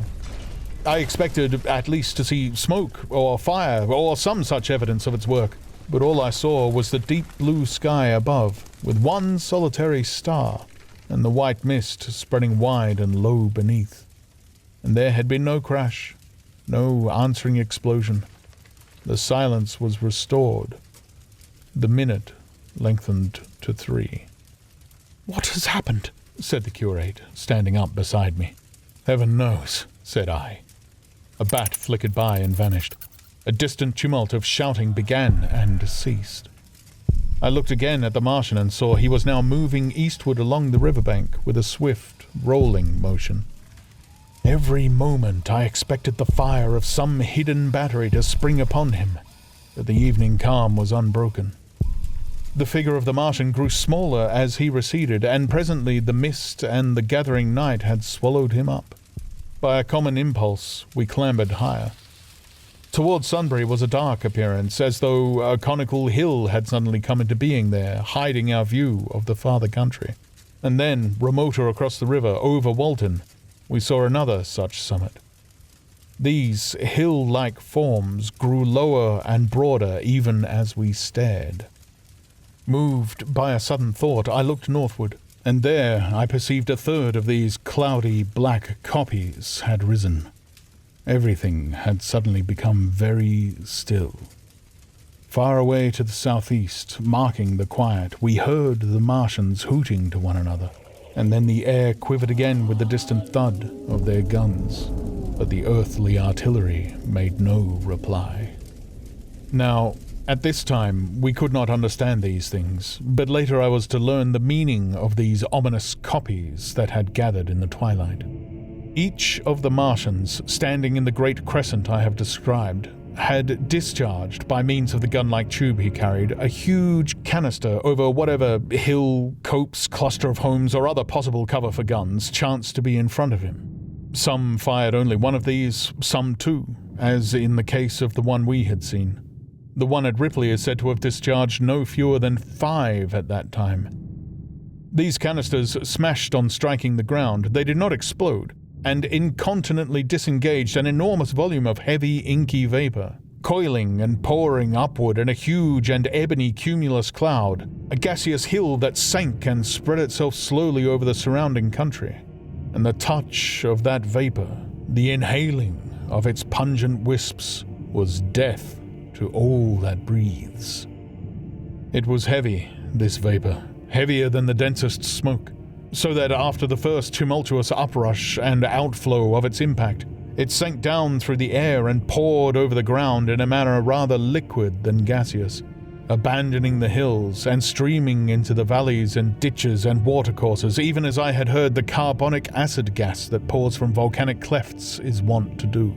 And where it came upon water, some chemical action occurred, and the surface would be instantly covered with a powdery scum that sank slowly and made way for more.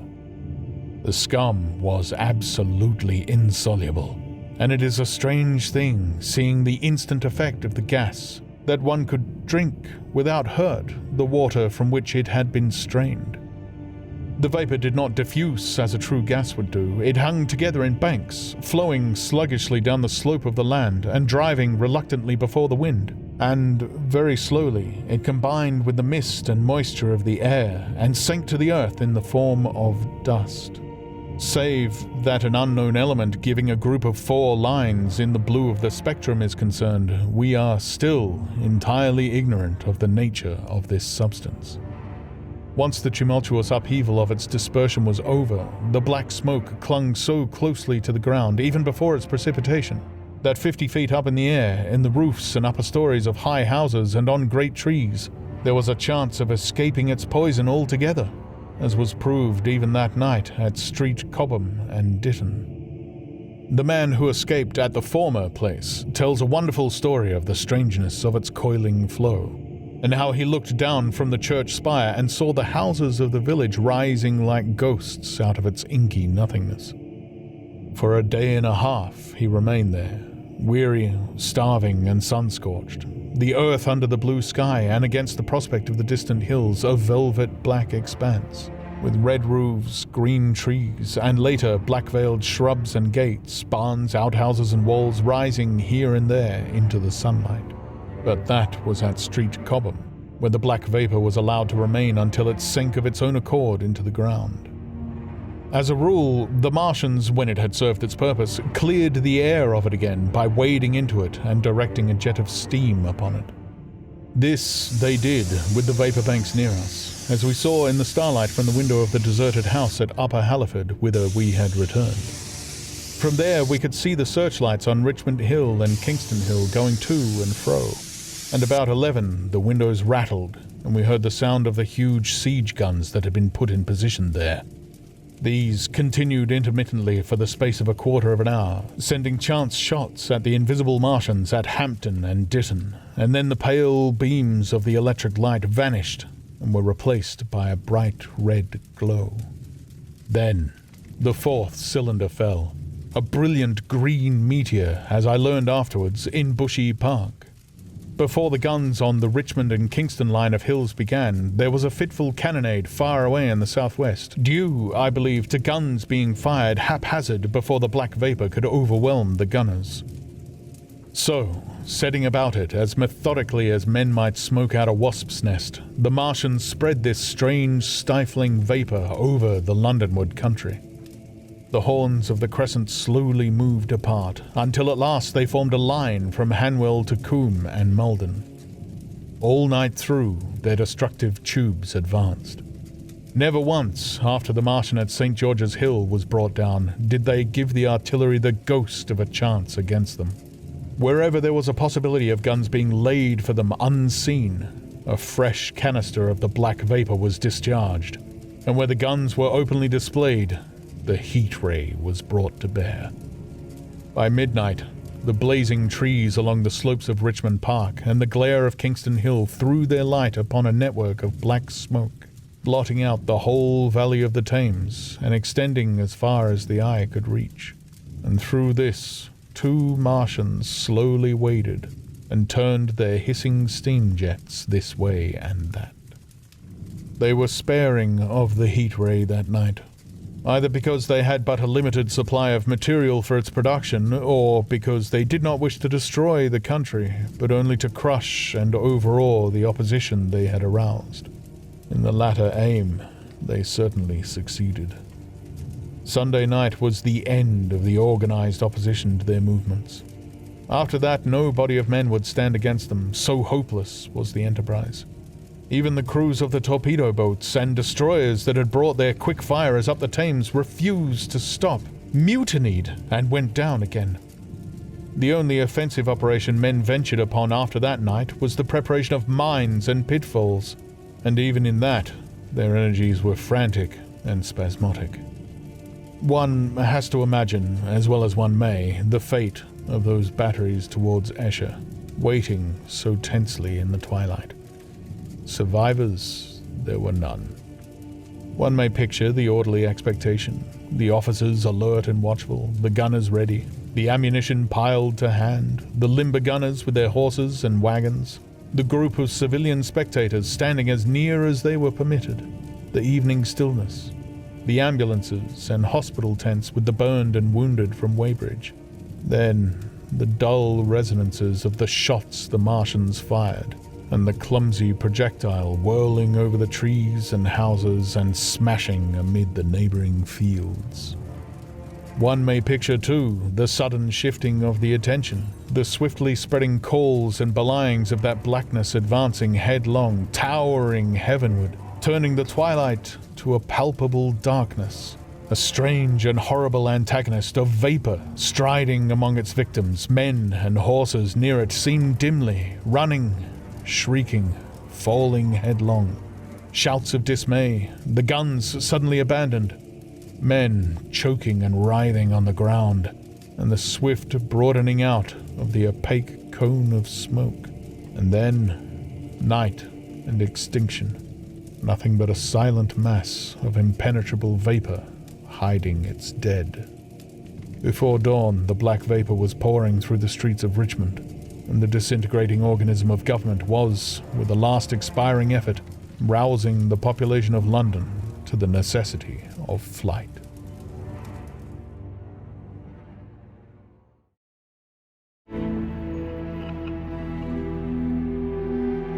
Chapter 16. The Exodus from London. So you understand the roaring wave of fear that swept through the greatest city in the world just as Monday was dawning.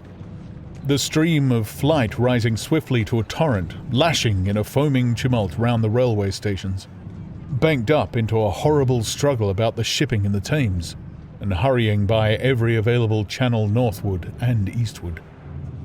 By 10 o'clock, the police organisation, and by midday, even the railway organisations were losing coherency, losing shape and efficiency, guttering, softening, running at last in that swift liquefaction of the social body. All the railway lines north of the Thames and the southeastern people at Cannon Street had been warned by midnight on Sunday, and trains were being filled. People were fighting savagely for standing room in the carriages, even at 2 o'clock. By 3, people were being trampled and crushed, even in Bishopsgate Street, a couple of 100 yards or more from Liverpool Street Station. Revolvers were fired, people stabbed, and the policemen who had been sent to direct the traffic, exhausted and infuriated, were breaking the heads of the people they were called out to protect. And as the day advanced, and the engine drivers and stokers refused to return to London, the pressure of the flight drove the people in an ever-thickening multitude away from the stations and along the northward running roads. By midday, a Martian had been seen at Barnes, and a cloud of slowly sinking black vapour drove along the Thames and across the flats of Lambeth, cutting off all escape over the bridges in its sluggish advance. Another bank drove over Ealing and surrounded a little island of survivors on Castle Hill, alive but unable to escape. After a fruitless struggle to get aboard a northwestern train at Chalk Farm, the engines of the trains that had been loaded in the goods yard there ploughed through shrieking people, and a dozen stalwart men fought to keep the crowd from crushing the driver against his furnace. My brother emerged upon the Chalk Farm road, dodged across through a hurrying swarm of vehicles, and had the luck to be foremost in the sack of a cycle shop. The front tire of the machine he got was punctured in dragging it through the window, but he got up and off, notwithstanding, with no further injury than a cut wrist. The steep foot of Haverstock Hill was impassable owing to several overturned horses, and my brother struck into Belsies Road. So he got out of the fury and the panic, and, skirting the Edgware Road, reached Edgware about 7, fasting and wearied, but well ahead of the crowd. Along the road, people were standing in the roadway, curious, wondering. He was passed by a number of cyclists, some horsemen, and 2 motorcars. A mile from Edgware, the rim of the wheel broke, and the machine became unrideable. He left it by the roadside and trudged through the village. There were shops half opened in the main street of the place, and people crowded on the pavement and in the doorways and windows, staring, astonished, at this extraordinary procession of fugitives that was beginning. He succeeded in getting some food at an inn. For a time, he remained in Edgware, not knowing what next to do. The flying people increased in number. Many of them, like my brother, seemed inclined to loiter in the place. There was no fresh news of the invaders from Mars. At that time, the road was crowded, but as yet far from congested. Most of the fugitives at that hour were mounted on cycles, but there were soon motorcars, hansom cabs, and carriages hurrying along, and the dust hung in heavy clouds along the road to St. Albans. It was perhaps a vague idea of making his way to Chelmsford, where some friends of his lived, that at last induced my brother to strike into a quiet lane running eastward. Presently he came upon a stile, and, crossing it, followed a footpath northeastward. He passed near several farmhouses and some little places whose names he did not learn. He saw few fugitives until, in a grass lane towards High Barnet, he happened upon 2 ladies who became his fellow travellers. He came upon them just in time to save them. He heard their screams and, hurrying around the corner, saw a couple of men struggling to drag them out of the little pony chaise in which they had been driving, while a third, with difficulty, held the frightened pony's head. One of the ladies, a short woman dressed in white, was simply screaming. The other, a dark, slender figure, slashed at the man who gripped her arm with a whip she held in her disengaged hand. My brother immediately grasped the situation, shouted, and hurried towards the struggle. One of the men desisted and turned towards him, and my brother, realizing from his antagonist's face that a fight was unavoidable and, being an expert boxer, went into him forthwith and sent him down against the wheel of the chaise. It was no time for pugilistic chivalry, and my brother laid him quiet with a kick and gripped the collar of the man who pulled at the slender lady's arm. He heard the clatter of hoofs and the whip strung across his face. A third antagonist struck him between the eyes, and the man he held wrenched himself free and made off down the lane in the direction from which he had come.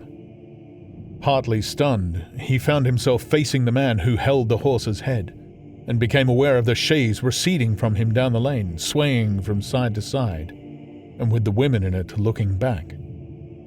The man before him, a burly rough, tried to close, and he stopped him with a blow in the face. Then, realizing that he was deserted, he dodged round and made off down the lane after the chaise, with the sturdy man close behind him, and the fugitive, who had turned now, following remotely. Suddenly, he stumbled and fell. His immediate pursuer went headlong, and he rose to his feet to find himself with a couple of antagonists again. He would have had little chance against them had not the slender lady very pluckily pulled up and returned to his help. It seems she had had a revolver all this time, but it had been under the seat when she and her companion were attacked. She fired at 6 yards distance, narrowly missing my brother. The less courageous of the robbers made off, and his companion followed him, cursing his cowardice. They both stopped in sight down the lane, where the third man lay insensible. "Take this," said the slender lady, and she gave my brother her revolver. "Go back to the chaise," said my brother, wiping the blood from his split lip. She turned without a word. They were both panting, and they went back to where the lady in white struggled to hold back the frightened pony. The robbers had evidently had enough of it. When my brother looked again, they were retreating. "I'll sit here," said my brother, "if I may." And he got upon the empty front seat. The lady looked over her shoulder. "Give me the reins," she said, and laid the whip along the pony's side. In another moment, a bend in the road hid the 3 men from my brother's eyes. So, quite unexpectedly, my brother found himself panting, with a cut mouth, a bruised jaw, and blood-stained knuckles, driving along an unknown lane with these 2 women. He learned they were the wife and the younger sister of a surgeon living at Stanmore, who had come in the small hours from a dangerous case at Pinner, and heard at some railway station on his way of the Martian advance. He had hurried home, roused the women, their servant had left them 2 days before, packed some provisions, put his revolver under the seat, luckily for my brother, and told them to drive on to Edgware with the idea of getting a train there. He stopped behind to tell the neighbours. He would overtake them, he said, at about 4:30 in the morning, and now it was nearly 9, and they had seen nothing of him. They could not stop in Edgware because of the growing traffic through the place, and so they had come into this side lane. That was the story they told my brother in fragments when presently they stopped again, nearer to New Barnet. He promised to stay with them, at least until they could determine what to do, or until the missing man arrived, and professed to be an expert shot with the revolver, a weapon strange to him, in order to give them confidence. They made a sort of encampment by the wayside, and the pony became happy in the hedge. He told them of his own escape out of London, and all that he knew of these Martians and their ways. The sun crept higher in the sky, and after a time their talk died out, and gave place to an uneasy state of anticipation. Several wayfarers came along the lane, and of these my brother gathered such news as he could. Every broken answer he had deepened his impression of the great disaster that had come on humanity, deepened his persuasion of the immediate necessity for prosecuting this flight. He urged the matter upon them. "We have money," said the slender woman, and hesitated. Her eyes met my brother's, and her hesitation ended. "So have I," said my brother. She explained that they had as much as £30 in gold, besides a £5 note, and suggested that with that they might get upon a train at St. Albans or New Barnet. My brother thought that was hopeless, seeing the fury of the Londoners to crowd upon the trains, and broached his own idea of striking across Essex towards Harwich, and thence escaping from the country altogether. Mrs. Elphinstone, that was the name of the woman in white, would listen to no reasoning, and kept calling upon George, but her sister-in-law was astonishingly quiet and deliberate, and at last agreed to my brother's suggestion. So, designing to cross the Great North Road, they went on towards Barnet, my brother leading the pony to save it as much as possible. As the sun crept up the sky, the day became excessively hot, and underfoot a thick whitish sand grew burning and blinding, so that they travelled only very slowly. The hedges were grey with dust, and as they advanced towards Barnet, a tumultuous murmuring grew stronger. They began to meet more people. For the most part, these were staring before them, murmuring indistinct questions, jaded, haggard, unclean. One man, in evening dress, passed them on foot, his eyes on the ground. They heard his voice, and, looking back at him, saw one hand clutched in his hair, and the other beating invisible things. His paroxysm of rage over, he went on his way, without once looking back. As my brother's party went on towards the crossroads to the south of Barnet, they saw a woman approaching the road across some fields on their left, carrying a child, and with 2 other children. And then passed a man in dirty black, with a thick stick in one hand and a small portmanteau in the other. Then, round the corner of the lane, from between the villas that guarded it at its confluence with the high road, came a little cart drawn by a sweating black pony, and driven by a sallow youth in a bowler hat, grey with dust. There were 3 girls, East End factory girls, and a couple of little children crowded in the cart. "This'll take us round Edgware?" asked the driver, wild-eyed, white-faced, and when my brother told him it would if he turned to the left, he whipped up at once, without the formality of thanks. My brother noticed a pale grey smoke, or haze, rising among the houses in front of them, and veiling the white facade of a terrace beyond the road that appeared between the backs of the villas. Mrs. Elphinstone suddenly cried out at a number of tongues of smoky red flame leaping up above the houses in front of them against the hot blue sky. The tumultuous noise resolved itself now into the disorderly mingling of many voices, the gride of many wheels, the creaking of wagons, and the staccato of hoofs. The lane came round sharply, not 50 yards from the crossroads. "Good heavens!"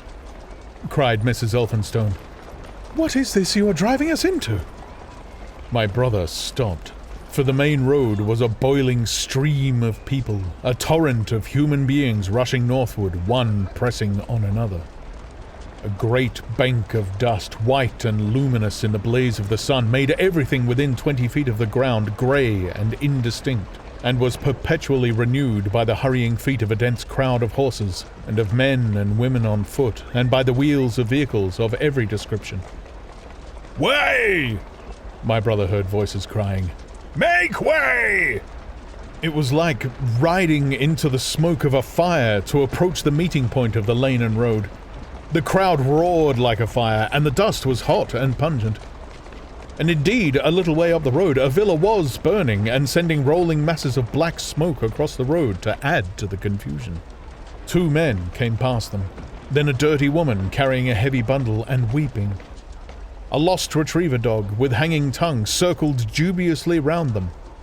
scared and wretched, and fled at my brother's threat.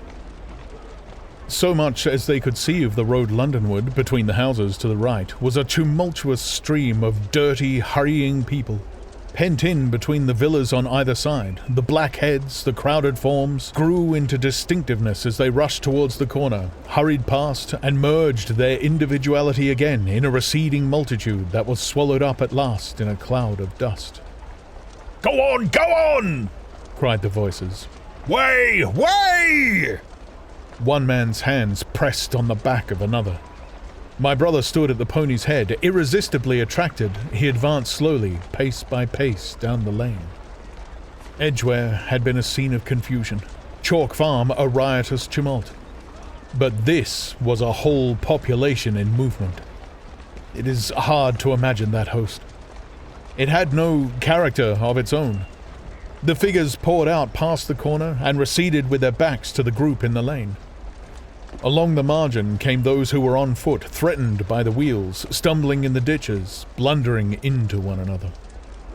The carts and carriages crowded close upon one another, making little way for those swifter and more impatient vehicles that darted forward every now and then when an opportunity showed itself of doing so, sending the people scattering against the fences and gates of the villas.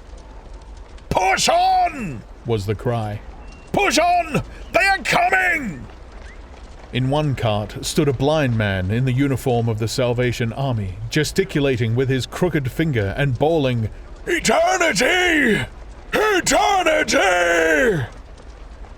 His voice was hoarse and very loud, so that my brother could hear him long after he was lost to sight in the dust. Some of the people who crowded in the carts whipped stupidly at their horses and quarreled with other drivers. Some sat motionless, staring at nothing with miserable eyes. Some gnawed their hands with thirst, or lay prostrate in the bottoms of their conveyances. The horses' bits were covered with foam, their eyes bloodshot.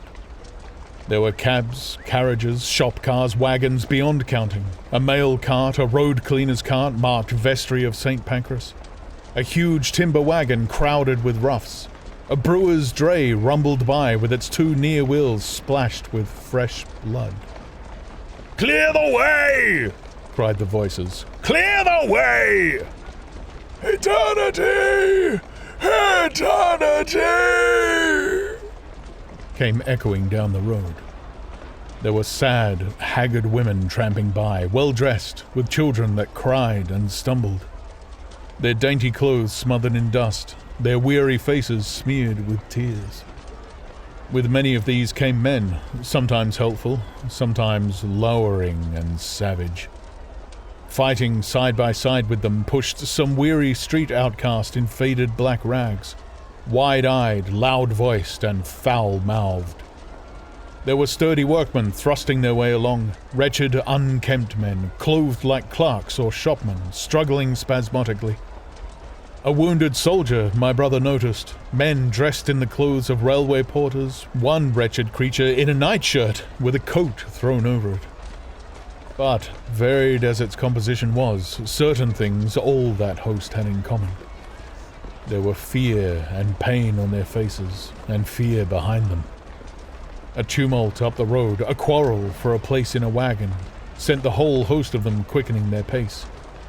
Even a man so scared and broken that his knees bent under him was galvanized for a moment into renewed activity. The heat and dust had already been at work upon this multitude. Their skins were dry, their lips black and cracked. They were all thirsty, weary, and footsore, and amid the various cries one heard disputes, reproaches, groans of weariness and fatigue. The voices of most of them were hoarse and weak. Through it all ran a refrain. "Way! Way! The Martians are coming!" Few stopped and came aside from that flood. The lane opened slantingly into the main road with a narrow opening, and had a delusive appearance of coming from the direction of London. Yet a kind of eddy of people drove into its mouth. Weaklings elbowed out of the stream, who for the most part rested but a moment before plunging into it again. A little way down the lane, with two friends bending over him, lay a man with a bare leg, wrapped about with bloody rags. He was a lucky man to have friends. A little old man with a grey military moustache and a filthy black frock coat limped out and sat down beside the trap, removed his boot, his sock was blood-stained, shook out a pebble and hobbled on again. And then a little girl of 8 or 9, all alone, threw herself under the hedge close by my brother, weeping. "I can't go on! I can't go on!" My brother woke from his torpor of astonishment and lifted her up, speaking gently to her, and carried her to Miss Elphinstone. So soon as my brother touched her, she became quite still, as if frightened. "Ellen!" shrieked a woman in the crowd, with tears in her voice. "Ellen!" And the child suddenly darted away from my brother, crying, "Mother!" "They are coming!" said a man on horseback, riding past along the lane. "Out of the way there!" bawled a coachman, towering high, and my brother saw a closed carriage turning into the lane. The people crushed back on one another to avoid the horse.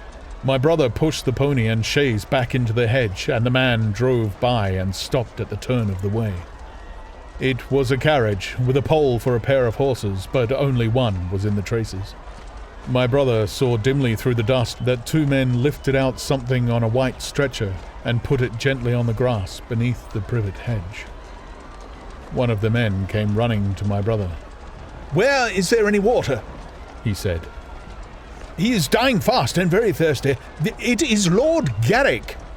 "Lord Garrick," said my brother. "The Chief Justice." "The water," he said. "There may be a tap," said my brother. "In some of the houses we have no water. I dare not leave my people." The man pushed against the crowd towards the gate of the corner house.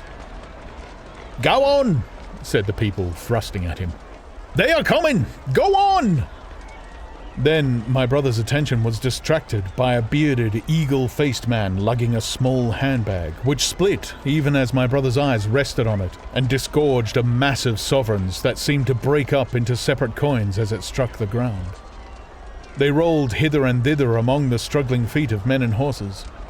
The man stopped and looked stupidly at the heap, and the shaft of a cab struck his shoulder and sent him reeling. He gave a shriek and dodged back, and a cartwheel shaved him narrowly. "Way!" cried the men all about him. "Make way!" So soon as the cab had passed, he flung himself, with both hands open, upon the heap of coins, and began thrusting handfuls in his pocket. A horse rose close upon him, and in another moment, half rising, he had been borne down under the horse's hoofs. "Stop!" screamed my brother, and pushing a woman out of his way, tried to clutch the bit of the horse. Before he could get to it, he heard a scream under the wheels, and saw through the dust the rim passing over the poor wretch's back. The driver of the cart slashed his whip at my brother, who ran around behind the cart. The multitudinous shouting confused his ears. The man was writhing in the dust among his scattered money, unable to rise, for the wheel had broken his back, and his lower limbs lay limp and dead. My brother stood up and yelled at the next driver, and a man on a black horse came to his assistance. "Get him out of the road," said he, and clutching the man's collar with his free hand, my brother lugged him sideways. But he still clutched after his money, and regarded my brother fiercely, hammering at his arm with a handful of gold. "Go on! Go on!" shouted angry voices behind. "Way! Way!" There was a smash as the pole of a carriage crashed into the cart that the man on horseback stopped. My brother looked up, and the man with the gold twisted his head round and bit the wrist that held his collar. There was a concussion, and the black horse came staggering sideways, and the cart horse pushed beside it. A hoof missed my brother's foot by a hair's breadth. He released his grip on the fallen man and jumped back. He saw anger change to terror on the face of the poor wretch on the ground, and in a moment he was hidden, and my brother was borne backward and carried past the entrance of the lane, and had to fight hard in the torrent to recover it. He saw Miss Elphinstone covering her eyes, and a little child, with all a child's want of sympathetic imagination, staring with dilated eyes at a dusty something that lay black and still, ground and crushed under the rolling wheels. "Let us go back!" he shouted, and began turning the pony round. "We cannot cross this hell," he said, and they went back 100 yards the way they had come until the fighting crowd was hidden. As they passed the bend in the lane, my brother saw the face of the dying man in the ditch under the privet, deadly white and drawn, and shining with perspiration. The two women sat silent, crouching in their seat and shivering. Then, beyond the bend, my brother stopped again. Miss Elphinstone was white and pale, and her sister-in-law sat weeping, too wretched even to call upon George. My brother was horrified and perplexed. So soon as they had retreated, he realized how urgent and unavoidable it was to attempt this crossing. He turned to Miss Elphinstone, suddenly resolute. "We must go that way," he said, and led the pony round again. For the second time that day, this girl proved her quality. To force their way into the torrent of people, my brother plunged into the traffic and held back a cab horse, while she drove the pony across its head. A wagon locked wheels for a moment and ripped a long splinter from the chaise. In another moment, they were caught and swept forward by the stream. My brother, with the cabman's whip marks red across his face and hands, scrambled into the chaise and took the reins from her. "Point the revolver at the man behind," he said, giving it to her. "If he presses us too hard... No, point it at his horse." Then he began to look out for a chance of edging to the right across the road. But once in the stream, he seemed to lose volition, to become a part of that dusty route. They swept through Chipping Barnet with the torrent. They were nearly a mile beyond the centre of the town before they had fought across to the opposite side of the way. It was din and confusion indescribable.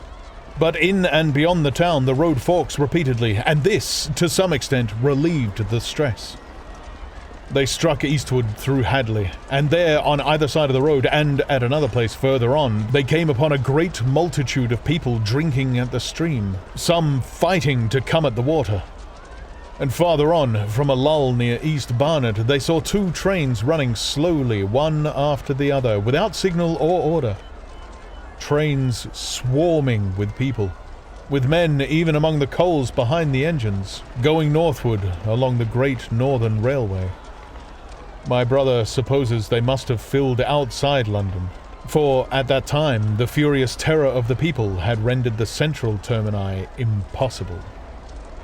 Near this place they halted for the rest of the afternoon, for the violence of the day had already utterly exhausted all three of them. They began to suffer the beginnings of hunger. The night was cold, and none of them dared to sleep. And in the evening many people came hurrying along the road nearby their stopping place, fleeing from unknown dangers before them, and going in the direction from which my brother had come.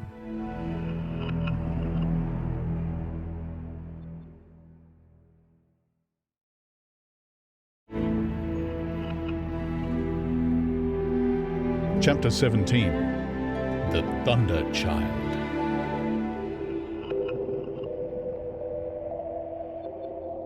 Had the Martians aimed only at destruction, they might, on Monday, have annihilated the entire population of London as it spread itself slowly through the home counties. Not only along the road through Barnet, but also through Edgware and Waltham Abbey, and along the roads eastward to Southend and Shoeburyness, and south of the Thames to Deal and Broadstairs poured the same frantic rout. If one could have hung that June morning in a balloon in the blazing blue above London, every northward and eastward road running out of the tangled maze of streets would have seemed stippled black with the streaming fugitives, each dot a human agony of terror and physical distress. I have set forth at length in the last chapter my brother's account of the road through Chipping Barnet, in order that my listeners may realize how that swarming of black dots appeared to one of those concerned. Never before in the history of the world had such a mass of human beings moved and suffered together. The legendary hosts of Goths and Huns, the hugest armies Asia has ever seen, would have been but a drop in that current. And this was no disciplined march, it was a stampede. A stampede gigantic and terrible, without order and without a goal. 6 million people, unarmed and unprovisioned, driving headlong. It was the beginning of the rout of civilization, of the massacre of mankind. Directly below him, the balloonist would have seen the network of streets far and wide, houses, churches, squares, crescents, gardens, already derelict, spread out like a huge map, and in the southward, blotted. Over Ealing, Richmond, Wimbledon, it would have seemed as if some monstrous pen had flung ink upon the chart. Steadily, incessantly, each black splash grew and spread, shooting out ramifications this way and that, now banking itself against rising ground, now pouring swiftly over a crest into a new-found valley, exactly as a gout of ink would spread itself upon blotting paper.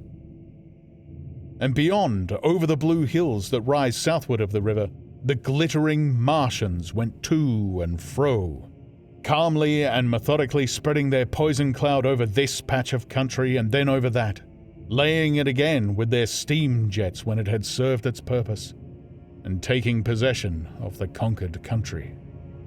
They do not seem to have aimed at extermination so much as at complete demoralization and the destruction of any opposition.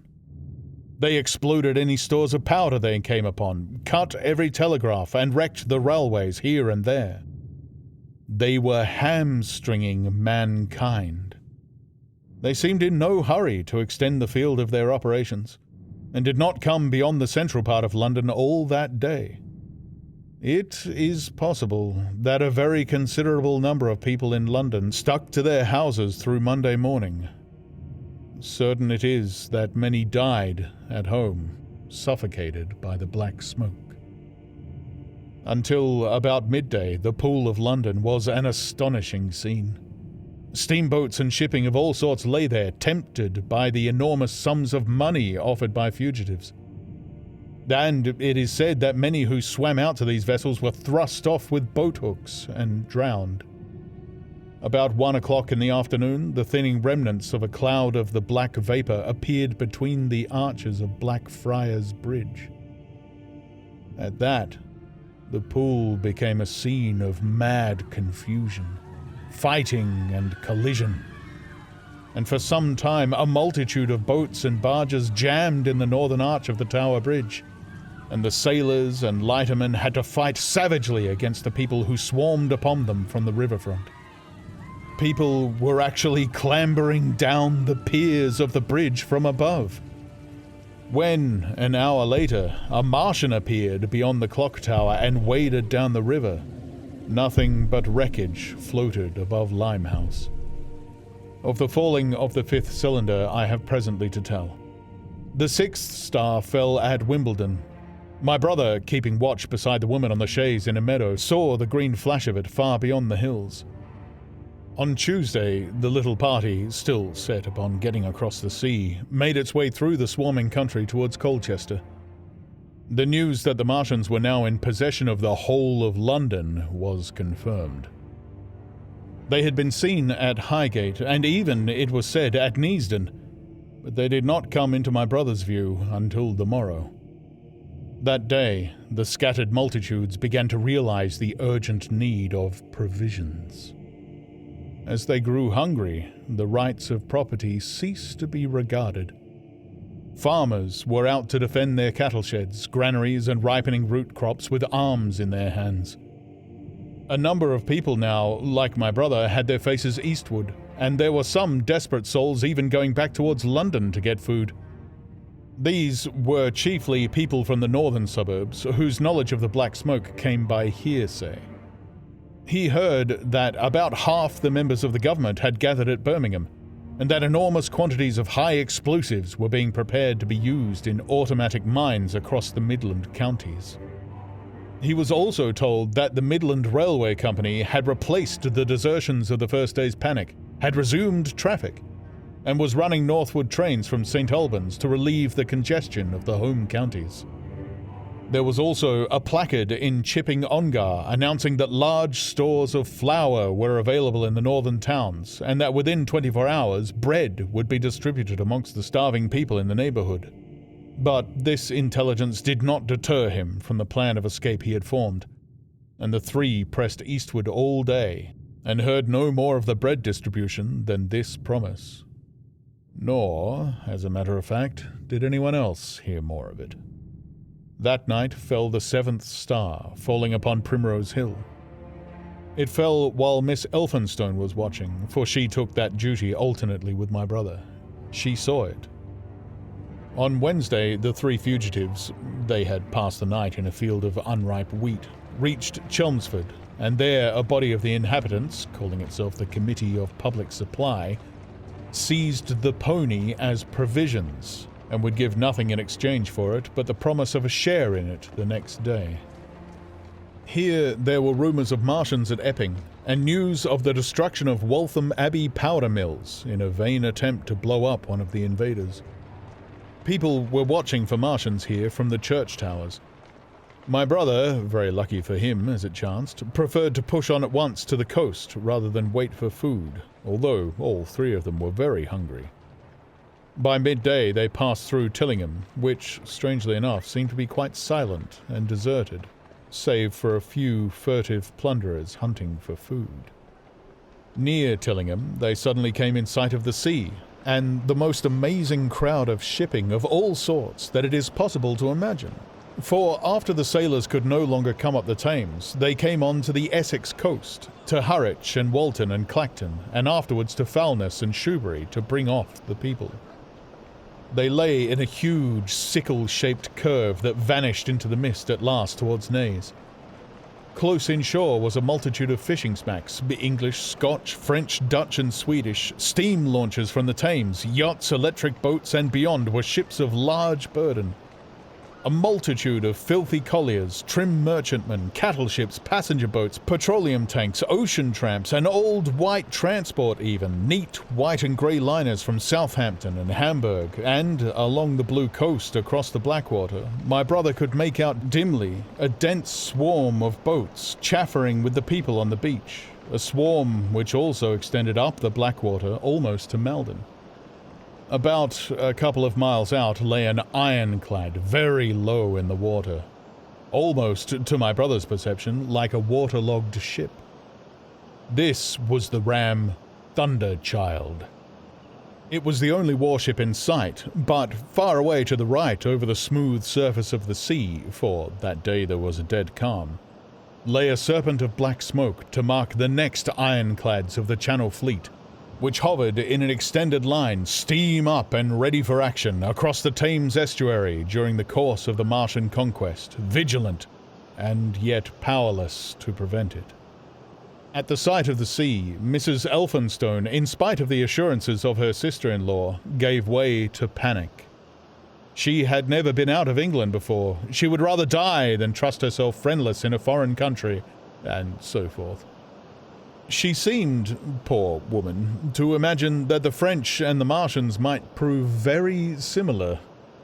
She'd been growing increasingly hysterical, fearful and depressed during the 2 days' journeyings. Her great idea was to return to Stanmore. Things had always been well and safe at Stanmore. They would find George at Stanmore. It was with the greatest difficulty they could get her down to the beach, where presently my brother succeeded in attracting the attention of some men on a paddle steamer from the Thames. They sent a boat and drove a bargain for £36 for the three. The steamer was going, these men said, to Ostend. It was about 2 o'clock when my brother, having paid their fares at the gangway, found himself safely aboard the steamboat with his charges. There was food aboard, albeit at exorbitant prices, and the three of them contrived to eat a meal on one of the seats forward.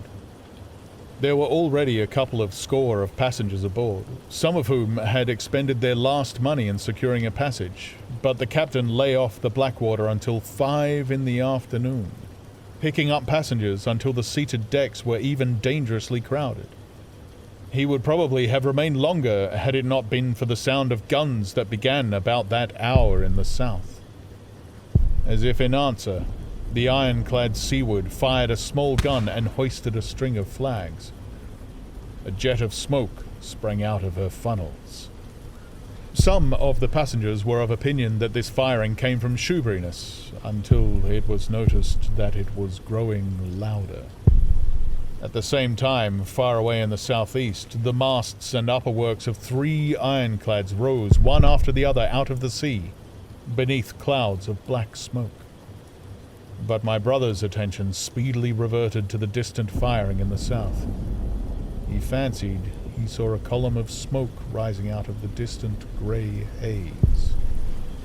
The little steamer was already flapping her way eastward of the big crescent of shipping, and the low Essex coast was growing blue and hazy when a Martian appeared, small and faint in the remote distance, advancing along the muddy coast from the direction of Foulness. At that, the captain on the bridge swore at the top of his voice with fear and anger at his own delay, and the paddles seemed infected with his terror.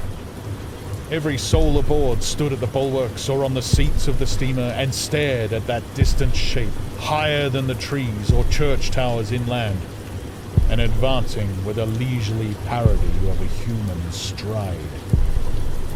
It was the first Martian my brother had seen, and he stood more amazed than terrified, watching this Titan advancing deliberately towards the shipping, wading farther and farther into the water as the coast fell away.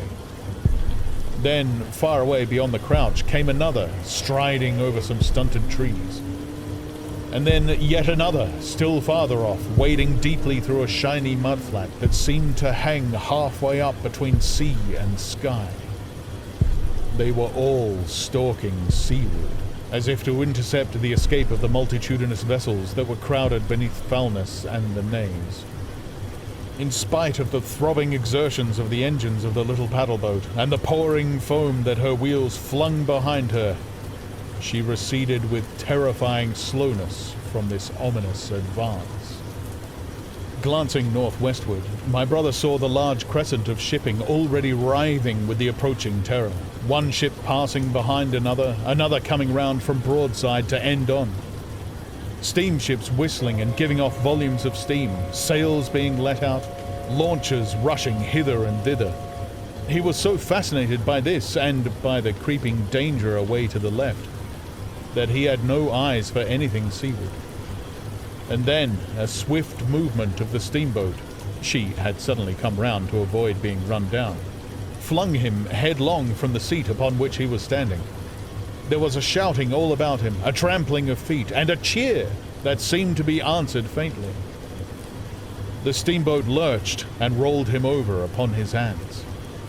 He sprang to his feet and saw to starboard, and not 100 yards from their heeling, pitching boat, a vast iron bulk like the blade of a plough tearing through the water, tossing it on either side in huge waves of foam that leaped towards the steamer, flinging her paddles helplessly in the air, and then sucking her deck down almost to the waterline. A douche of spray blinded my brother for a moment. When his eyes were clear again, he saw the monster had passed and was rushing landward. Big iron upperworks rose out of this headlong structure, and from that, twin funnels projected and spat a smoking blast shot with fire. It was the torpedo ram Thunderchild, steaming headlong, coming to the rescue of the threatened shipping. Keeping his footing on the heaving deck by clutching the bulwarks, my brother looked past this charging Leviathan at the Martians again, and he saw the 3 of them now close together, and standing so far out to sea that their tripod supports were almost entirely submerged. Thus sunken and seen in remote perspective, they appeared far less formidable than the huge iron bulks in whose wake the steamer was pitching so helplessly. It would seem they were regarding this new antagonist with astonishment. to their intelligence, it may be, the giant was even such another as themselves. The Thunderchild fired no gun, but simply drove full speed towards them. It was probably her not firing that enabled her to get so near the enemy as she did. They did not know what to make of her. One shell, and they would have sent her to the bottom forthwith with the heat ray. She was steaming at such a pace that in a minute she seemed halfway between the steamboat and the Martians, a diminishing black bulk against the receding horizontal expanse of the Essex coast. Suddenly, the foremost Martian lowered his tube and discharged a canister of the black gas at the ironclad. It hit her larboard side and glanced off in an inky jet that rolled away to seaward, an unfolding torrent of black smoke from which the ironclad drove clear. To the watchers from the steamer, low in the water and with the sun in their eyes, it seemed as though she were already among the Martians. They saw the gaunt figures separating and rising out of the water as they retreated shoreward, and one of them raised the camera-like generator of the heat ray. He held it pointing obliquely downward, and a bank of steam sprang from the water at its touch. It must have driven through the iron of the ship's side like a white-hot iron rod through paper. A flicker of flame went up through the rising steam, and then the Martian reeled and staggered. In another moment he was cut down, and a great body of water and steam shot high into the air. The guns of the Thunderchild sounded through the reek, going off one after the other, and one shot splashed the water high, close by the steamer, ricocheted towards the other flying ships to the north, and smashed a smack to matchwood. But no one heeded that very much. At the sight of the Martian's collapse, the captain on the bridge yelled inarticulately, and all the crowding passengers on the steamer's stern shouted together. And then they yelled again, for surging out beyond the white tumult drove something long and black, the flames streaming from its middle parts, its ventilators and funnels spouting fire. She was alive still. The steering gear, it seems, was intact and her engines working. She headed straight for a second Martian and was within 100 yards of him when the heat ray came to bear. Then, with a violent thud, a blinding flash, her decks, her funnels leaped upwards. The Martian staggered with the violence of her explosion, and in another moment the flaming wreckage, still driving forward with the impetus of its pace, had struck him and crumpled him up like a thing of cardboard. My brother shouted involuntarily. A boiling tumult of steam hid everything again. "Tow!" yelled the captain.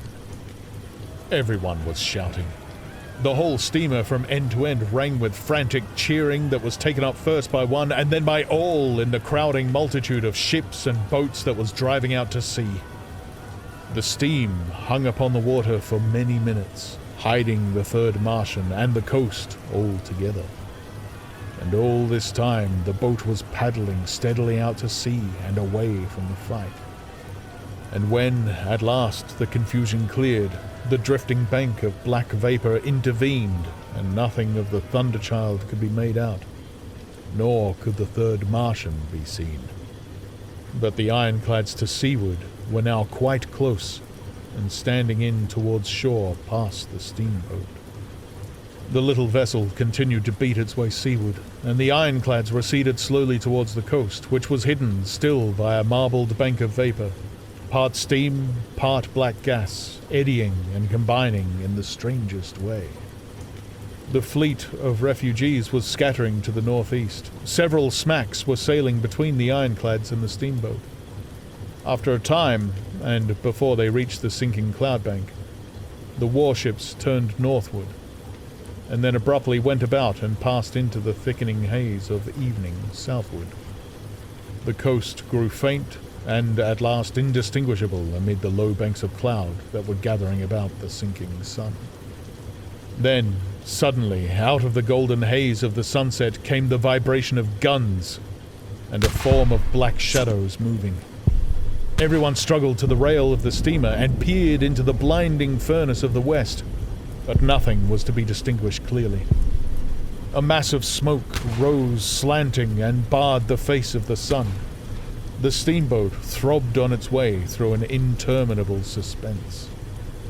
The sun sank into grey clouds. The sky flushed and darkened. The evening star trembled into sight. It was deep twilight when the captain cried out and pointed. My brother strained his eyes. Something rushed up into the sky out of the greyness, rushed slantingly upward and very swiftly into the luminous clearness above the clouds in the western sky. Something flat and broad and very large that swept round in a vast curve, grew smaller, sank slowly, and vanished again into the grey mystery of the night. And as it flew, it rained down darkness upon the land.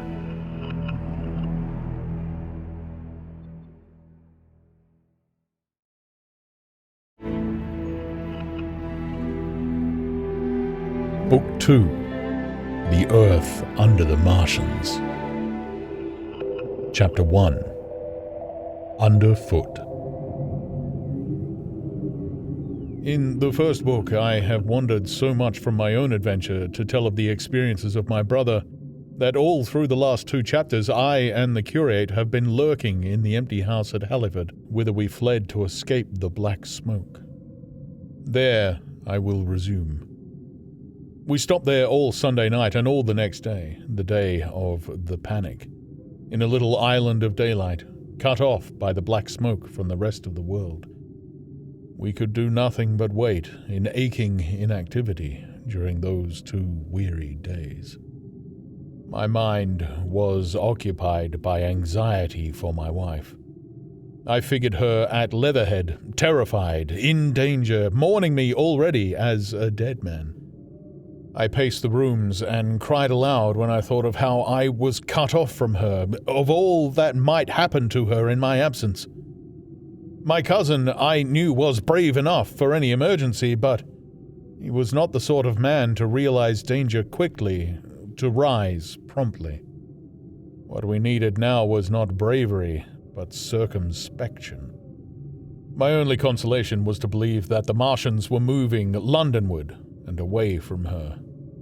Such vague anxieties kept the mind sensitive and painful. I grew very weary and irritable with the curate's perpetual ejaculations. I tired of the sight of his selfish despair. After some ineffectual remonstrance, I kept away from him, staying in a room, evidently a child's schoolroom, containing globes, forms, and copybooks. When he followed me thither, I went to a box room at the top of the house and, in order to be alone with my aching miseries, locked myself in. We were hopelessly hemmed in by the black smoke all that day and the morning of the next. There were signs of people in the next house on Sunday evening, a face at a window and moving lights, and later the slamming of a door. But I do not know who these people were, nor what became of them.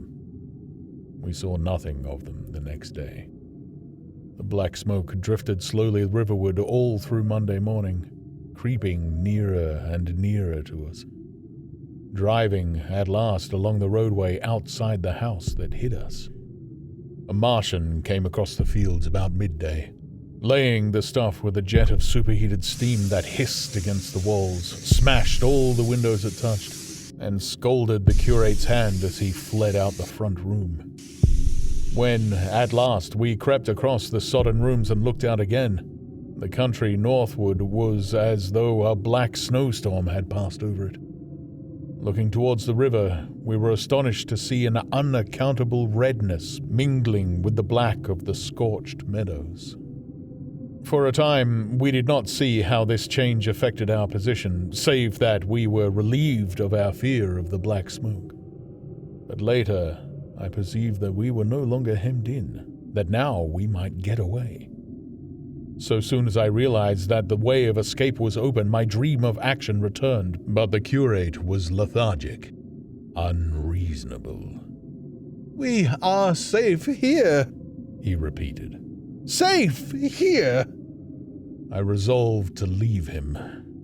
Would that I had. Wiser now for the artilleryman's teachings, I sought out food and drink. I had found oil and rags for my burns, and I also took a hat and a flannel shirt that I found in one of the bedrooms. When it was clear to him that I meant to go alone, had reconciled myself to going alone, he suddenly roused himself to come. And, all being quiet throughout the afternoon, we started about 5 o'clock, as I should judge, along the blackened road to Sunbury.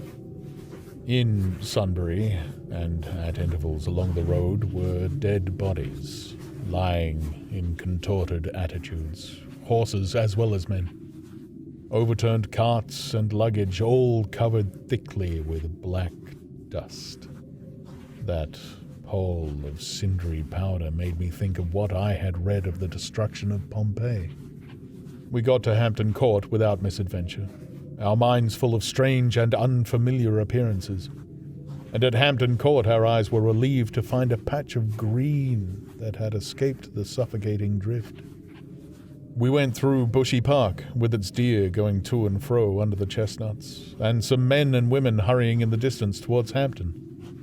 And so we came to Twickenham. These were the first people we saw. Away across the road, the woods between Ham and Petersham were still afire. Twickenham was uninjured by either heat ray or black smoke, and there were more people about here, though none could give us news. For the most part, they were like ourselves, taking advantage of a lull to shift their quarters. I had an impression that many of the houses here were still occupied by scared inhabitants, too frightened even for flight. Here, too, the evidence of a hasty rout was abundant along the road. I remember most vividly 3 smashed bicycles in a heap, pounded into the road by the wheels of subsequent carts. We crossed Richmond Bridge about 8:30. We hurried across the exposed bridge, of course, but I noticed floating down the stream a number of red masses, some many feet across. I did not know what these were. There was no time for scrutiny, and I put a more horrible interpretation on them than they deserved. Here again, on the Surrey side, were black dust that had once been smoke, and dead bodies. A heap near the approach to the station. But we had no glimpse of the Martians until we were some way towards Barnes. We saw in the blackened distance a group of 3 people running down a side street towards the river, but otherwise it seemed deserted. Up the hill, Richmond town was burning briskly. Outside the town of Richmond, there was no trace of the black smoke. Then, suddenly, as we approached Kew, came a number of people running, and the upper works of a Martian fighting machine looming in sight over the housetops, not 100 yards away from us. We stood aghast at our danger, and had the Martian looked down, we must immediately have perished. We were so terrified that we dared not go on, but turned aside and hid in a shed in the garden. There the curate crouched, weeping silently and refusing to stir again. But my fixed idea of reaching Leatherhead would not let me rest, and in the twilight I ventured out again. I went through a shrubbery and along a passage beside a big house standing in its own grounds, and so emerged upon the road towards Kew. The curate I left in the shed, but he came hurrying after me. That second start was the most foolhardy thing I ever did, for it was manifest the Martians were about us. No sooner had the curate overtaken me than we saw either the fighting machine we had seen before or another, far away across the meadows in the direction of Kew Lodge. 4 or 5 little black figures hurried before it across the green-grey of the field, and in a moment it was evident this Martian pursued them. In 3 strides he was among them, and they ran radiating from his feet in all directions. He used no heat ray to destroy them, but picked them up one by one. Apparently, he tossed them into the great metallic carrier which projected behind him, much as a workman's basket hangs over his shoulder. It was the first time I realized that the Martians might have any other purpose than destruction with defeated humanity. We stood for a moment petrified, then turned and fled through a gate behind us into a walled garden, fell into, rather than found, a fortunate ditch, and lay there, scarce daring to whisper to each other until the stars were out. I suppose it was nearly 11 o'clock before we gathered courage to start again, no longer venturing into the road, but sneaking along hedgerows and through plantations, and watching keenly through the darkness, he on the right and I on the left, for the Martians, who seemed to be all about us. In one place, we blundered upon a scorched and blackened area, now cooling and ashen, and a number of scattered bodies of men, burned horribly about their heads and trunks, but with their legs and boots mostly intact, and of dead horses, 50 feet, perhaps, behind a line of 4 ripped guns and smashed gun carriages. Sheen, it seemed, had escaped destruction. The place was silent and deserted. Here we happened on no dead, though the night was too dark for us to see into the side roads of the place. In Sheen, my companion suddenly complained of faintness and thirst, and we decided to try one of the houses. The first house we entered, after a little difficulty with the window, was a small semi-detached villa, and I found nothing eatable left in the place but some mouldy cheese. There was, however, water to drink, and I took a hatchet, which promised to be useful in our next housebreaking. We then crossed to a place where the road turns towards Mortlake. Here there stood a white house within a walled garden, and in the pantry of this domicile we found a store of food, 2 loaves of bread in a pan, an uncooked steak, and the half of a ham. I give this catalogue so precisely because, as it happened, we were destined to subsist upon this store for the next fortnight. Bottled beer stood under a shelf, and there were 2 bags of haricot beans and some limp lettuces. This pantry opened into a kind of wash-up kitchen, and in this was firewood. There was also a cupboard in which we found nearly a dozen of burgundy, tinned soups and salmon, and 2 tins of biscuits.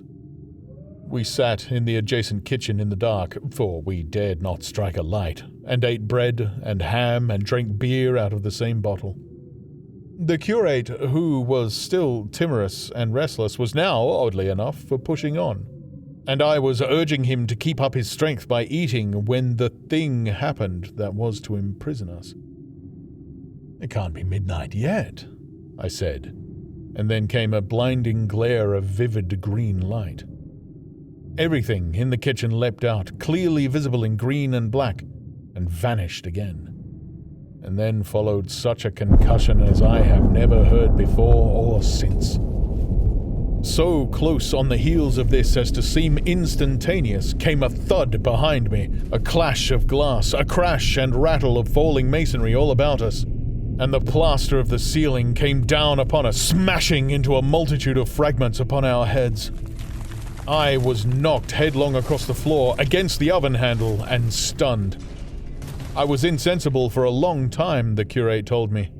When I came to, we were in darkness again, and he, with a face wet, as I found out afterwards, with blood from a cut forehead, was dabbing water over me. For some time, I could not recollect what had happened. Then things came to me slowly. A bruise on my temple asserted itself. "Are you better?" asked the curate in a whisper. At last I answered him. I sat up. "Don't move. The floor is covered with smashed crockery from the dresser. You can't possibly move without making a noise, and I fancy they are outside." We both sat quite silent, so that we could scarcely hear each other breathing. Everything seemed deadly still, but once something near us, some plaster or broken brickwork, slid down with a rumbling sound. Outside and very near was an intermittent metallic rattle. "That," said the curate when presently it happened again. "Yes," I said, "but what is it?" "A Martian," said the curate. I listened again. "It was not like the heat ray," I said. and for a time I was inclined to think one of the great fighting machines had stumbled against the house, as I had seen one stumble against the tower of Shepperton Church. Our situation was so strange and incomprehensible that for 3 or 4 hours until the dawn came, we scarcely moved. And then the light filtered in, not through the window, which remained black, but through a triangular aperture between a beam and a heap of broken bricks in the wall behind us. The interior of the kitchen we now saw greyly for the first time. The window had been burst in by a mass of garden mould, which flowed over the table upon which we had been sitting and lay about our feet.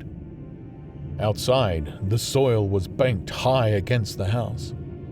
At the top of the window frame, we could see an uprooted drain pipe. The floor was littered with smashed hardware.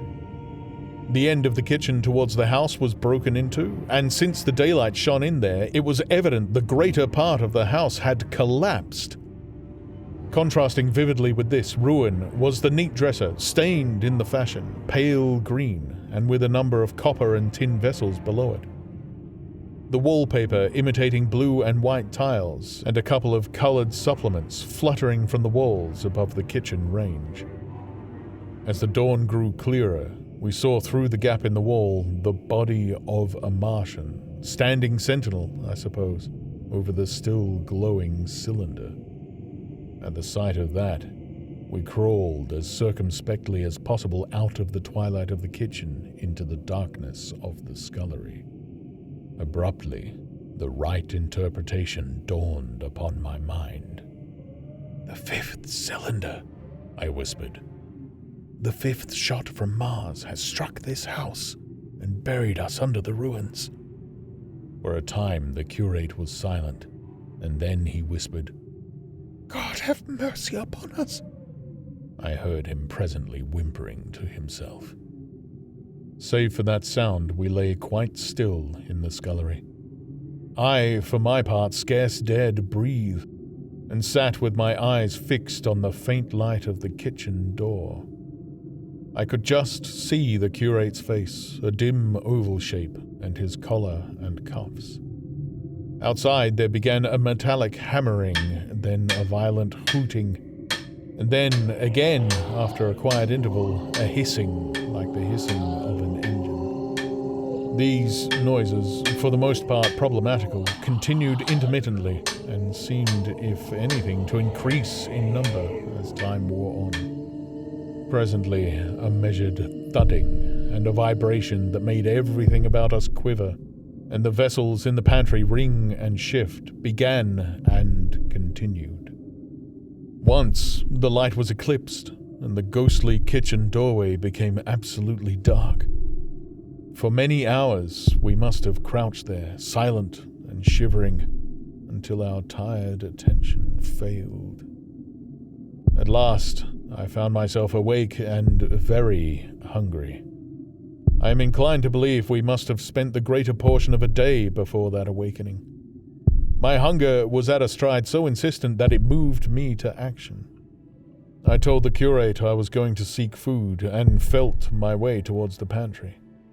He made me no answer, but as soon as I began eating, the faint noise I made stirred him up, and I heard him crawling after me.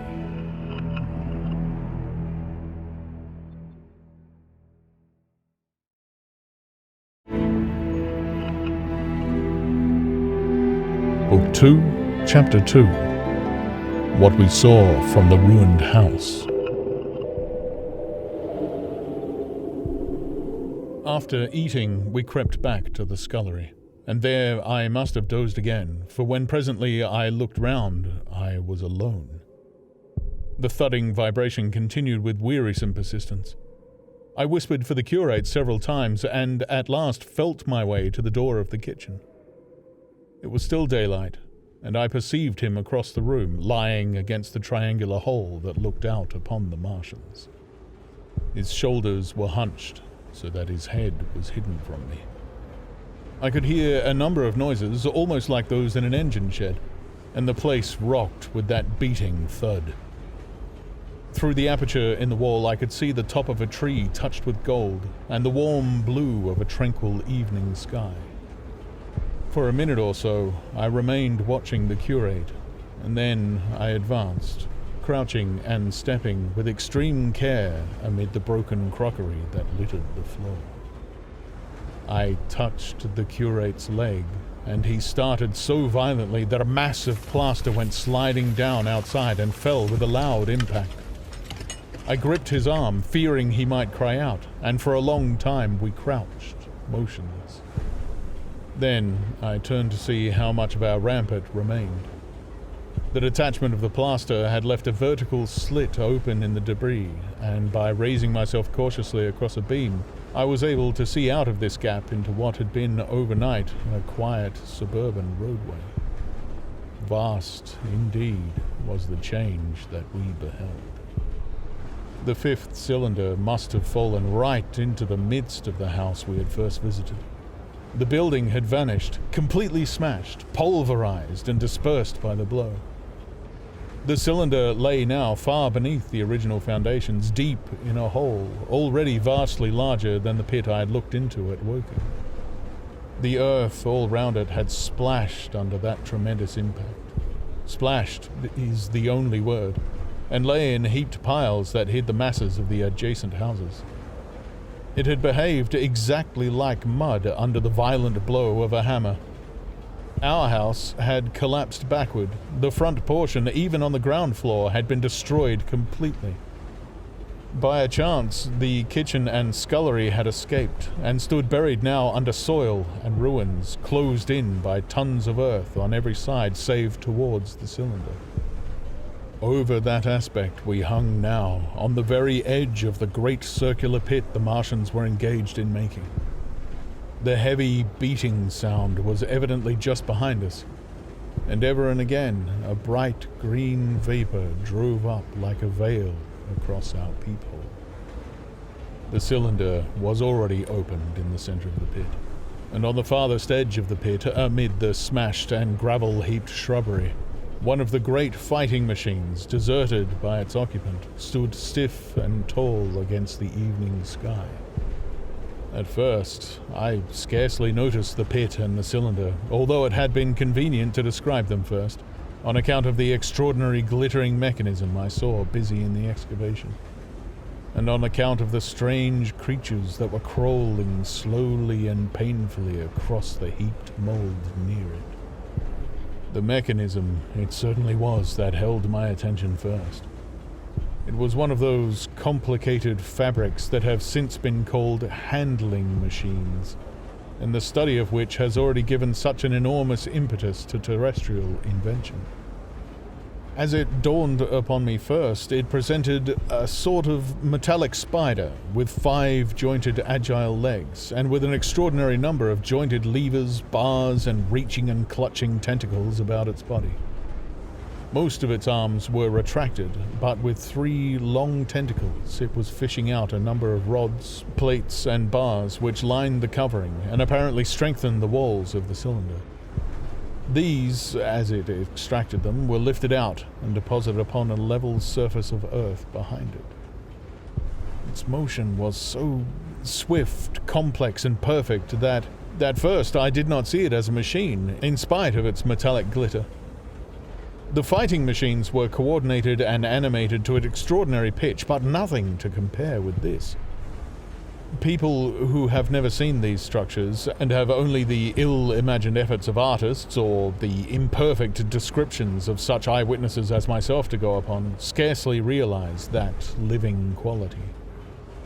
I recall particularly the illustration of one of the first pamphlets to give a consecutive account of the war. The artist had evidently made a hasty study of one of the fighting machines, and there his knowledge ended. He presented them as tilted, stiff tripods, without either flexibility or subtlety, and with an altogether misleading monotony of effect. The pamphlet containing these renderings had a considerable vogue, and I mention them here simply to warn the reader against the impression they may have created. They were no more like the Martians I saw in action than a Dutch doll is like a human being.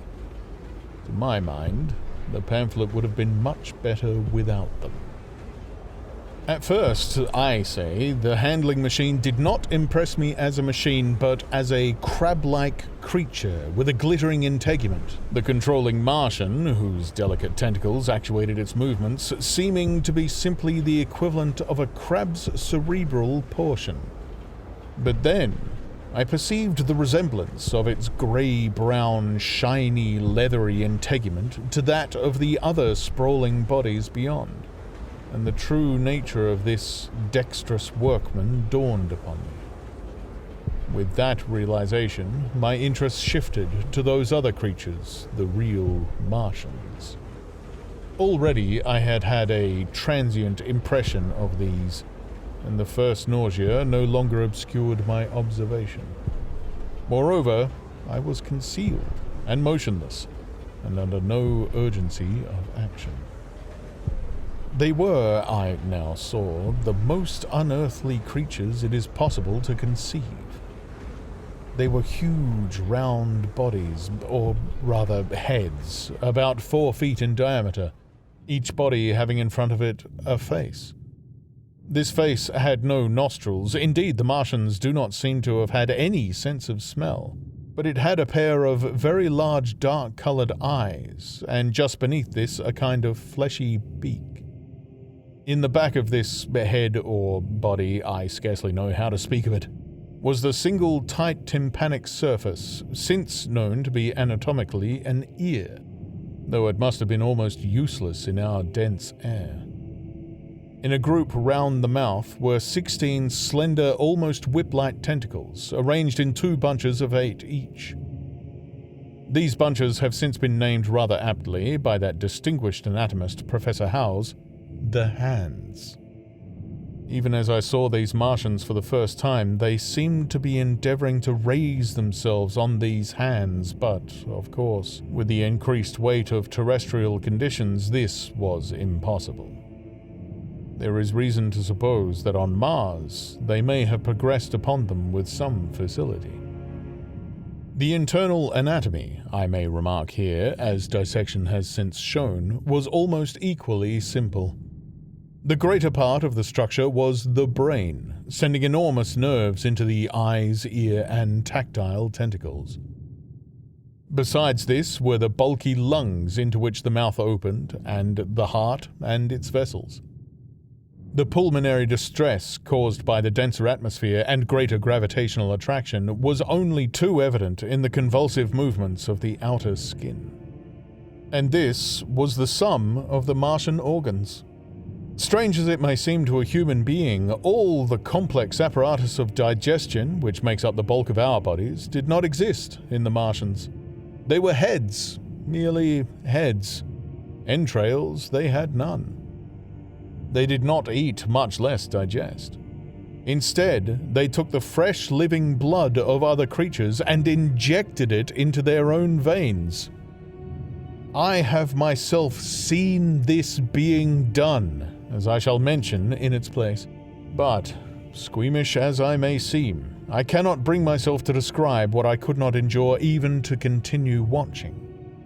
Let it suffice to say, blood obtained from a still living animal, in most cases from a human being, was run directly by means of a little pipette into the recipient canal.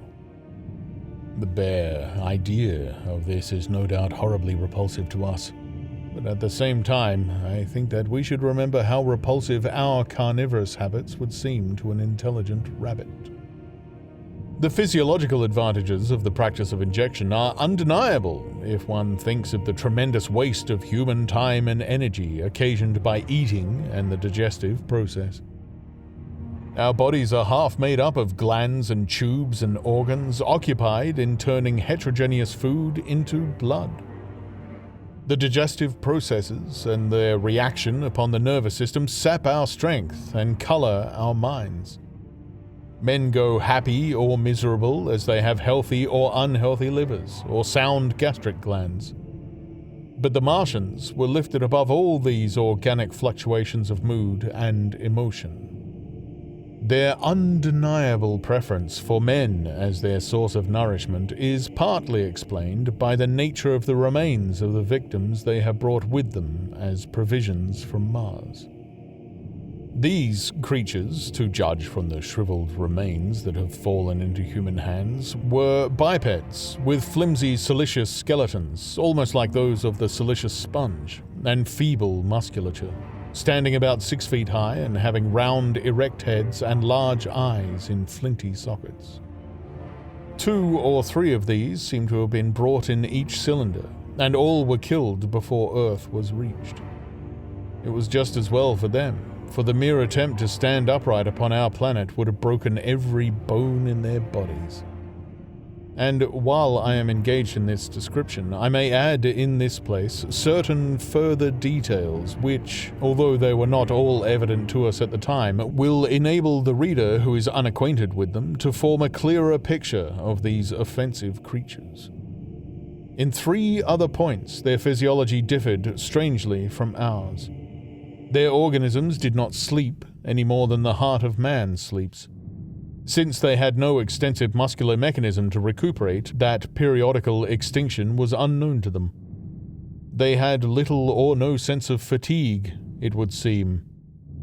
On Earth, they could never have moved without effort, yet even to the last they kept in action. In 24 hours, they did 24 hours of work, as, even on Earth, is perhaps the case with the ants. In the next place, wonderful as it seems in a sexual world, the Martians were absolutely without sex, and therefore without any of the tumultuous emotions that arise from that difference among men. A young Martian, there can now be no dispute, was really born upon Earth during the war, and it was found attached to its parent, partially budded off, just as young lilybuds bud off, or like the young animals in the freshwater polyp.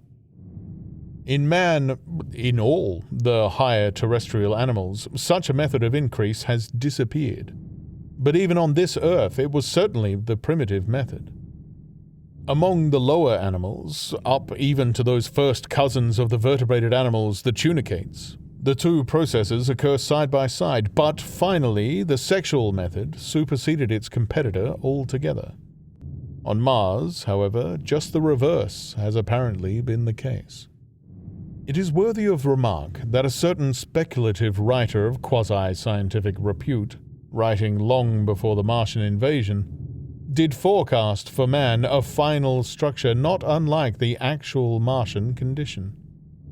His prophecy, I remember, appeared in November or December 1893 in a long-defunct publication, the Pole Mole Budget, and I recall a caricature of it in a pre-Martian periodical called Punch.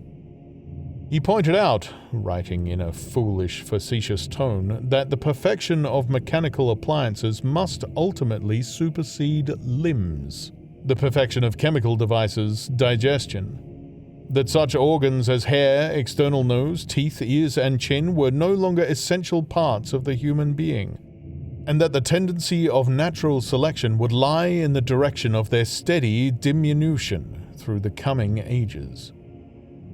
The brain alone remained a cardinal necessity. Only one other part of the body had a strong case for survival, and that was the hand, teacher and agent of the brain. While the rest of the body dwindled, the hands would grow larger. There is many a true word written in jest, and here in the Martians we have beyond dispute the actual accomplishment of such a suppression of the animal side of the organism by the intelligence. To me, it is quite credible that the Martians may have descended from beings not unlike ourselves, by a gradual development of brain and hands, the latter giving rise to the 2 bunches of delicate tentacles at last, at the expense of the rest of the body. Without the body, the brain would, of course, become a mere selfish intelligence, without any of the emotional substratum of the human being. The last salient point in which the systems of these creatures differed from ours was in what one might have thought a very trivial particular. Microorganisms, which cause so much disease and pain on Earth, have either never appeared upon Mars or Martian sanitary science eliminated them ages ago. 100 diseases, all the fevers and contagions of human life, consumption, cancers, tumors, and such morbidities, never entered the scheme of their life. And speaking of the differences between the life on Mars and terrestrial life, I may allude here to the curious suggestions of the red weed. Apparently, the vegetable kingdom in Mars, instead of having green for a dominant color, is of a vivid blood red tint. At any rate, the seeds which the Martians, intentionally or accidentally, brought with them gave rise in all cases to red-colored growths. Only that known popularly as the red weed, however, gained any footing in competition with terrestrial forms. The red creeper was quite a transitory growth, and few people have seen it growing. For a time, however, the red weed grew with astonishing vigor and luxuriance. It spread up the sides of the pit by the 3rd or 4th day of our imprisonment, and its cactus-like branches formed a carmine fringe to the edges of our triangular window. And afterwards, I found it broadcast throughout the country, and especially wherever there was a stream of water. The Martians had what appears to have been an auditory organ, a single round drum at the back of the head body, and eyes with a visual range not very different from ours, except that, according to Phillips, blue and violet were as black to them. It is commonly supposed that they communicated by sounds and tentacular gesticulations. This is asserted, for instance, in the able but hastily compiled pamphlet, written, evidently, by someone not an eyewitness of Martian actions, to which I have already alluded, and which, so far, has been the chief source of information concerning them. Now, no surviving human being saw so much of the Martians in action as I did. I take no credit to myself for an accident, but the fact is so. And I assert that I watched them closely time after time, and that I have seen 4, 5, and once 6 of them sluggishly performing the most elaborately complicated operations together without either sound or gesture. Their peculiar hooting invariably preceded feeding. It had no modulation and was, I believe, in no sense a signal, but merely an expiration of air preparatory to the suctional operation. I have a certain claim to at least an elementary knowledge of psychology, and in this matter I am convinced, as firmly as I am convinced of anything, that the Martians interchanged thoughts without any physical intermediation. And I have been convinced of this in spite of strong preconceptions. Before the Martian invasion, as an occasional reader here or there may remember, I had written with some little vehemence against the telepathic theory. The Martians wore no clothing. Their conceptions of ornament and decorum were necessarily different from ours. And not only were they evidently much less sensible of changes of temperature than we are, but changes of pressure do not seem to have affected their health all that seriously. Yet, though they wore no clothing, it was in the other artificial additions to their bodily resources that their great superiority over man lay. We men, with our bicycles and road skates, our lilienthal soaring machines, our guns and sticks and so forth, are just in the beginning of the evolution that the Martians have worked out. They have become practically mere brains, wearing different bodies according to their needs, just as men wear suits of clothes and take a bicycle in a hurry or an umbrella in the wet. And of their appliances, perhaps nothing is more wonderful to a man than the curious fact that what is the dominant feature of almost all human devices in mechanism is absent. The wheel is absent. Among all the things they brought to Earth, there is no trace or suggestion of their use of wheels. One would have at least expected it in locomotion. And in this connection, it is curious to remark that even on this earth, nature has never hit upon the wheel, or has preferred other expedients to its development. And not only did the Martians either not know of, which is incredible, or abstain from the wheel, but in their apparatus, singularly little use is made of the fixed pivot, or relatively fixed pivot, with circular motions thereabout confined to one plane. Almost all the joints of the machinery present, a complicated system of sliding parts moving over small but beautifully curved friction bearings. And while upon this matter of detail, it is remarkable that the long leverages of their machines are in most cases actuated by a sort of sham musculature of the discs in an elastic sheath. These discs become polarized and drawn closely and powerfully together when traversed by a current of electricity. In this way, the curious parallelism to animal motions, which was so striking and disturbing to the human beholder, was attained. Such quasi-muscles abounded in the crab-like handling machine which, on my first peeping out of the slit, I watched unpacking the cylinder. It seemed infinitely more alive than the actual Martians lying beyond it on the sunset light, panting, stirring ineffectual tentacles, and moving feebly after their vast journey across space. While I was still watching their sluggish motions in the sunlight and noting each strange detail of their form, the curate reminded me of his presence by pulling violently at my arm. I turned to a scowling face and silent, eloquent lips. He wanted the slit, which permitted only one of us to peep through, and so I had to forego watching them for a time while he enjoyed that privilege. When I looked again, the busy handling machine had already put together several of the pieces of apparatus it had taken out of the cylinder into a shape having an unmistakable likeness to its own. And down on the left, a busy little digging mechanism had come into view, emitting jets of green vapor and working its way round the pit, excavating and embanking in a methodical and discriminating manner. This it was which had caused the regular beating noise, and the rhythmic shocks that had kept our ruinous refuge quivering. It piped and whistled as it worked. So far as I could see, the thing was without a directing Martian at all.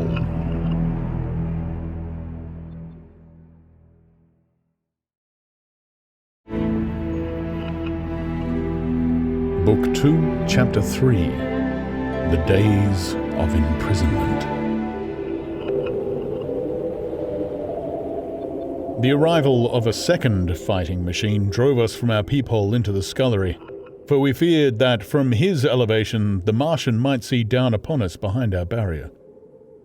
At a later date we began to feel less in danger of their eyes, for to an eye in the dazzle of the sunlight outside, our refuge must have been blank blackness, but at first the slightest suggestion of approach drove us into the scullery in heart-throbbing retreat. Yet, terrible as was the danger we incurred, the attraction of peeping was, for both of us, irresistible. And I recall now with a sort of wonder that, in spite of the infinite danger in which we were between starvation and a still more terrible death, we could yet struggle bitterly for that horrible privilege of sight.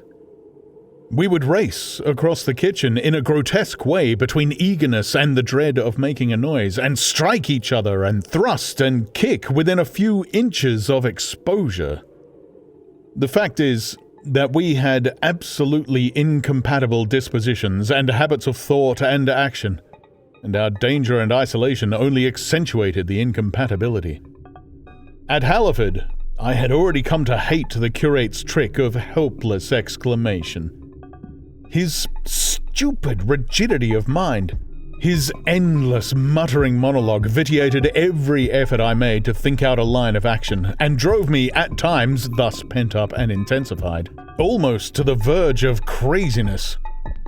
He was as lacking in restraint as a silly woman. He would weep for hours together, And I verily believe that to the very end this spoiled child of life thought his weak tears in some way efficacious. And I would sit in the darkness, unable to keep my mind off him by reason of his importunities.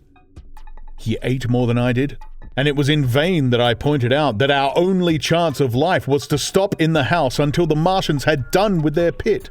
That in that long patience a time might presently come when we should need food. He ate and drank impulsively, in heavy meals, at long intervals. He slept little. As the days wore on, his utter carelessness of any consideration so intensified our distress and danger that I had, much as I loathed doing it, to resort to threats, and at last to blows. That brought him to reason for a time. But he was one of those weak creatures, void of pride, timorous, anemic, hateful souls, full of shifty cunning, who face neither God nor man, who face not even themselves. It is disagreeable for me to recall and write these things, but I set them down that my story may lack nothing. Those who have escaped the dark and terrible aspects of life will find my brutality, my flash of rage in our final tragedy easy enough to blame, for they know what is wrong as well as any, but not what is possible to tortured men. But those who have been under the shadow, who have gone down at last to elemental things, will have a wider charity. And while, within, we fought out our dark, dim contest of whispers, snatched food and drink, and gripped hands and blows, without, in the pitiless sunlight of that terrible June, was the strange wonder, the unfamiliar routine of the Martians in the pit. Let me return to those first new experiences of mine. After a long time, I ventured back to the peephole to find that the newcomers had been reinforced by the occupants of no fewer than 3 of the fighting machines. Those last had brought with them certain fresh appliances that stood in an orderly manner about the cylinder. The second handling machine was now completed, and was busied in serving one of the novel contrivances the big machine had brought. This was a body resembling a milk can in its general form, above which oscillated a pear-shaped receptacle, and from which a stream of white powder flowed into a circular basin below. The oscillatory motion was imparted to this by one tentacle of the handling machine. With 2 spatulate hands, the handling machine was digging out and flinging masses of clay into the pear-shaped receptacle above, while with another arm it periodically opened a door and removed rusty and blackened clinkers from the middle part of the machine. Another steely tentacle directed the powder from the basin along a ribbed channel towards some receiver that was hidden from me by the mound of bluish dust. From this unseen receiver, a little thread of green smoke rose vertically into the quiet air. As I looked, the handling machine, with a faint and musical clinking, extended, telescopic fashion, a tentacle that had been a moment before a mere blunt projection, until its end was hidden behind the mound of clay. In another second, it had lifted a bar of white aluminium into sight, untarnished as yet, and shining dazzlingly, and deposited it into a growing stack of bars that stood at the side of the pit. Between sunset and starlight, this dexterous machine must have made more than 100 such bars out of the crude clay, and the mound of bluish dust rose steadily until it topped the side of the pit. The contrast between the swift and complex movements of these contrivances and the inert, painting clumsiness of their masters was acute, and for days I had to tell myself repeatedly that these latter were indeed the living of the 2 things. The curate had possession of the slit when the first men were brought to the pit. I was sitting below, huddled up, listening with all my ears. He made a sudden movement backwards, and I, fearful that we were observed, crouched in a spasm of terror. He came sliding down the rubbish and crept beside me in the darkness, inarticulate, gesticulating, and for a moment I shared his panic.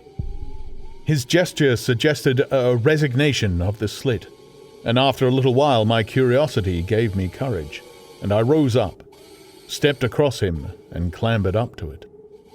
At first, I could see no reason for his frantic behavior. The twilight had now come, the stars were little and faint, but the pit was illuminated by the flickering green fire that came from the aluminium making. The whole picture was a flickering scheme of green gleams and shifting rusty black shadows, strangely trying to the eyes. Over and through it all went the bats, heeding it not at all. The sprawling Martians were no longer to be seen. The mound of blue-green powder had risen to cover them from sight, and a fighting machine, with its legs contracted, crumpled, and abbreviated, stood across the corner of the pit. And then, amid the clangor of the machinery, came a drifting suspicion of human voices that I entertained at first only to dismiss. I crouched, watching this fighting machine closely, satisfying myself now for the first time that the hood did indeed contain a Martian. As the green flames lifted, I could see the oily gleam of his integument and the brightness of his eyes.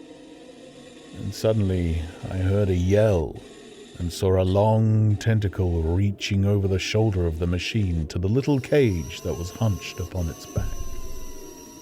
Then something struggling violently, was lifted high against the sky, a black, vague enigma against the starlight. And as this black object came down again, I saw by the green brightness that it was a man. For an instant he was clearly visible. He was a stout, ruddy, middle-aged man, well-dressed. 3 days before, he must have been walking the world, a man of considerable consequence.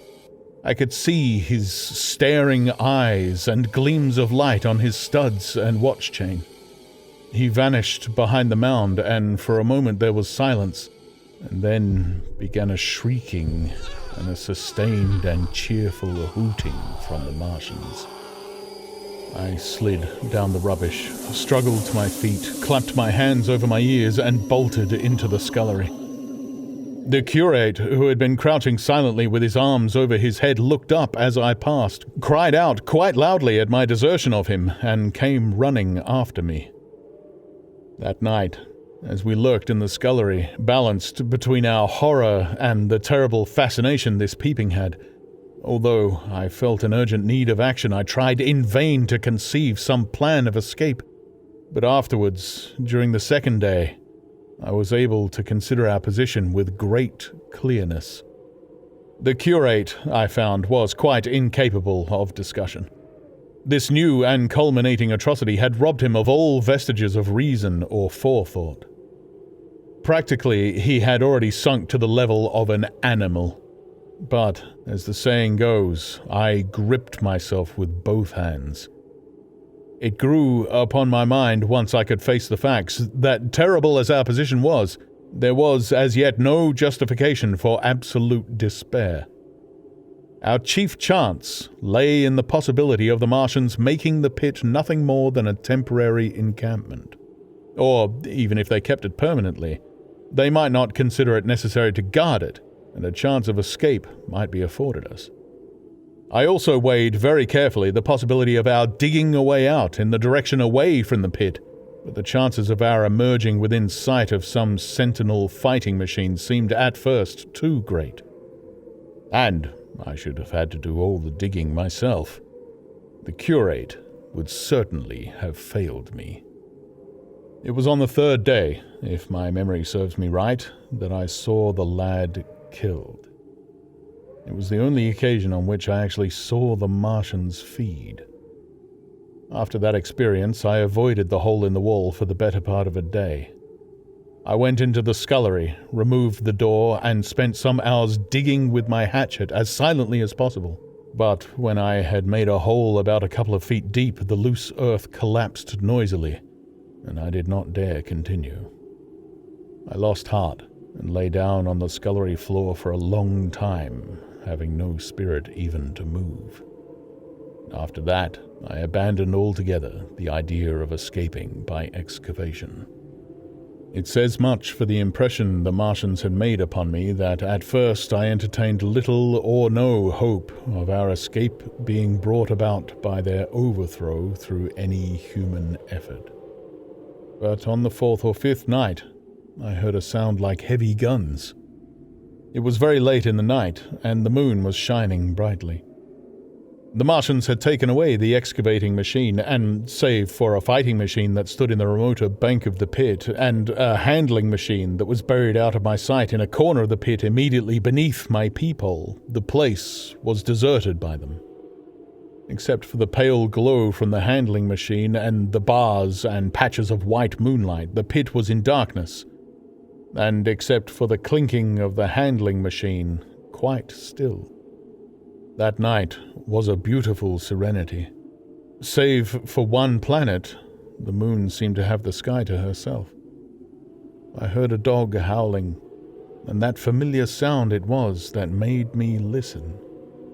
Then I heard, quite distinctly, a booming exactly like the sound of great guns.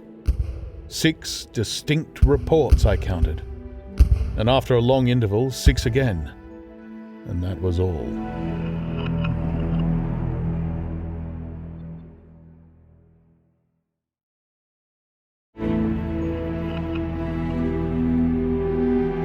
Book 2, Chapter 4, The Death of the Curate.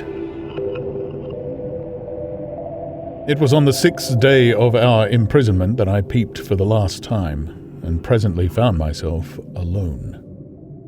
Instead of keeping close to me and trying to oust me from the slit, the curate had gone back into the scullery. I was struck by a sudden thought. I went back quickly and quietly into the scullery. In the darkness, I heard the curate drinking. I snatched in the darkness, and my fingers caught a bottle of Burgundy. For a few minutes, there was a tussle. The bottle struck the floor and broke, and I desisted and rose. We stood panting and threatening each other. In the end, I planted myself between him and the food, and told him of my determination to begin a discipline. I divided the food in the pantry into rations to last us 10 days. I would not let him eat any more that day. In the afternoon, he made a feeble effort to get at the food. I had been dozing, but in an instant I was awake. All day and all night we sat face to face, I weary but resolute, and he weeping and complaining of his immediate hunger. It was, I know, a night and a day, but to me it seems now, an interminable length of time. And so our widened incompatibility ended at last in open conflict. For 2 vast days we struggled in undertones and wrestling contests.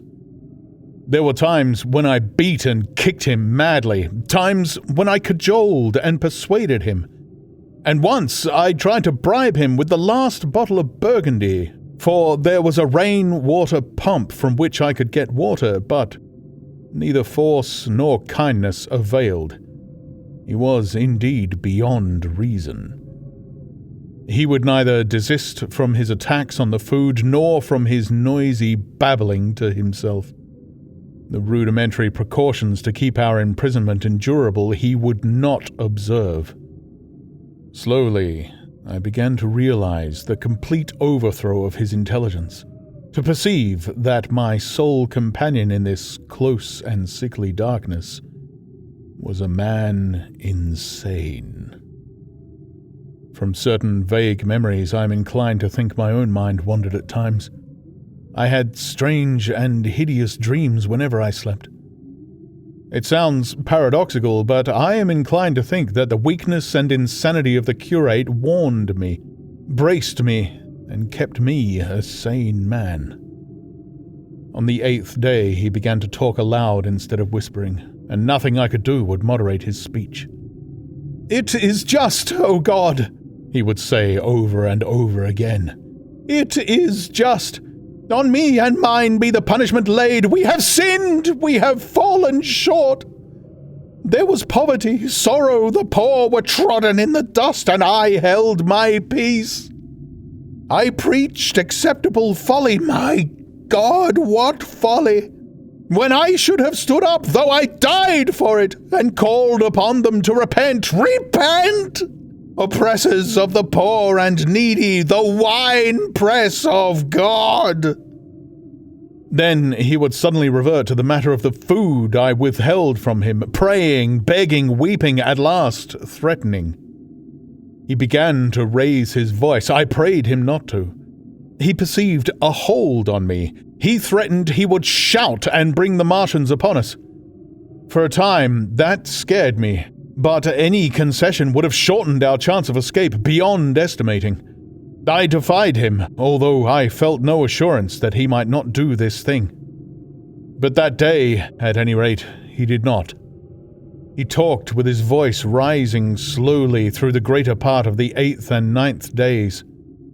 Threats, entreaties mingled with a torrent of half-sane and always frothy repentance for his vacant sham of God's service, such as made me pity him.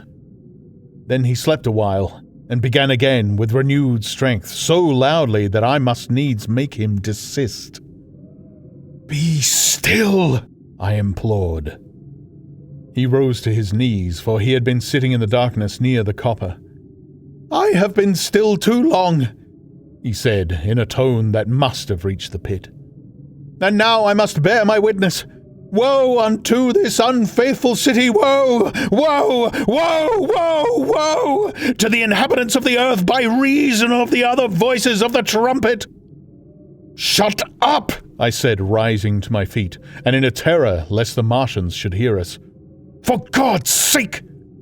"Nay!" shouted the curate at the top of his voice, standing likewise and extending his arms. "Speak! The word of the Lord is upon me!" In 3 strides he was at the door leading into the kitchen. "I must bear my witness! I go! It has already been too long delayed!" I put out my hand and felt the meat chopper hanging to the wall. In a flash I was after him. I was fierce with fear. Before he was halfway across the kitchen, I had overtaken him. With one last touch of humanity, I turned the blade back and struck him with the butt. He went headlong forward and lay stretched on the ground. I stumbled over him and stood panting. He lay still. Suddenly, I heard a noise without. A run and smash of slipping plaster, and the triangular aperture in the wall was darkened. I looked up and saw the lower surface of a handling machine coming slowly across the hole. One of its gripping limbs curled amid the debris. Another limb appeared, feeling its way over the fallen beams.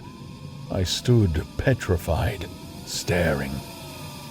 Then I saw through a sort of glass plate near the edge of the body, the face, as we may call it, and the large dark eyes of a Martian peering. And then a long metallic snake of tentacle came feeling slowly through the hole. I turned by an effort, stumbled over the curate, and stopped at the scullery door. The tentacle was now some way, 2 yards or more, in the room, and twisting and turning with queer, sudden movements this way and that. For a while I stood fascinated by that slow, fitful advance. Then, with a faint, hoarse cry, I forced myself across the scullery. I trembled violently. I could scarcely stand upright. I opened the door of the coal cellar and stood there in the darkness, staring at the faintly lit doorway into the kitchen and listening. Had the Martian seen me? What was it doing now? Something was moving to and fro there very quietly. Every now and then it tapped against the wall, or started on its movements with a faint metallic ringing, like the movements of keys on a split ring. Then, a heavy body, I knew too well what, was dragged across the floor of the kitchen towards the opening. Irresistibly attracted, I crept to the door and peeped into the kitchen. In the triangle of bright outer sunlight, I saw the Martian in its Briareus of a handling machine scrutinizing the curate's head.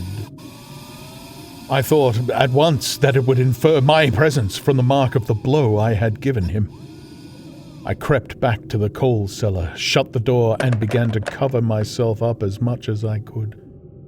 And as noiselessly as possible in the darkness, among the firewood and coal therein. Every now and then I paused, rigid, to hear if the Martian had thrust its tentacles through the opening again. Then the faint metallic jingle returned. I traced it, slowly feeling over the kitchen. Presently I heard it nearer, in the scullery, as I judged. I thought that its length might be insufficient to reach me. I prayed copiously. It passed, scraping faintly across the cellar door. An age of almost intolerable suspense intervened. Then I heard it fumbling at the latch. It had found the door. The Martians understood doors. It worried at the catch for a minute, perhaps, and then the door opened. In the darkness, I could just see the thing, like an elephant's trunk more than anything else, waving towards me and touching and examining the walls, coals, wood, and ceiling. It was like a black worm swaying its blind head to and fro. Once, even, it touched the heel of my boot. I was on the verge of screaming. I bit my hand. For a time, the tentacle was silent. I could have fancied it had been withdrawn. Presently, with an abrupt click, it gripped something. I thought it had me, and seemed to go out of the cellar again. For a minute, I was not sure. Apparently, it had taken a lump of coal to examine. I seized the opportunity of slightly shifting my position, which had become cramped, and then listened. I whispered passionate prayers for safety. Then I heard the slow, deliberate sound creeping towards me again. Slowly, slowly it drew near, scratching against the walls and tapping the furniture. While I was still doubtful, it rapped smartly against the cellar door and closed it. I heard it go into the pantry, and the biscuit tins rattled and a bottle smashed, and then came a heavy bump against the cellar door. Then silence that passed into an infinity of suspense. Had it gone? At last, I decided that it had. It came into the scullery no more, but I lay all the 10th day in the close darkness, buried among coals and firewood, not daring even to crawl out for the drink for which I craved.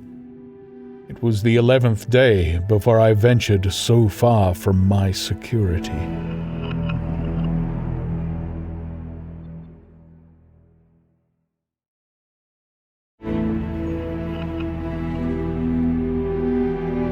Book 2, Chapter 5, The Stillness.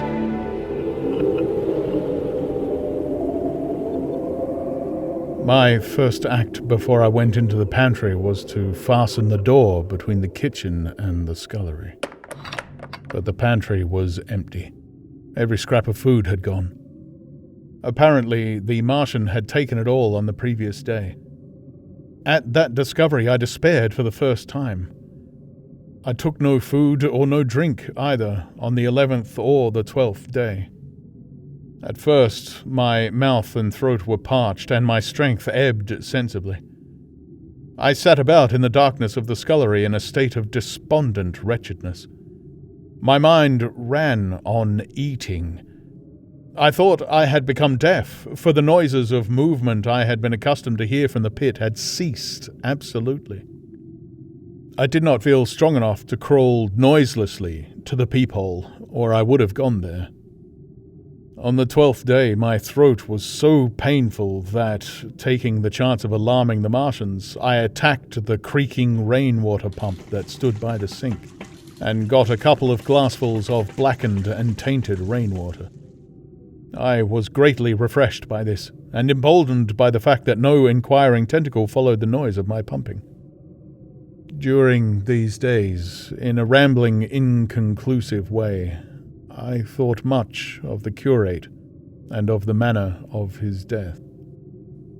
On the 13th day I drank some more water and dozed and thought disjointedly of eating and of vague, impossible plans of escape. Whenever I dozed, I dreamed of horrible phantasms, of the death of the curate or of sumptuous dinners. But asleep or awake, I felt a keen pain that urged me to drink again and again. The light that came into the scullery was no longer grey but red. To my disordered imagination, it seemed the colour of blood. On the 14th day, I went into the kitchen, and I was surprised to find that the fronds of the red weed had grown right across the hole in the wall, turning the half-light of the place into a crimson-coloured obscurity. It was early on the 15th day that I heard a curious, familiar sequence of sounds in the kitchen, and, listening, identified it as the snuffling and scratching of a dog. Going into the kitchen, I saw a dog's nose peering in through a break among the ruddy fronds. This greatly surprised me. At the scent of me, he barked shortly. I thought, if I could induce him to come into the place quietly, I should be able, perhaps, to kill and eat him. And in any case, it would be advisable to kill him, lest his actions attracted the attention of the Martians. I crept forward, saying, "Good dog," very softly, but he suddenly withdrew his head and disappeared. I listened. I was not deaf, but certainly the pit was still. I heard a sound like the flutter of a bird's wings and a horse croaking, but that was all. For a long while I lay close to the peephole, not daring to move aside the red plants that obscured it.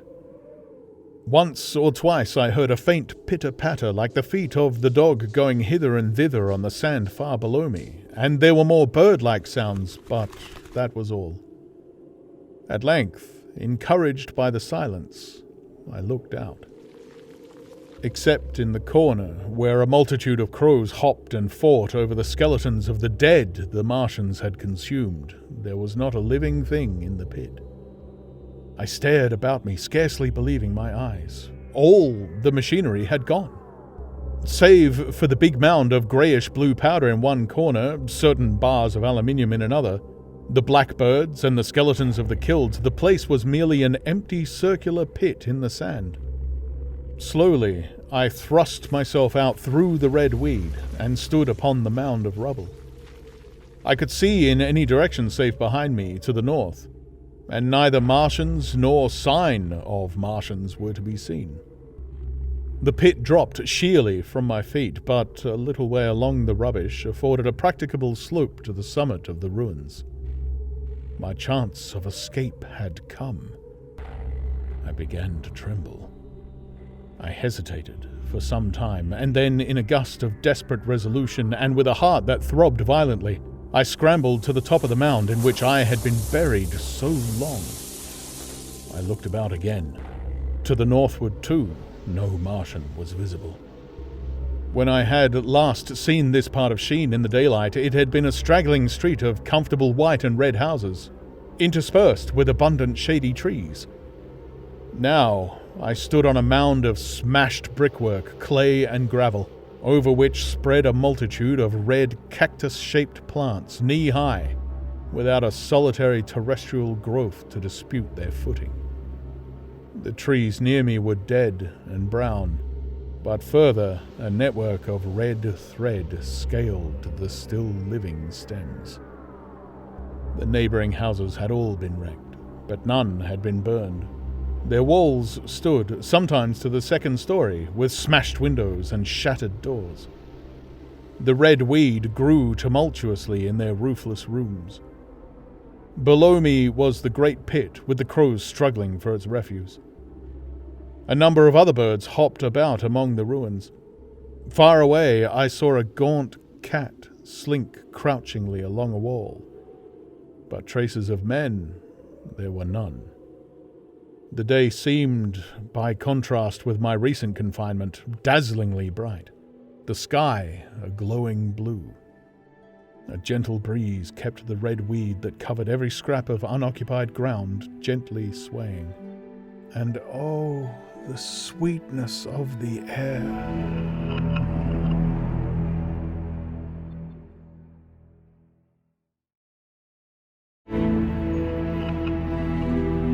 Book 2, Chapter 6. The Work of 15 Days.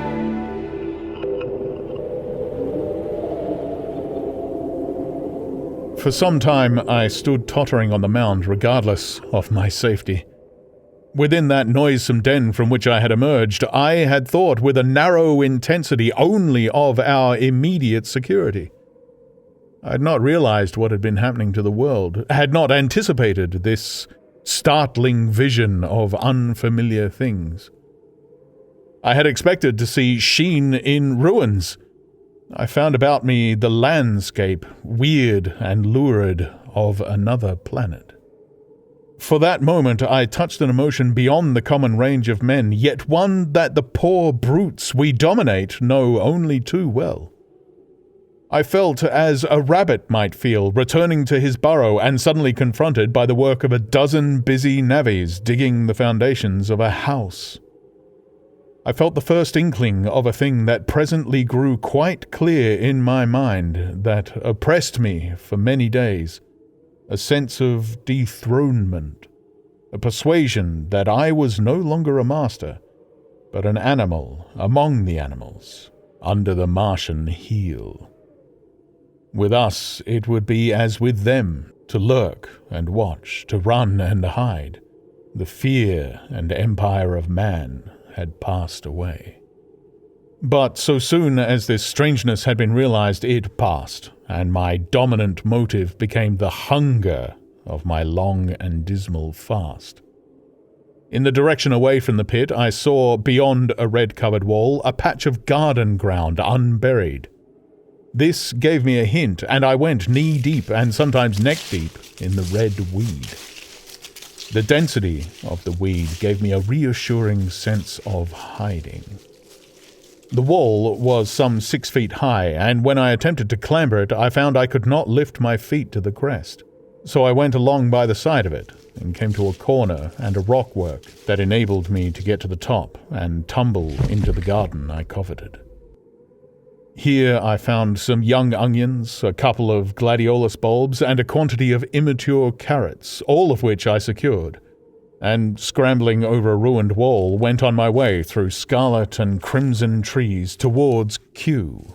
It was like walking through an avenue of gigantic blood drops, possessed with two ideas: to get more food, and to limp as soon and as far as my strength permitted, out of this accursed unearthly region of the pit.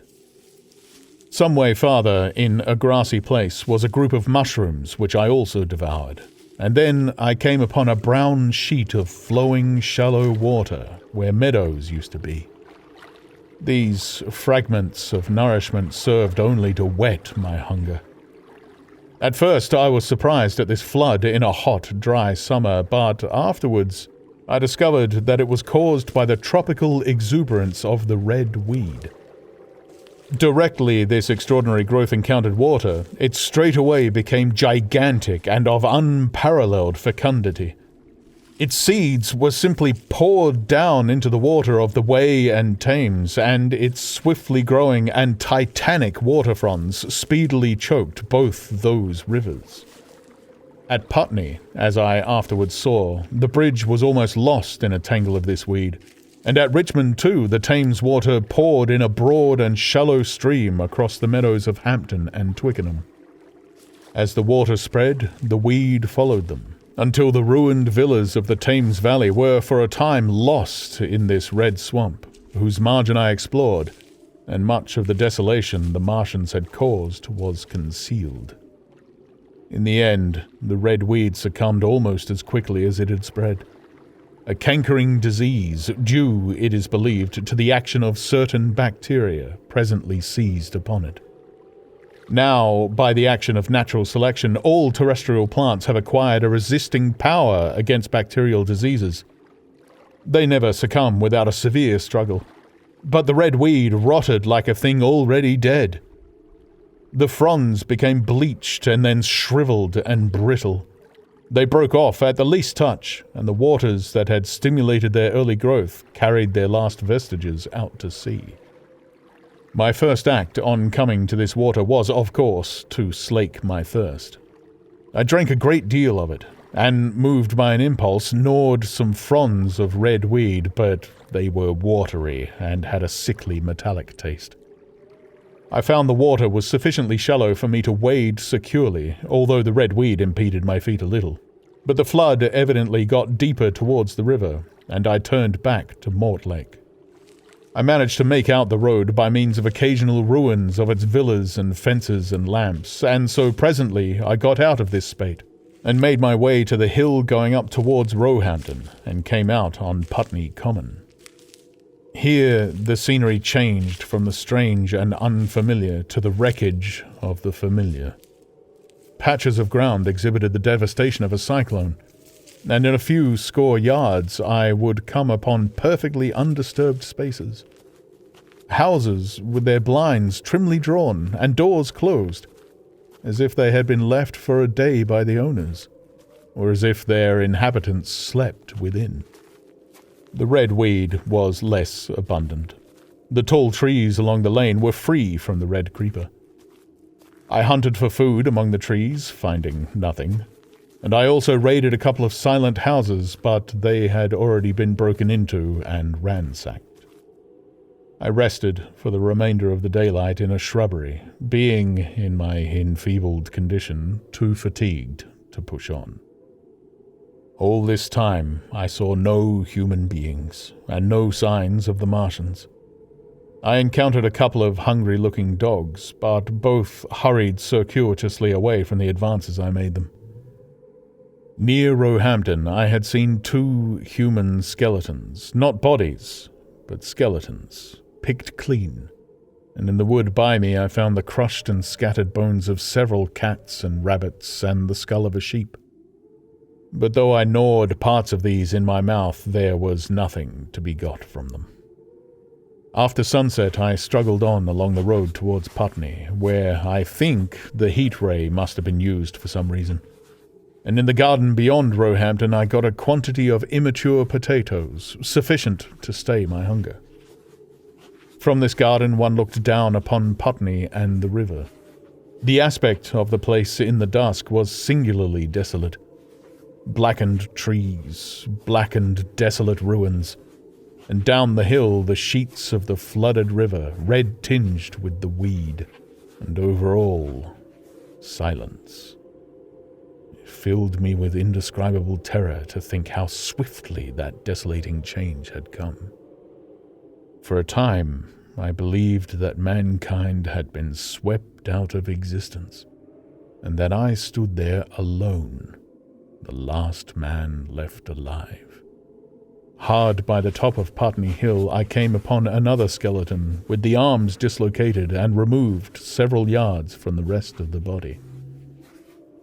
As I proceeded, I became more and more convinced that the extermination of mankind was, save for such stragglers as myself, already accomplished in this part of the world. The Martians, I thought, had gone on and left the country desolated, seeking food elsewhere. Perhaps even now they were destroying Berlin or Paris, or it might be they had gone northward.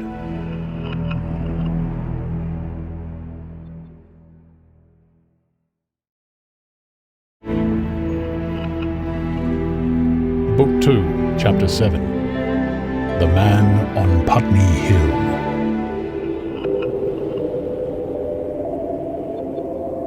I spent that night in the inn that stands at the top of Putney Hill, sleeping in a made bed for the first time since my flight to Leatherhead. I will not tell you the needless trouble I had breaking into that house. Afterwards I found the front door was on the latch, nor how I ransacked every room for food. until just on the verge of despair, in what seemed to me to be a servant's bedroom, I found a rat-gnawed crust and 2 tins of pineapple. The place had already been searched and emptied. In the bar, I afterwards found some biscuits and sandwiches that had been overlooked. The latter I could not eat, they were too rotten, but the former not only stayed my hunger, but filled my pockets. I lit no lamps, fearing some Martian might come beating that part of London for food in the night. Before I went to bed, I had an interval of restlessness, and prowled from window to window, peering out for some sign of these monsters. I slept little. As I lay in bed, I found myself thinking consecutively, a thing I do not remember to have done since my last argument with the curate. During all the intervening time, my mental condition had been a hurrying succession of vague emotional states, or a sort of stupid receptivity. But in the night, my brain, reinforced, I suppose, by the food I had eaten, grew clear again, and I thought. 3 things struggled for possession of my mind: the killing of the curate, the whereabouts of the Martians, and the possible fate of my wife. The former gave me no sensation of horror or remorse to recall. I saw it simply as a thing done, a memory infinitely disagreeable but quite without the quality of remorse. I saw myself then, as I see myself now, driven step by step towards that hasty blow, the creature of a sequence of accidents leading inevitably to that. I felt no condemnation, yet the memory, static, unprogressive, haunted me. In the silence of the night, with that sense of the nearness of God that sometimes comes into the stillness and the darkness, I stood my trial, my only trial, for that moment of wrath and fear. I retraced every step of our conversation from the moment when I had found him crouching beside me, heedless of my thirst, and pointing to the fire and smoke that streamed up from the ruins of Weybridge. We had been incapable of cooperation. Grim chance had taken no heed of that. Had I foreseen, I should have left him at Halliford, but I did not foresee, and crime is to foresee and do. And I set this down, as I have set all this story down, as it was. There were no witnesses. All these things I might have concealed, but I set it down, and the reader must form his judgment as he will. And when, by an effort, I had set aside that picture of a prostrate body, I faced the problem of the Martians and the fate of my wife. For the former, I had no data. I could imagine 100 things, and so, unhappily, I could for the latter. And suddenly that night became terrible. I found myself sitting up in bed, staring at the dark. I found myself praying that the heat ray might have suddenly and painlessly struck her out of being. Since the night of my return from Leatherhead, I had not prayed. I had uttered prayers, fetish prayers, had prayed as heathens mutter charms when I was in extremity, but now I prayed indeed, pleading steadfastly and sanely, face to face with the darkness of God. Strange night. Strangest in this, that so soon as dawn had come, I, who had talked with God, crept out of the house like a rat leaving its hiding place. A creature scarcely larger, an inferior animal, a thing that for any passing whim of our masters might be hunted and killed. Perhaps they also prayed confidently to God. Surely, if we have learned nothing else, this war has taught us pity. Pity for those witless souls that suffer our dominion. The morning was bright and fine, and the eastern sky glowed pink and was fretted with little golden clouds. In the road that runs from the top of Putney Hill to Wimbledon was a number of poor vestiges of the panicked torrent that must have poured Londonward on the Sunday night after the fighting began. There was a little 2-wheeled cart inscribed with the name of Thomas Lobb, greengrocer, New Malden, with a smashed wheel and an abandoned tin trunk. There was a straw hat trampled into the now hardened mud, and at the top of West Hill a lot of blood-stained glass about the overturned water trough. My movements were languid, my plans of the vaguest.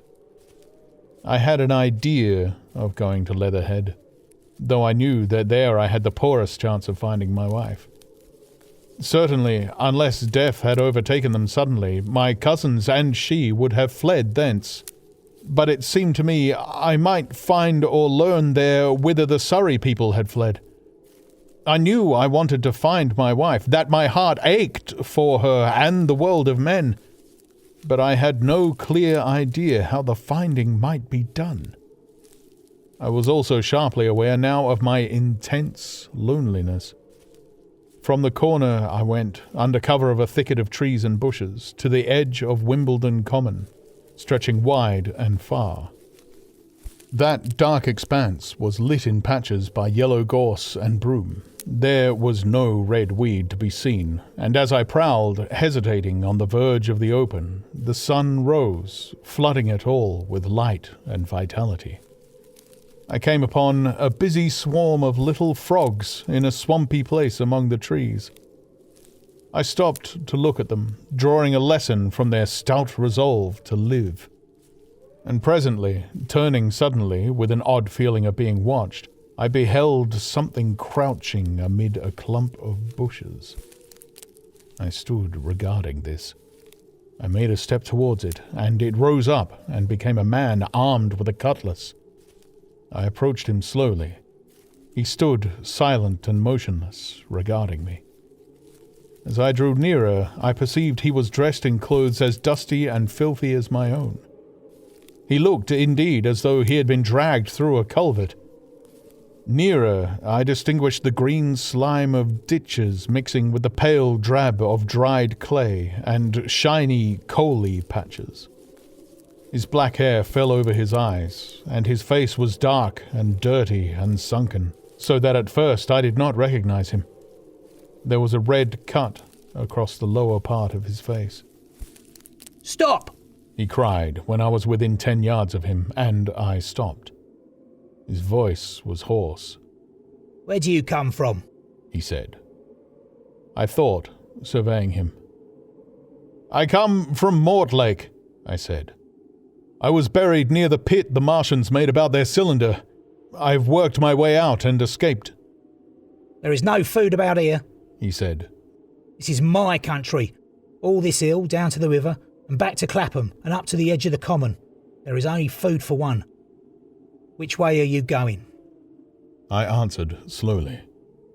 "I don't know," I said. "I've been buried in the ruins of a house 13 or 14 days. I don't know what has happened." He looked at me doubtfully, then started and looked with a changed expression. "I've no wish to stop about here," said I. "I think I shall go to Leatherhead, for my wife was there." He shot out a pointing finger. "It is you," said he. "The man from Woking. And you weren't killed at Weybridge?" I recognized him at the same moment. "You are the artilleryman who came into my garden." "Good luck," he said. "We are lucky ones. Fancy you." He put out a hand and I took it. "I crawled up a drain," he said. "but they didn't kill everyone. And after they went away, I got off towards Walton across the fields. But it's not 16 days altogether, and your hair is grey." He looked over his shoulder suddenly. "Only a rook," he said. "One gets to know that birds have shadows these days. This is a bit open. Let us crawl under those bushes and talk." "Have you seen any Martians?" I said. "Since I crawled out." "They've gone away across London," he said. "I guess they've got a bigger camp there. Of a night, all over there, Hampstead way, the sky is alive with their lights. It's like a great city, and in the glare you can just see them moving. By daylight you can't, but nearer, I haven't seen them..." He counted on his fingers. 5 days. Then I saw a couple across Hammersmith way carrying something big, and the night before last..." He stopped and spoke impressively. "It was just a matter of lights, but it was something up in the air. I believe they've built a flying machine, and are learning to fly." I stopped, on hands and knees, for we had come to the bushes. "Fly?" "Yes. he said. Fly! I went on into a little bower and sat down. It is all over with humanity, I said. If they can do that, they'll simply go round the world. He nodded. They will. But it will relieve things over here a bit. And besides... He looked at me. Aren't you satisfied it is up with humanity? I am. We're down. We're beat. I stared. Strange as it may seem, I had not arrived at this fact. A fact perfectly obvious so soon as he spoke. I had still held a vague hope. Rather, I had kept a lifelong habit of mind. He repeated his words. We're beat. They carried absolute conviction. It's all over, he said. They've lost one, just one, and they've made their footing good and crippled the greatest power in the world. They've walked all over us. The death of that one at Weybridge was an accident. These are only pioneers. They kept on coming. These green stars, I've seen none these 5 or 6 days, but I've no doubt they're falling somewhere every night. Nothing's to be done. We're under. We're beat. I made him no answer. I sat staring before me, trying in vain to devise some countervailing thought. This isn't a war, said the artilleryman. Never was a war, any more than there's war between man and ants. Suddenly, I recalled the night in the observatory. After the 10th shot, they fired no more, at least until the first cylinder came. How do you know? Said the artilleryman. I explained. He thought. Something wrong with the gun, he said. But what if there is? They'll get it right again. And even if there's a delay, how can it alter the end? It's just men and ants. There's the ants, build their cities, live their lives, have wars, revolutions, until the men want them out of the way, and then they go out of the way. That's what we are now, just ants. Only... Yes, I said. We're eatable ants. We sat looking at each other. And what will they do with us? I said. That's what I've been thinking, he said.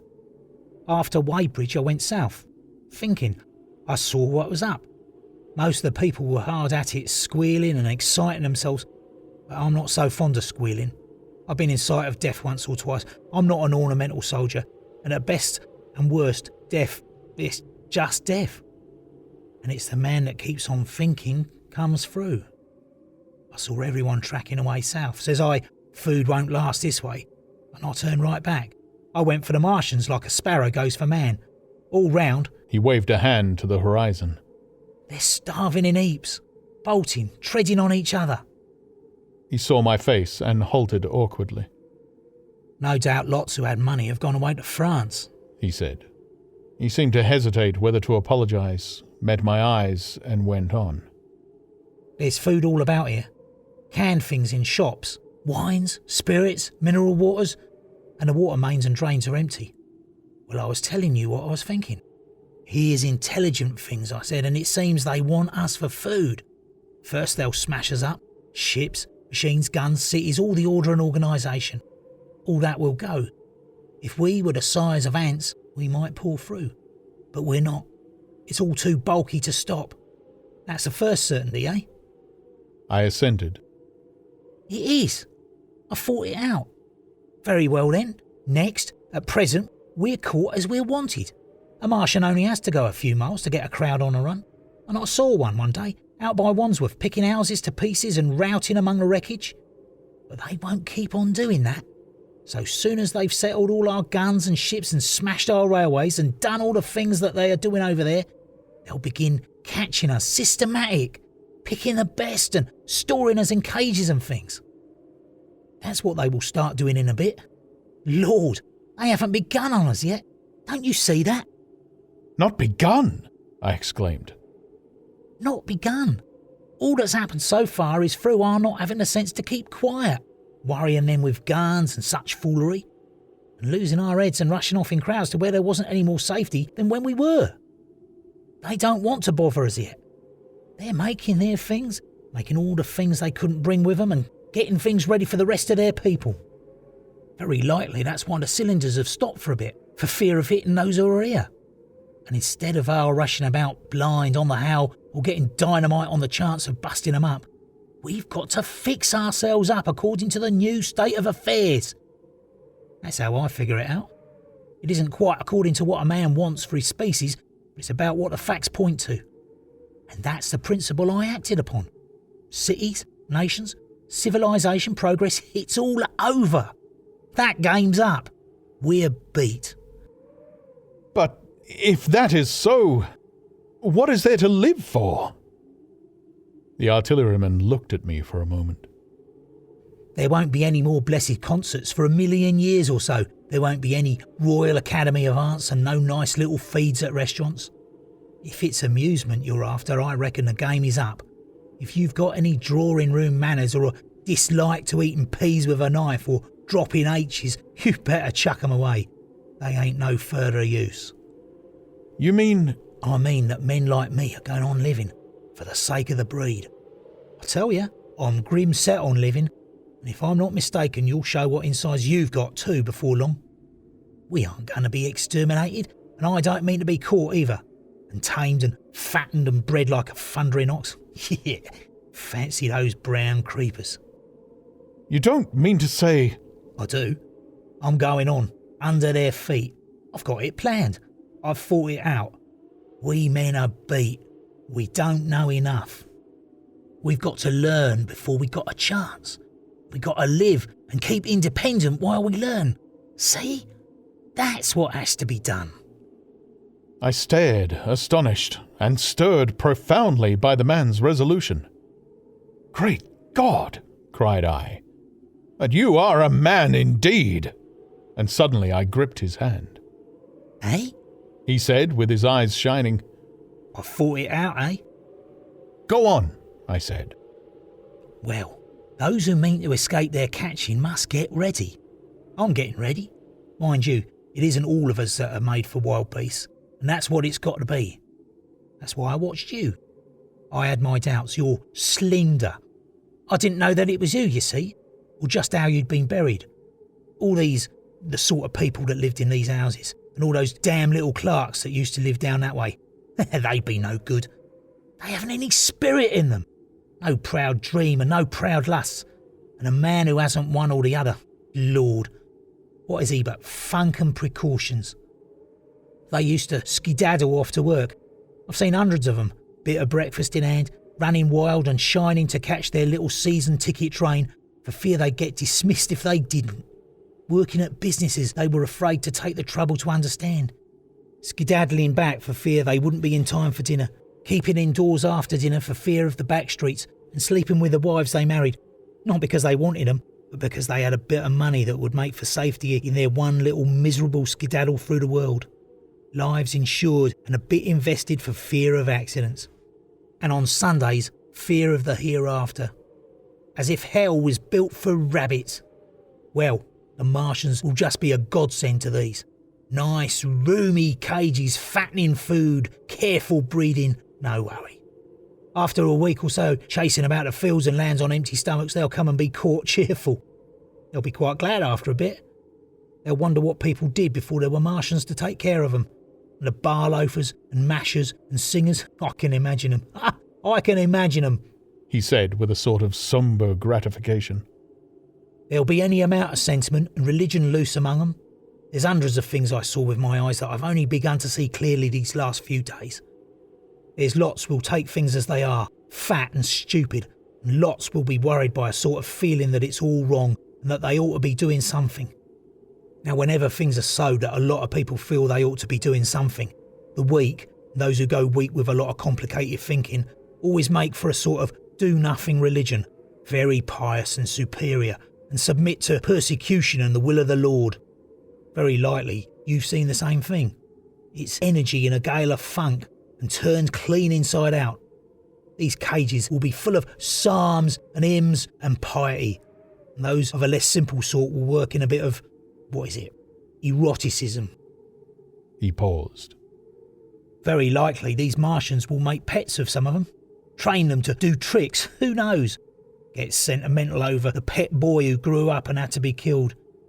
Some maybe they'll train to hunters. No, I cried. That's impossible. No human being... What's the good of going on with such lies? Said the artilleryman. There's men who do it cheerful. What nonsense to pretend there isn't. And I succumbed to his conviction. If they come after me, he said. Lord, if they come after me. And subsided into a grim meditation. I sat, contemplating these things. I could find nothing to bring against this man's reasoning. In the days before the invasion, no one would have questioned my intellectual superiority to his.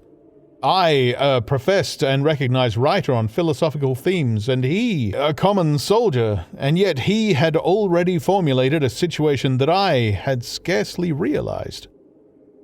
"What are you doing?" I said presently. "What plans have you made?" He hesitated.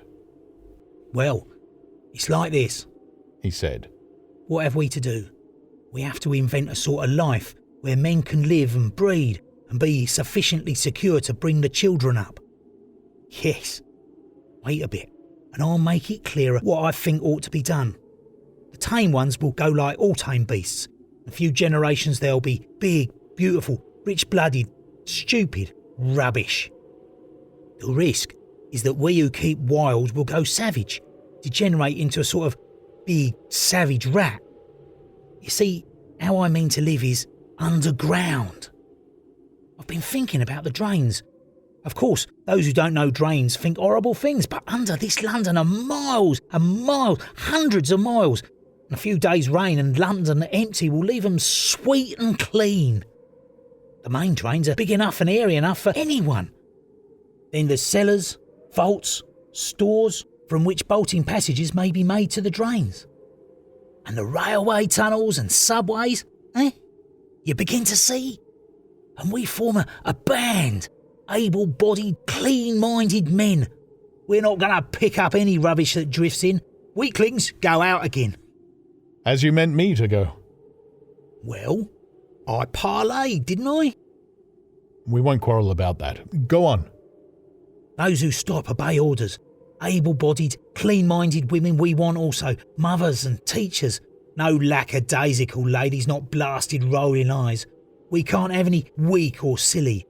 Life is real again, and the useless and the cumbersome and mischievous have to die. They ought to die.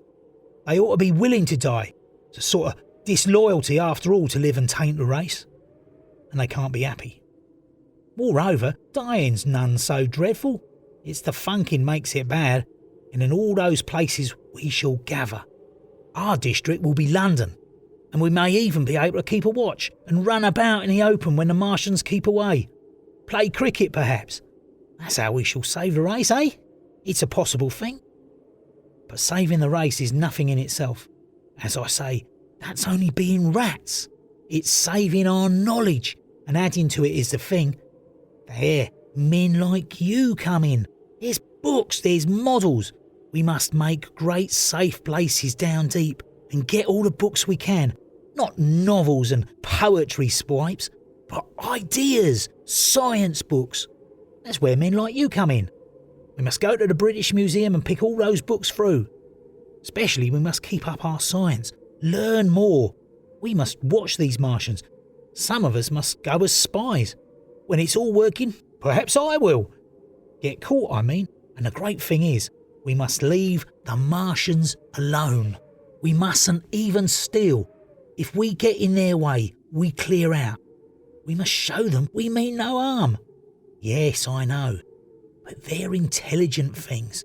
They won't hunt us down if they have all they want and think we're just harmless vermin.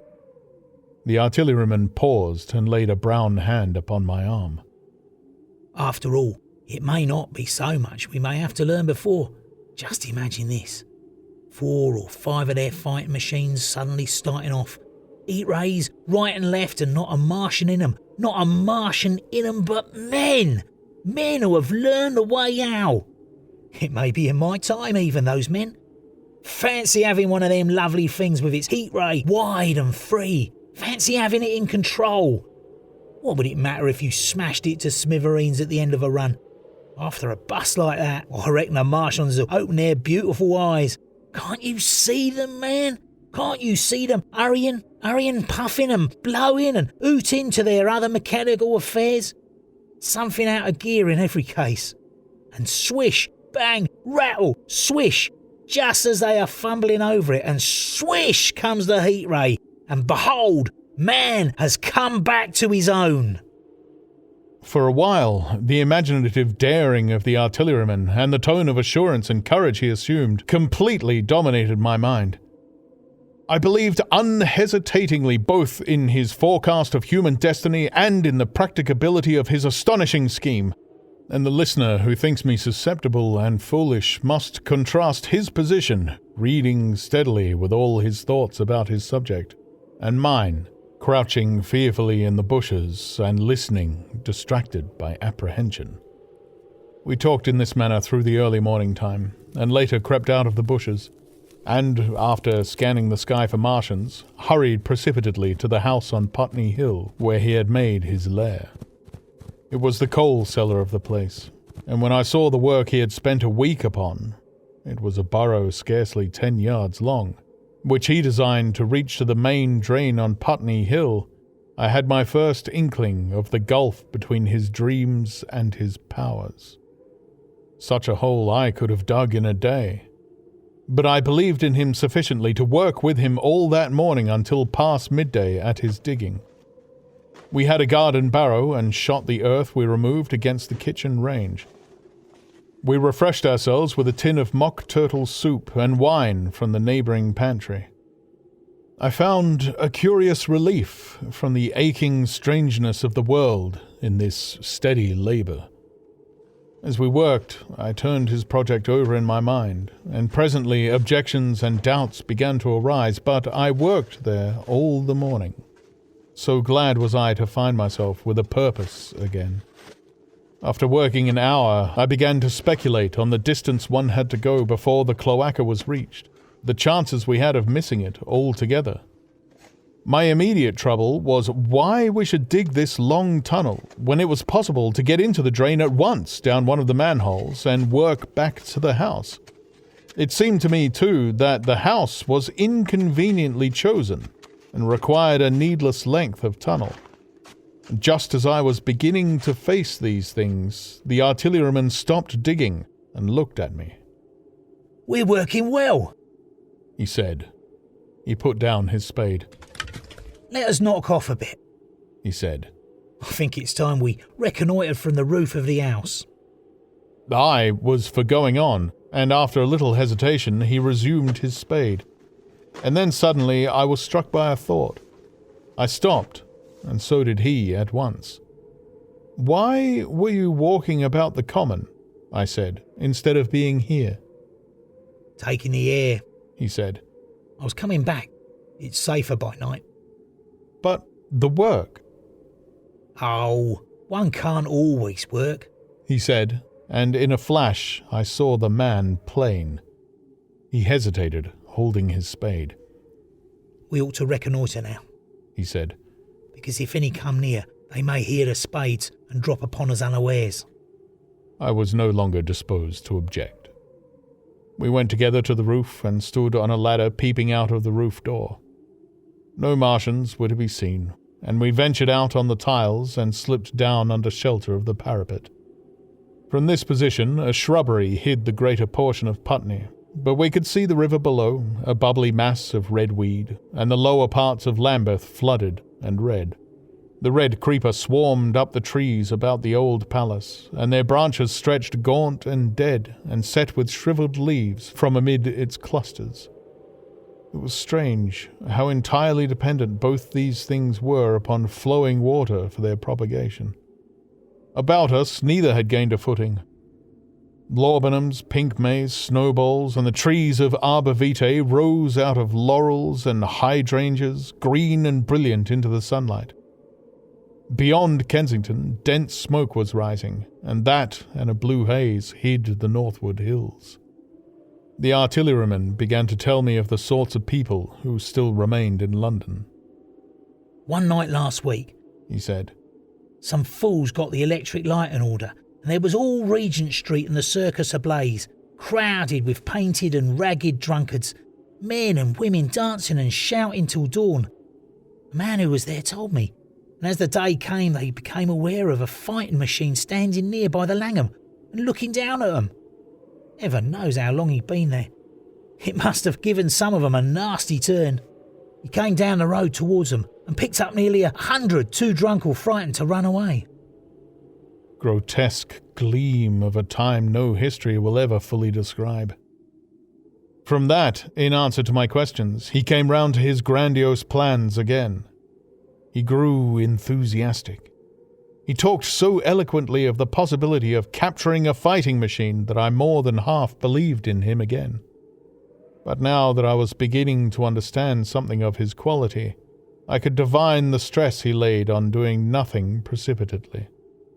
I noted that now there was no question that he personally was to capture and fight the great machine. After a time, we went down to the cellar. Neither of us seemed disposed to resume digging, and when he suggested a meal, I was nothing loath.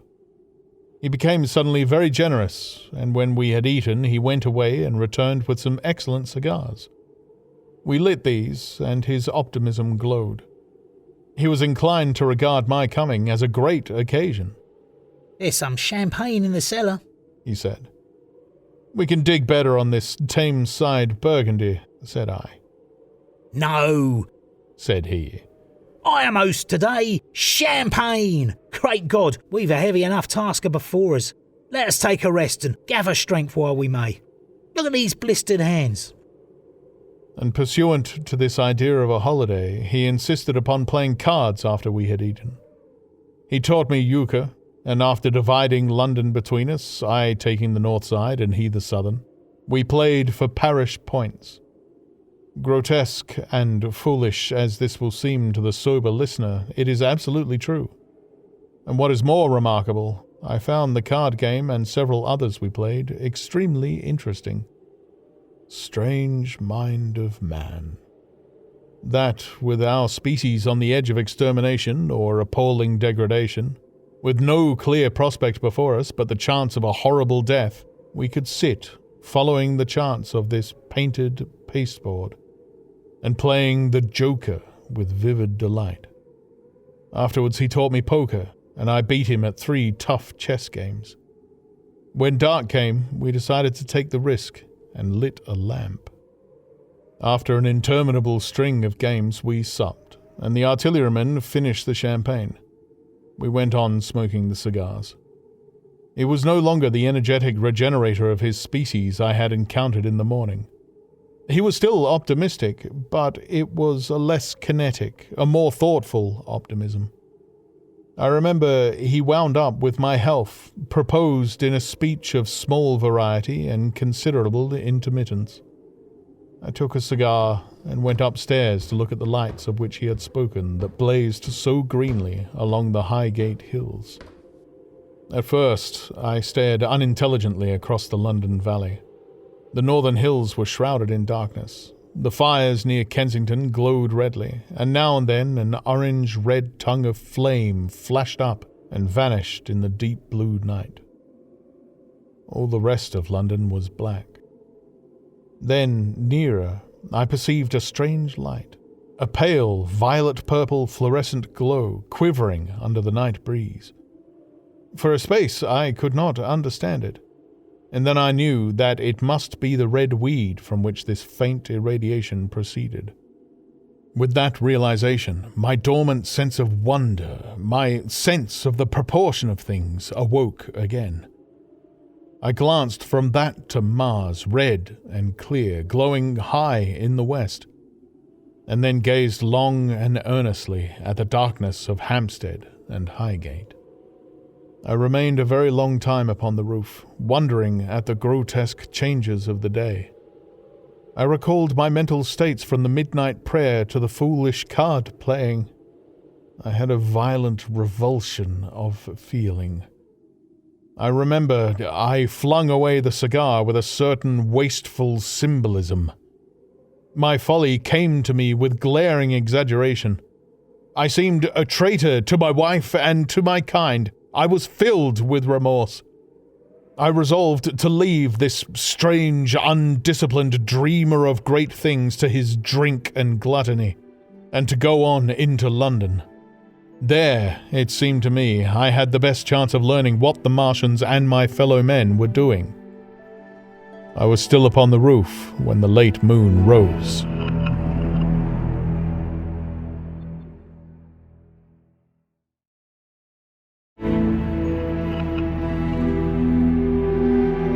Book 2, Chapter 8, Dead London.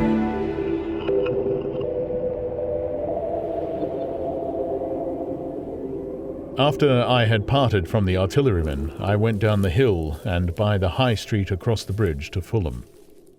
The red weed was tumultuous at that time, and nearly choked the bridge roadway, but its fronds were already whitened in patches by the spreading disease that presently removed it so swiftly. At the corner of the lane that runs to Putney Bridge Station, I found a man lying. He was as black as a sweep with the black dust, alive but helplessly and speechlessly drunk. I could get nothing from him but curses and furious lunges at my head. I think I should have stayed by him but for the brutal expression on his face. There was black dust along the roadway from the bridge onwards, and it grew thicker in Fulham. The streets were horribly quiet. I got food, sour, hard and mouldy, but quite eatable, in a baker's shop here. Some way towards Walham Green the streets became clear of powder, and I passed a white terrace of houses on fire. The noise of the burning was an absolute relief. Going on towards Brompton, the streets were quiet again. Here I came once more upon the black powder in the streets and upon dead bodies. I saw altogether about a dozen in the length of the Fulham Road. They had been dead many days, so that I hurried quickly past them. The black powder covered them over and softened their outlines. One or two had been disturbed by dogs. Where there was no black powder, it was curiously like a Sunday in the city, with the closed shops, the houses locked up and the blinds drawn, the desertion and the stillness. In some places, plunderers had been at work, but rarely at other than the provision and wine shops. A jeweller's window had been broken open in one place, but apparently the thief had been disturbed, and a number of gold chains and a watch lay scattered on the pavement. I did not trouble to touch them. Farther on was a tattered woman in a heap on a doorstep. The hand that hung over her knee was gashed and bled down her rusty brown dress, and a smashed magnum of champagne formed a pool across the pavement. She seemed asleep, but she was dead. The farther I penetrated into London, the profounder grew the stillness. But it was not so much the stillness of death, it was the stillness of suspense, of expectation. At any time, the destruction that had already singed the northwestern borders of the metropolis and had annihilated Ealing and Kilburn might strike among these houses and leave them smoking ruins. It was a city condemned and derelict. In South Kensington the streets were clear of dead and of black powder. It was near South Kensington that I first heard the howling. It crept almost imperceptibly upon my senses. It was a sobbing alternation of two notes. Ooh-la, ooh-la, ooh-la, ooh-la, keeping on perpetually. When I passed streets that ran northward, it grew in volume, and houses and buildings seemed to deaden and cut it off again. It came in a full tide down Exhibition Road. I stopped, staring towards Kensington Gardens, wondering at this strange, remote wailing. It was as if the mighty desert of houses had found a voice for its fear and solitude. Ooh-la, ooh-la, ooh-la, ooh-la, wailed that superhuman note. Great waves of sound sweeping down the broad, sunlit roadway, between the tall buildings on each side. I turned northwards, marvelling towards the iron gates of Hyde Park. I had half a mind to break into the Natural History Museum and find my way up to the summit of the towers in order to see across the park, but I decided to keep to the ground where quick hiding was possible, and so went on up the Exhibition Road. All the large mansions on each side of the road were empty and still, and my footsteps echoed against the sides of the houses. At the top, near the park gate, I came upon a strange sight. A bus overturned, and the skeleton of a horse picked clean. I puzzled over this for a time, and then went on to the bridge over the Serpentine. The voice grew stronger and stronger, though I could see nothing above the housetops on the north side of the park, save a haze of smoke to the northwest. "Ooh-la, ooh-la, ooh-la, ooh-la," cried the voice, coming, as it seemed to me, from the district about Regent's Park. The desolating cry worked upon my mind. The mood that had sustained me passed. The wailing took possession of me. I found I was intensely weary, footsore, and now again hungry and thirsty. It was already past noon. Why was I wandering alone in this city of the dead? Why was I alone when all London was lying in state and in its black shroud? I felt intolerably lonely. My mind ran on old friends that I had forgotten for years. I thought of the poisons in the chemist shops, of the liquors the wine merchant stored. I recalled the two sodden creatures of despair who, so far as I knew, shared the city with myself. I came into Oxford Street by the Marble Arch, and here again were black powder and several bodies, and an evil, ominous smell from the gratings of the cellars of some of the houses. I grew very thirsty after the heat of my long walk. With infinite trouble, I managed to break into a public house and get food and drink. I was weary after eating, and went into the parlor behind the bar and slept on a black horsehair sofa I found there. I awoke to find that dismal howling still in my ears. Ooh-la, ooh-la, ooh-la, ooh-la. It was now dusk, and after I had routed out some biscuits and a cheese in the bar, there was a meat safe, but it contained nothing but maggots. I wandered on through the silent residential squares to Baker Street. Portman Square is the only one I can name, and so came out at last upon Regent's Park. As I emerged from the top of Baker Street, I saw far away over the trees, in the clearness of the sunset, the hood of the Martian giant from which this howling proceeded. I was not terrified. I came upon him as if it were a matter of course. I watched him for some time, but he did not move. He appeared to be standing and yelling for no reason that I could discover. I tried to formulate a plan of action.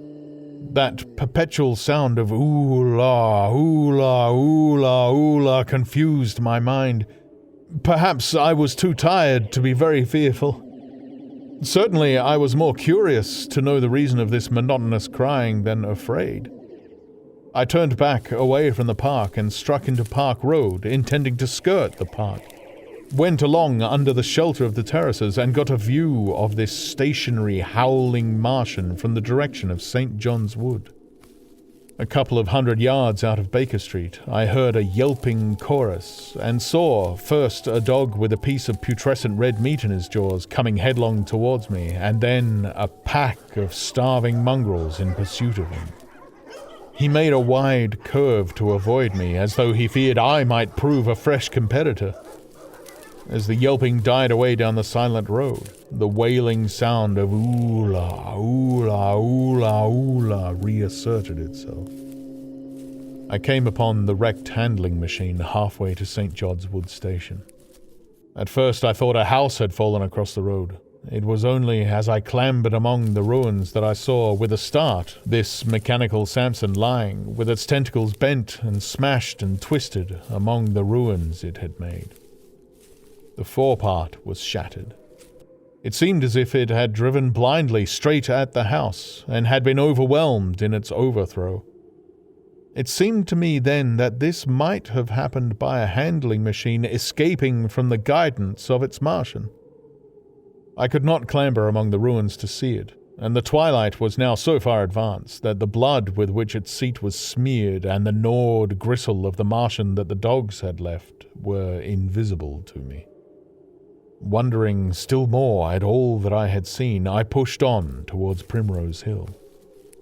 Far away through a gap in the trees I saw a second Martian, as motionless as the first, standing in the park towards the zoological gardens and silent. A little beyond the ruins about the smashed handling machine, I came upon the red weed again, and found the Regent's Canal a spongy mass of dark red vegetation. As I crossed the bridge, the sound of oola, oola, oola, oola ceased. It was, as it were, cut off. The silence came like a thunderclap. The dusky houses about me stood faint and tall and dim. The trees towards the park were growing black. All about me the red weed clambered among the ruins, writhing to get above me in the dimness. Night, the mother of fear and mystery, was coming upon me. But while that voice sounded, the solitude, the desolation had been endurable. By virtue of it, London had still seemed alive, and the sense of life about me had upheld me. Then suddenly a change, the passing of something I knew not what, and then a stillness that could be felt.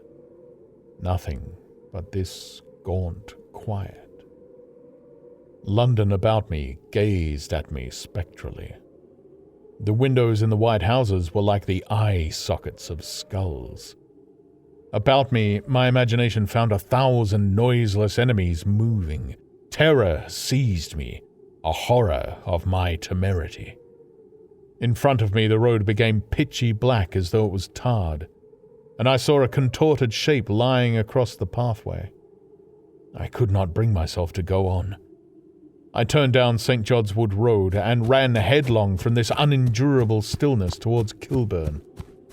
I hid from the night and the silence until long after midnight in a cabman's shelter in Harrow Road. But before the dawn, my courage returned, and while the stars were still in the sky, I turned once more towards Regent's Park. I missed my way among the streets, and presently saw, down a long avenue, in the half-light of the early dawn, the curve of Primrose Hill. On the summit, towering up to the fading stars, was a third Martian, erect and motionless like the others. An insane resolve possessed me. I would die and end it. And I would save myself even the trouble of killing myself. I marched on recklessly towards this Titan, and then as I drew nearer and the light grew, I saw that a multitude of black birds was circling and clustering about the hood. At that, my heart gave a bound, and I began running along the road. I hurried through the red weed that choked St. Edmund's Terrace. I waded breast high across a torrent of water that was rushing down from the waterworks towards the Albert Road, and emerged upon the grass before the rising of the sun. Great mounds had been heaped about the crest of the hill, making a huge redoubt of it. It was the final and largest place the Martians had made, and from behind these heaps there rose a thin smoke against the sky. Against the skyline, an eager dog ran and disappeared. The thought that had flashed into my mind grew real, grew credible. I felt no fear, only a wild, trembling exultation as I ran up the hill towards the motionless monster. Out of the hood hung lank shreds of brown at which the hungry birds pecked and tore. In another moment I had scrambled up the earthen rampart and stood upon its crest, and the interior of the redoubt was below me.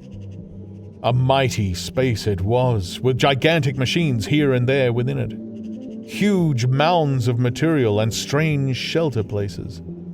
And scattered about it, some in their overturned war machines, some in the now rigid handling machines, and a dozen of them stark and silent and laid in a row, were the Martians, dead, slain by the putrefactive and diseased bacteria against which their systems were unguarded, Slain as the red weed was being slain. Slain after all man's devices had failed by the humblest things that God in his wisdom has put upon this earth.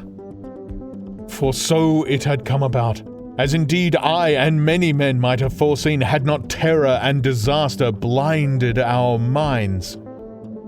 These germs of disease had taken toll of humanity since the beginning of things, taken toll of our pre-human ancestors since life began here. But by virtue of this natural selection of our kind, we have developed resisting power. To no germs do we succumb without a struggle, and to many, those that cause putrefaction in dead matter for instance, our living frames are altogether immune. But there are no bacteria in Mars, and directly these invaders arrived, directly they drank and fed, our microscopic allies began to work their overthrow. Already when I watched them, they were irrevocably doomed, dying and rotting even as they went to and fro. It was inevitable. By the toll of 1 billion deaths, man has bought his birthright of the earth, and it is his against all comers. It would still be his were the Martians 10 times as mighty as they are. For neither do men live nor die in vain. Here and there they were scattered, nearly 50 altogether, in that great gulf they had made, overtaken by a death that must have seemed to them as incomprehensible as any death could be. To me also, at that time, this death was incomprehensible. All I knew was that these things that had been alive and so terrible to men were dead. For a moment, I believed that the destruction of Sennacherib had been repeated, that God had repented, that the angel of death had slain them in the night. I stood staring into the pit, and my heart lightened gloriously, even as the rising sun struck the world to fire about me with his rays. The pit was still in darkness. The mighty engines, so great and wonderful in their power and complexity, so unearthly in their torturous forms, rose weird and vague and strange out of the shadows towards the light. A multitude of dogs I could hear fought over the bodies that lay darkly in the depths of the pit far below me. Across the pit, on its farthest lip, flat and vast and strange, lay the great flying machine with which they had been experimenting upon our denser atmosphere when decay and death arrested them. Death had come not a day too soon.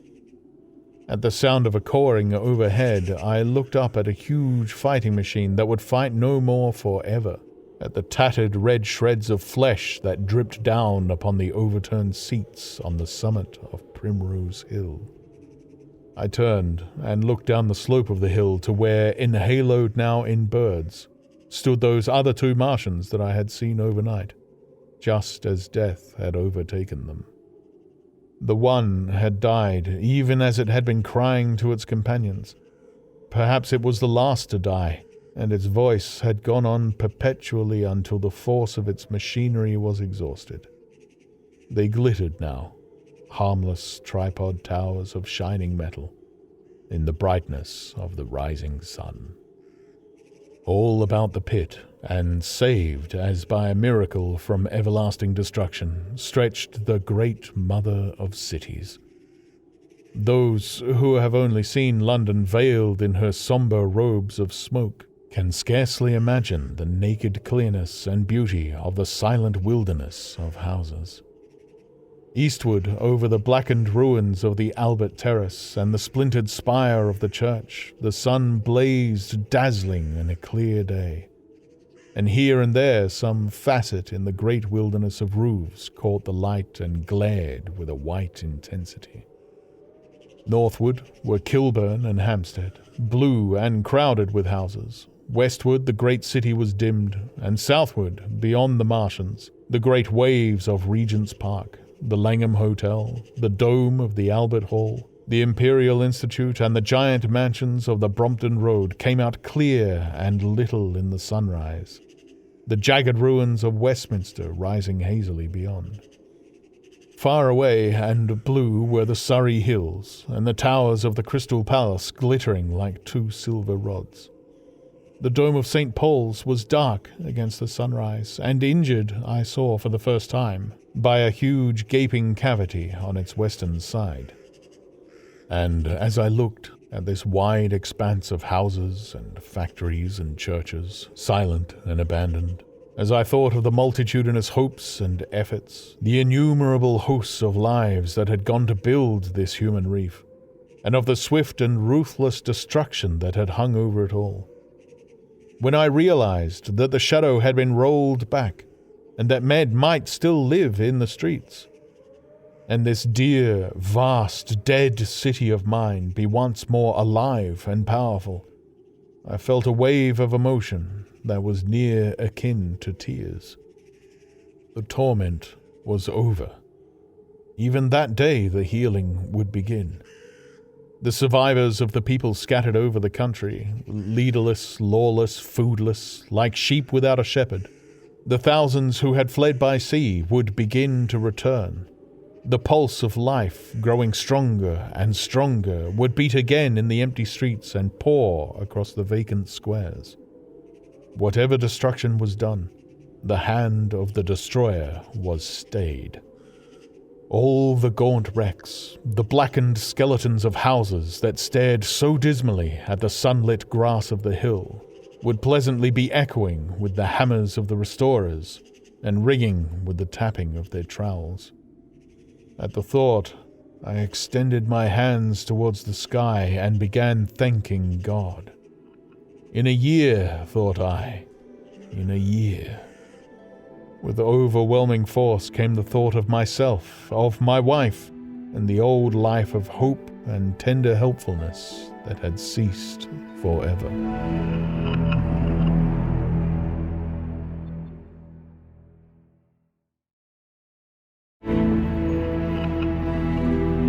Book 2, Chapter 9. Wreckage.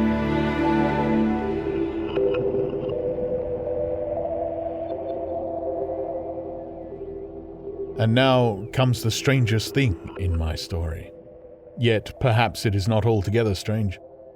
I remember clearly and coldly and vividly all that I did that day until the time that I stood weeping and praising God upon the summit of Primrose Hill. And then I forget. Of the next 3 days, I know nothing. I have learned since that, so far from my being the first discoverer of the Martian overthrow, several such wanderers as myself had already discovered this on the previous night. One man, the first, had gone to St. Martin's le Grand, and while I sheltered in the cabman's hut, had contrived to telegraph to Paris. Thence the joyful news had flashed all over the world. 1,000 cities, chilled by ghastly apprehensions, suddenly flashed into frantic illuminations. They knew of it in Dublin, Edinburgh, Manchester, Birmingham, at the time when I stood upon the verge of the pit. Already men, weeping with joy, as I have heard, shouted and staying their work to shake hands and shout, were making up trains, even as near as Crewe, to descend upon London. The church bells that had ceased a fortnight since suddenly caught the news, until all England was bell-ringing. Men on cycles, lean-faced, unkempt, scorched along every country lane, shouting of unhoped deliverance, shouting to gaunt, staring figures of despair. And for the food, across the Channel, across the Irish Sea, across the Atlantic, corn, bread, and meat were tearing to our relief. All the shipping in the world seemed going Londonward in those days. But of all this, I have no memory. I drifted, a demented man. I found myself in a house of kindly people who had found me on the 3rd day wandering, weeping, and raving through the streets of St. John's Wood. They have told me since that I was singing some insane doggerel about the last man left alive. Hurrah, the last man left alive. Troubled as they were with their own affairs, these people, whose name, much as I would like to express my gratitude to them, I may not even give here, nevertheless cumbered themselves with me, sheltered me and protected me from myself. Apparently, they had learned something of my story from me during the days of my lapse. Very gently, when my mind was assured again, did they break to me what they had learned of the fate of Leatherhead. 2 days after I was imprisoned, it had been destroyed, with every soul in it, by a Martian. He had swept it out of existence, as it seemed, without any provocation, as a boy might crush an anthill in the mere wantonness of power. I was a lonely man, and they were very kind to me. I was a lonely man and a sad one, and they bore with me. I remained with them 4 days after my recovery.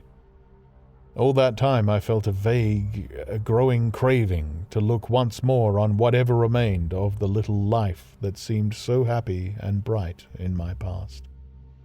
It was a mere hopeless desire to feast upon my misery. They dissuaded me.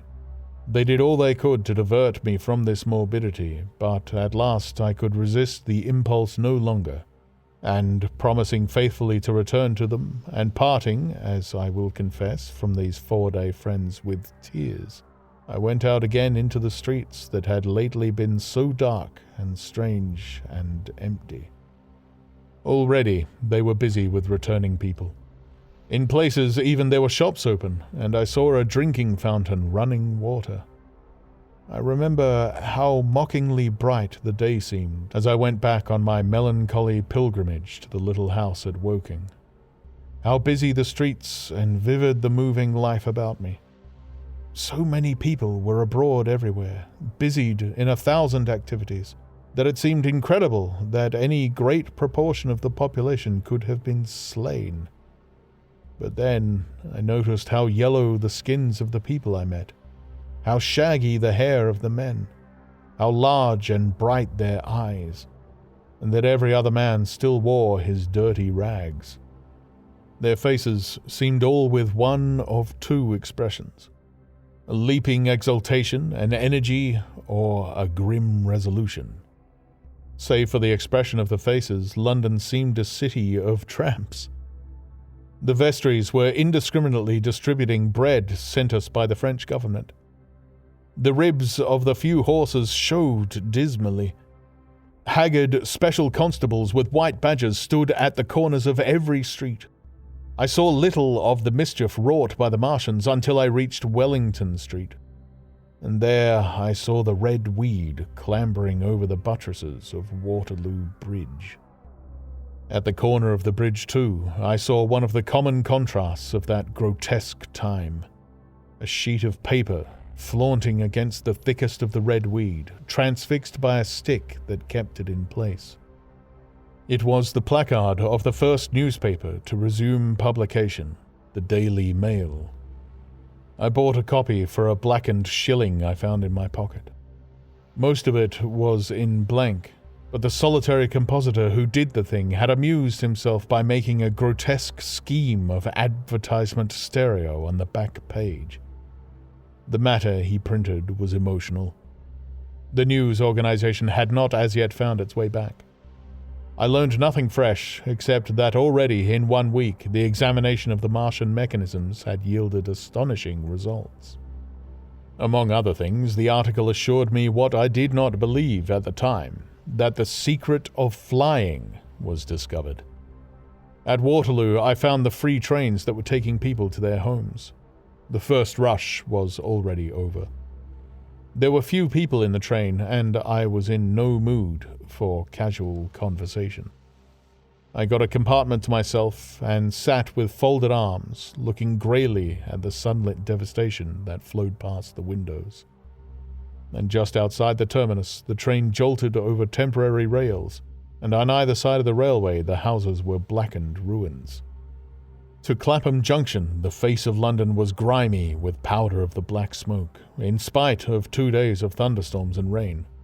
And at Clapham Junction, the line had been wrecked again.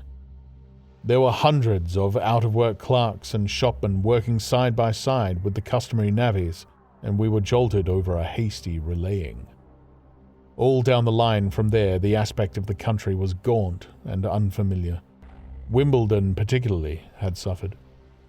Walton, by virtue of its unburned pine woods, seemed the least hurt of any place along the line. The Wandle, the Mole, every little stream was a heaped mass of red weed, in appearance between butcher's meat and pickled cabbage. The Surrey pine woods were too dry, however, for the festoons of the red climber. Beyond Wimbledon, within sight of the line, in certain nursery grounds, were the heaped masses of earth about the 6th cylinder. A number of people were standing about it, and some sappers were busy in the midst of it. Over it flaunted a Union Jack, flapping cheerfully in the morning breeze. The nursery grounds were everywhere crimson with the weed, a wide expanse of livid colour cut with purple shadows, and very painful to the eye. One's gaze went with infinite relief from the scorched greys and sullen reds of the foreground to the blue-green softness of the eastward hills. The line on the London side of Woking Station was still undergoing repair, so I descended at Byfleet Station and took the road to Maybury, past the place where I and the artillerymen had talked to the hussars, and on by the spot where the Martian had appeared to me in the thunderstorm.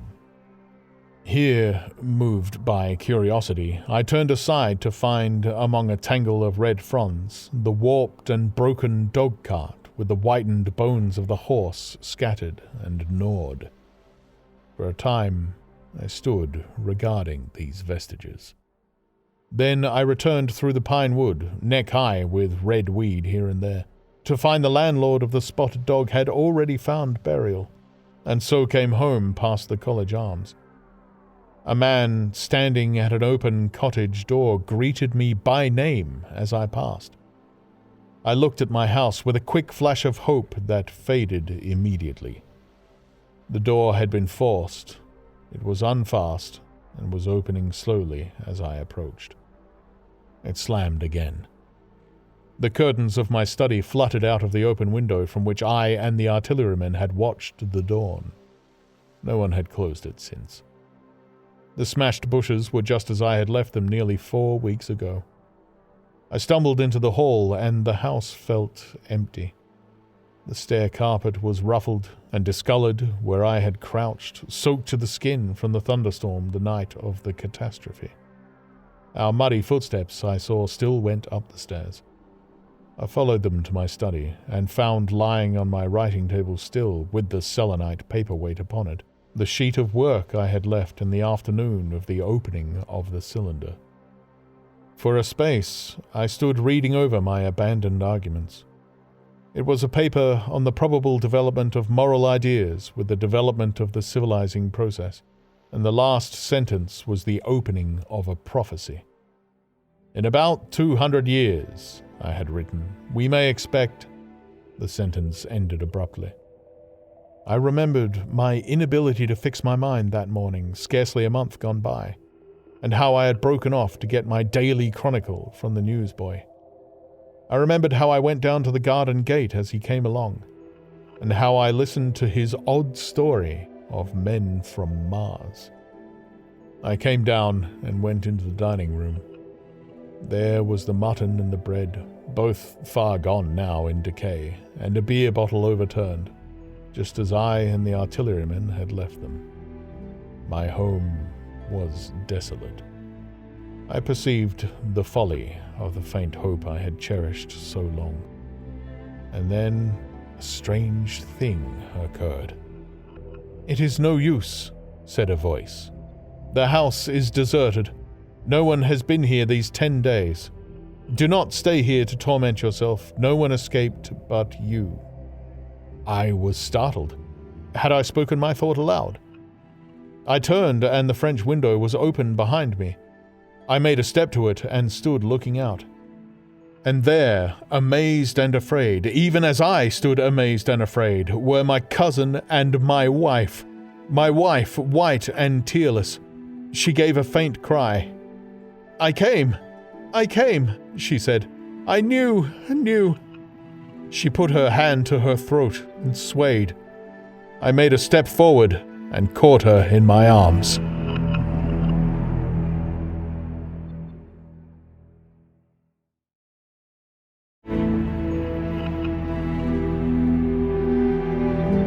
Book 2, Chapter 10, The Epilogue.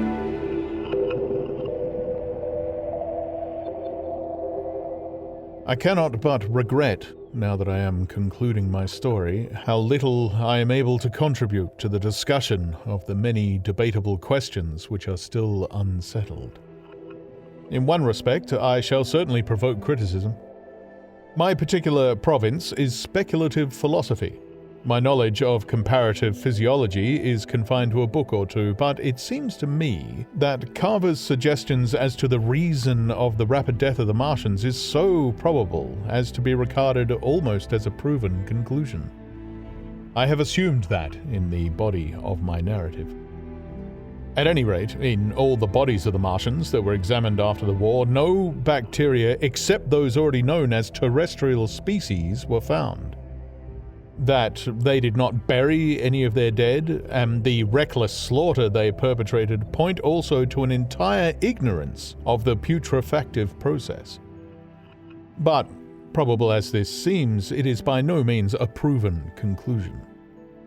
Neither is the composition of the black smoke known, which the Martians used with such deadly effect, and the generator of the heat rays remains a puzzle. The terrible disasters at the Ealing and South Kensington laboratories have disinclined analysts for further investigations upon the latter. Spectrum analysis of the black powder points unmistakably to the presence of an unknown element with a brilliant group of 3 lines in the green, and it is possible that it combines with argon to form a compound which acts at once with deadly effect upon some constituent in the blood. But such unproven speculations will scarcely be of interest to the general listener to whom this story is addressed. None of the brown scum that drifted down the Thames after the destruction of Shepperton was examined at the time, and now none is forthcoming. The results of an anatomical examination of the Martians, so far as the prowling dogs had left such an examination possible, I have already given. But everyone is familiar with the magnificent and almost complete specimen in spirits at the Natural History Museum, and the countless drawings that have been made from it. And beyond that, the interest of their physiology and structure is purely scientific. A question of graver and universal interest is the possibility of another attack from the Martians. I do not think that nearly enough attention is being given to this aspect of the matter. At present, the planet Mars is in conjunction, but with every return to opposition, I, for one, anticipate a renewal of their adventure. In any case, we should be prepared. It seems to me that it should be possible to define the position of the gun from which the shots are discharged, to keep a sustained watch upon this part of the planet, and to anticipate the arrival of the next attack. In that case, the cylinder might be destroyed with dynamite or artillery before it was sufficiently cool for the Martians to emerge, or they might be butchered by means of guns so soon as the screw opened. It seems to me that they have lost a vast advantage in the failure of their first surprise. Possibly they see it in the same light. Lessing has advanced excellent reasons for supposing that the Martians have actually succeeded in effecting a landing on the planet Venus. Several months ago, Venus and Mars were in alignment with the Sun. That is to say, Mars was in opposition from the point of view of an observer on Venus. Subsequently, a peculiar luminous and sinuous marking appeared on the unilluminated half of the inner planet, and almost simultaneously, a faint dark mark of a similar sinuous character was detected upon a photograph of the Martian disk. One need to see the drawings of these appearances in order to appreciate fully their remarkable resemblance in character. At any rate, whether we expect another invasion or not, our views of the human future must be greatly modified by these events. We have learned now that we cannot regard this planet as being fenced in and a secure abiding place for man. We can never anticipate the unseen good or evil that may come upon us suddenly out of space. It may be that in the larger design of the universe, this invasion from Mars is not without its ultimate benefit for men. It has robbed us of that serene confidence in the future which is the most fruitful source of decadence. The gifts to human science it has brought are enormous, and it has done much to promote the conception of the commonweal of mankind. It may be that across the immensity of space, the Martians have watched the fate of these pioneers of theirs and learned their lesson, and that on the planet Venus they have found a securer settlement. Be that as it may, for many years yet, there will certainly be no relaxation of the eager scrutiny of the Martian disk, and those fiery darts of the sky, the shooting stars, will bring with them as they fall an unavoidable apprehension to all the sons of men. The broadening of men's views that has resulted can scarcely be exaggerated. Before the cylinder fell, there was a general persuasion that through all the deep of space no life existed beyond the petty surface of our minute sphere. Now we see further. If the Martians can reach Venus, there is no reason to suppose that the thing is impossible for men. And when the slow cooling of the sun makes this earth uninhabitable, as at last it must do, it may be that the thread of life that has begun here will have streamed out and caught our sister planet within its toils. Dim and wonderful is the vision I have conjured up in the minds of life spreading slowly from this little seedbed of the solar system, throughout the inanimate vastness of sidereal space. But that is a remote dream. It may be, on the other hand, that the destruction of the Martians is only a reprieve. To them, and not to us, perhaps, is the future ordained. I must confess, the stress and danger of the time have left an abiding sense of doubt and insecurity in my mind. I sit in my study writing by lamplight, and suddenly I see again the healing valley below set with writhing flames, and feel the house behind me and about me empty and desolate. I go out into the Byfleet Road and vehicles pass me.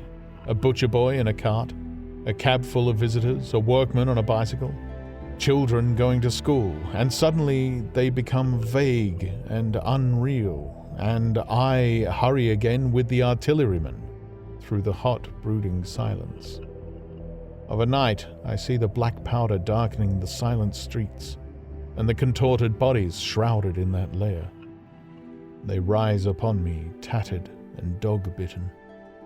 They gibber and grow fiercer, paler, uglier, mad distortions of humanity at last, and I wake, cold and wretched, in the darkness of the night. I go to London and see the busy multitudes in Fleet Street and the Strand, and it comes across my mind that they are but the ghosts of the past, haunting the streets that I have seen, silent and wretched. Going to and fro, phantasms in a dead city, the mockery of life in a galvanized body. And strange, too, it is to stand on Primrose Hill, as I did but a day before writing this last chapter, to see the great province of houses dim and blue through the haze of the smoke and mist, vanishing at last into the vague lower sky, to see the people walking to and fro amongst the flower beds on the hill, to see the sightseers about the Martian machines that stand there still, to hear the tumult of playing children, and to recall the time when I saw it all bright and clear-cut, hard and silent, under the dawn of that last great day. And strangest of all it is to hold my wife's hand again, and to think that I have counted her, and thus she has counted me, among the dead. The end. You've been listening to The War of the Worlds by H.G. Wells, read by Steve Parker, with performances by Tim Williams, and music by Jet.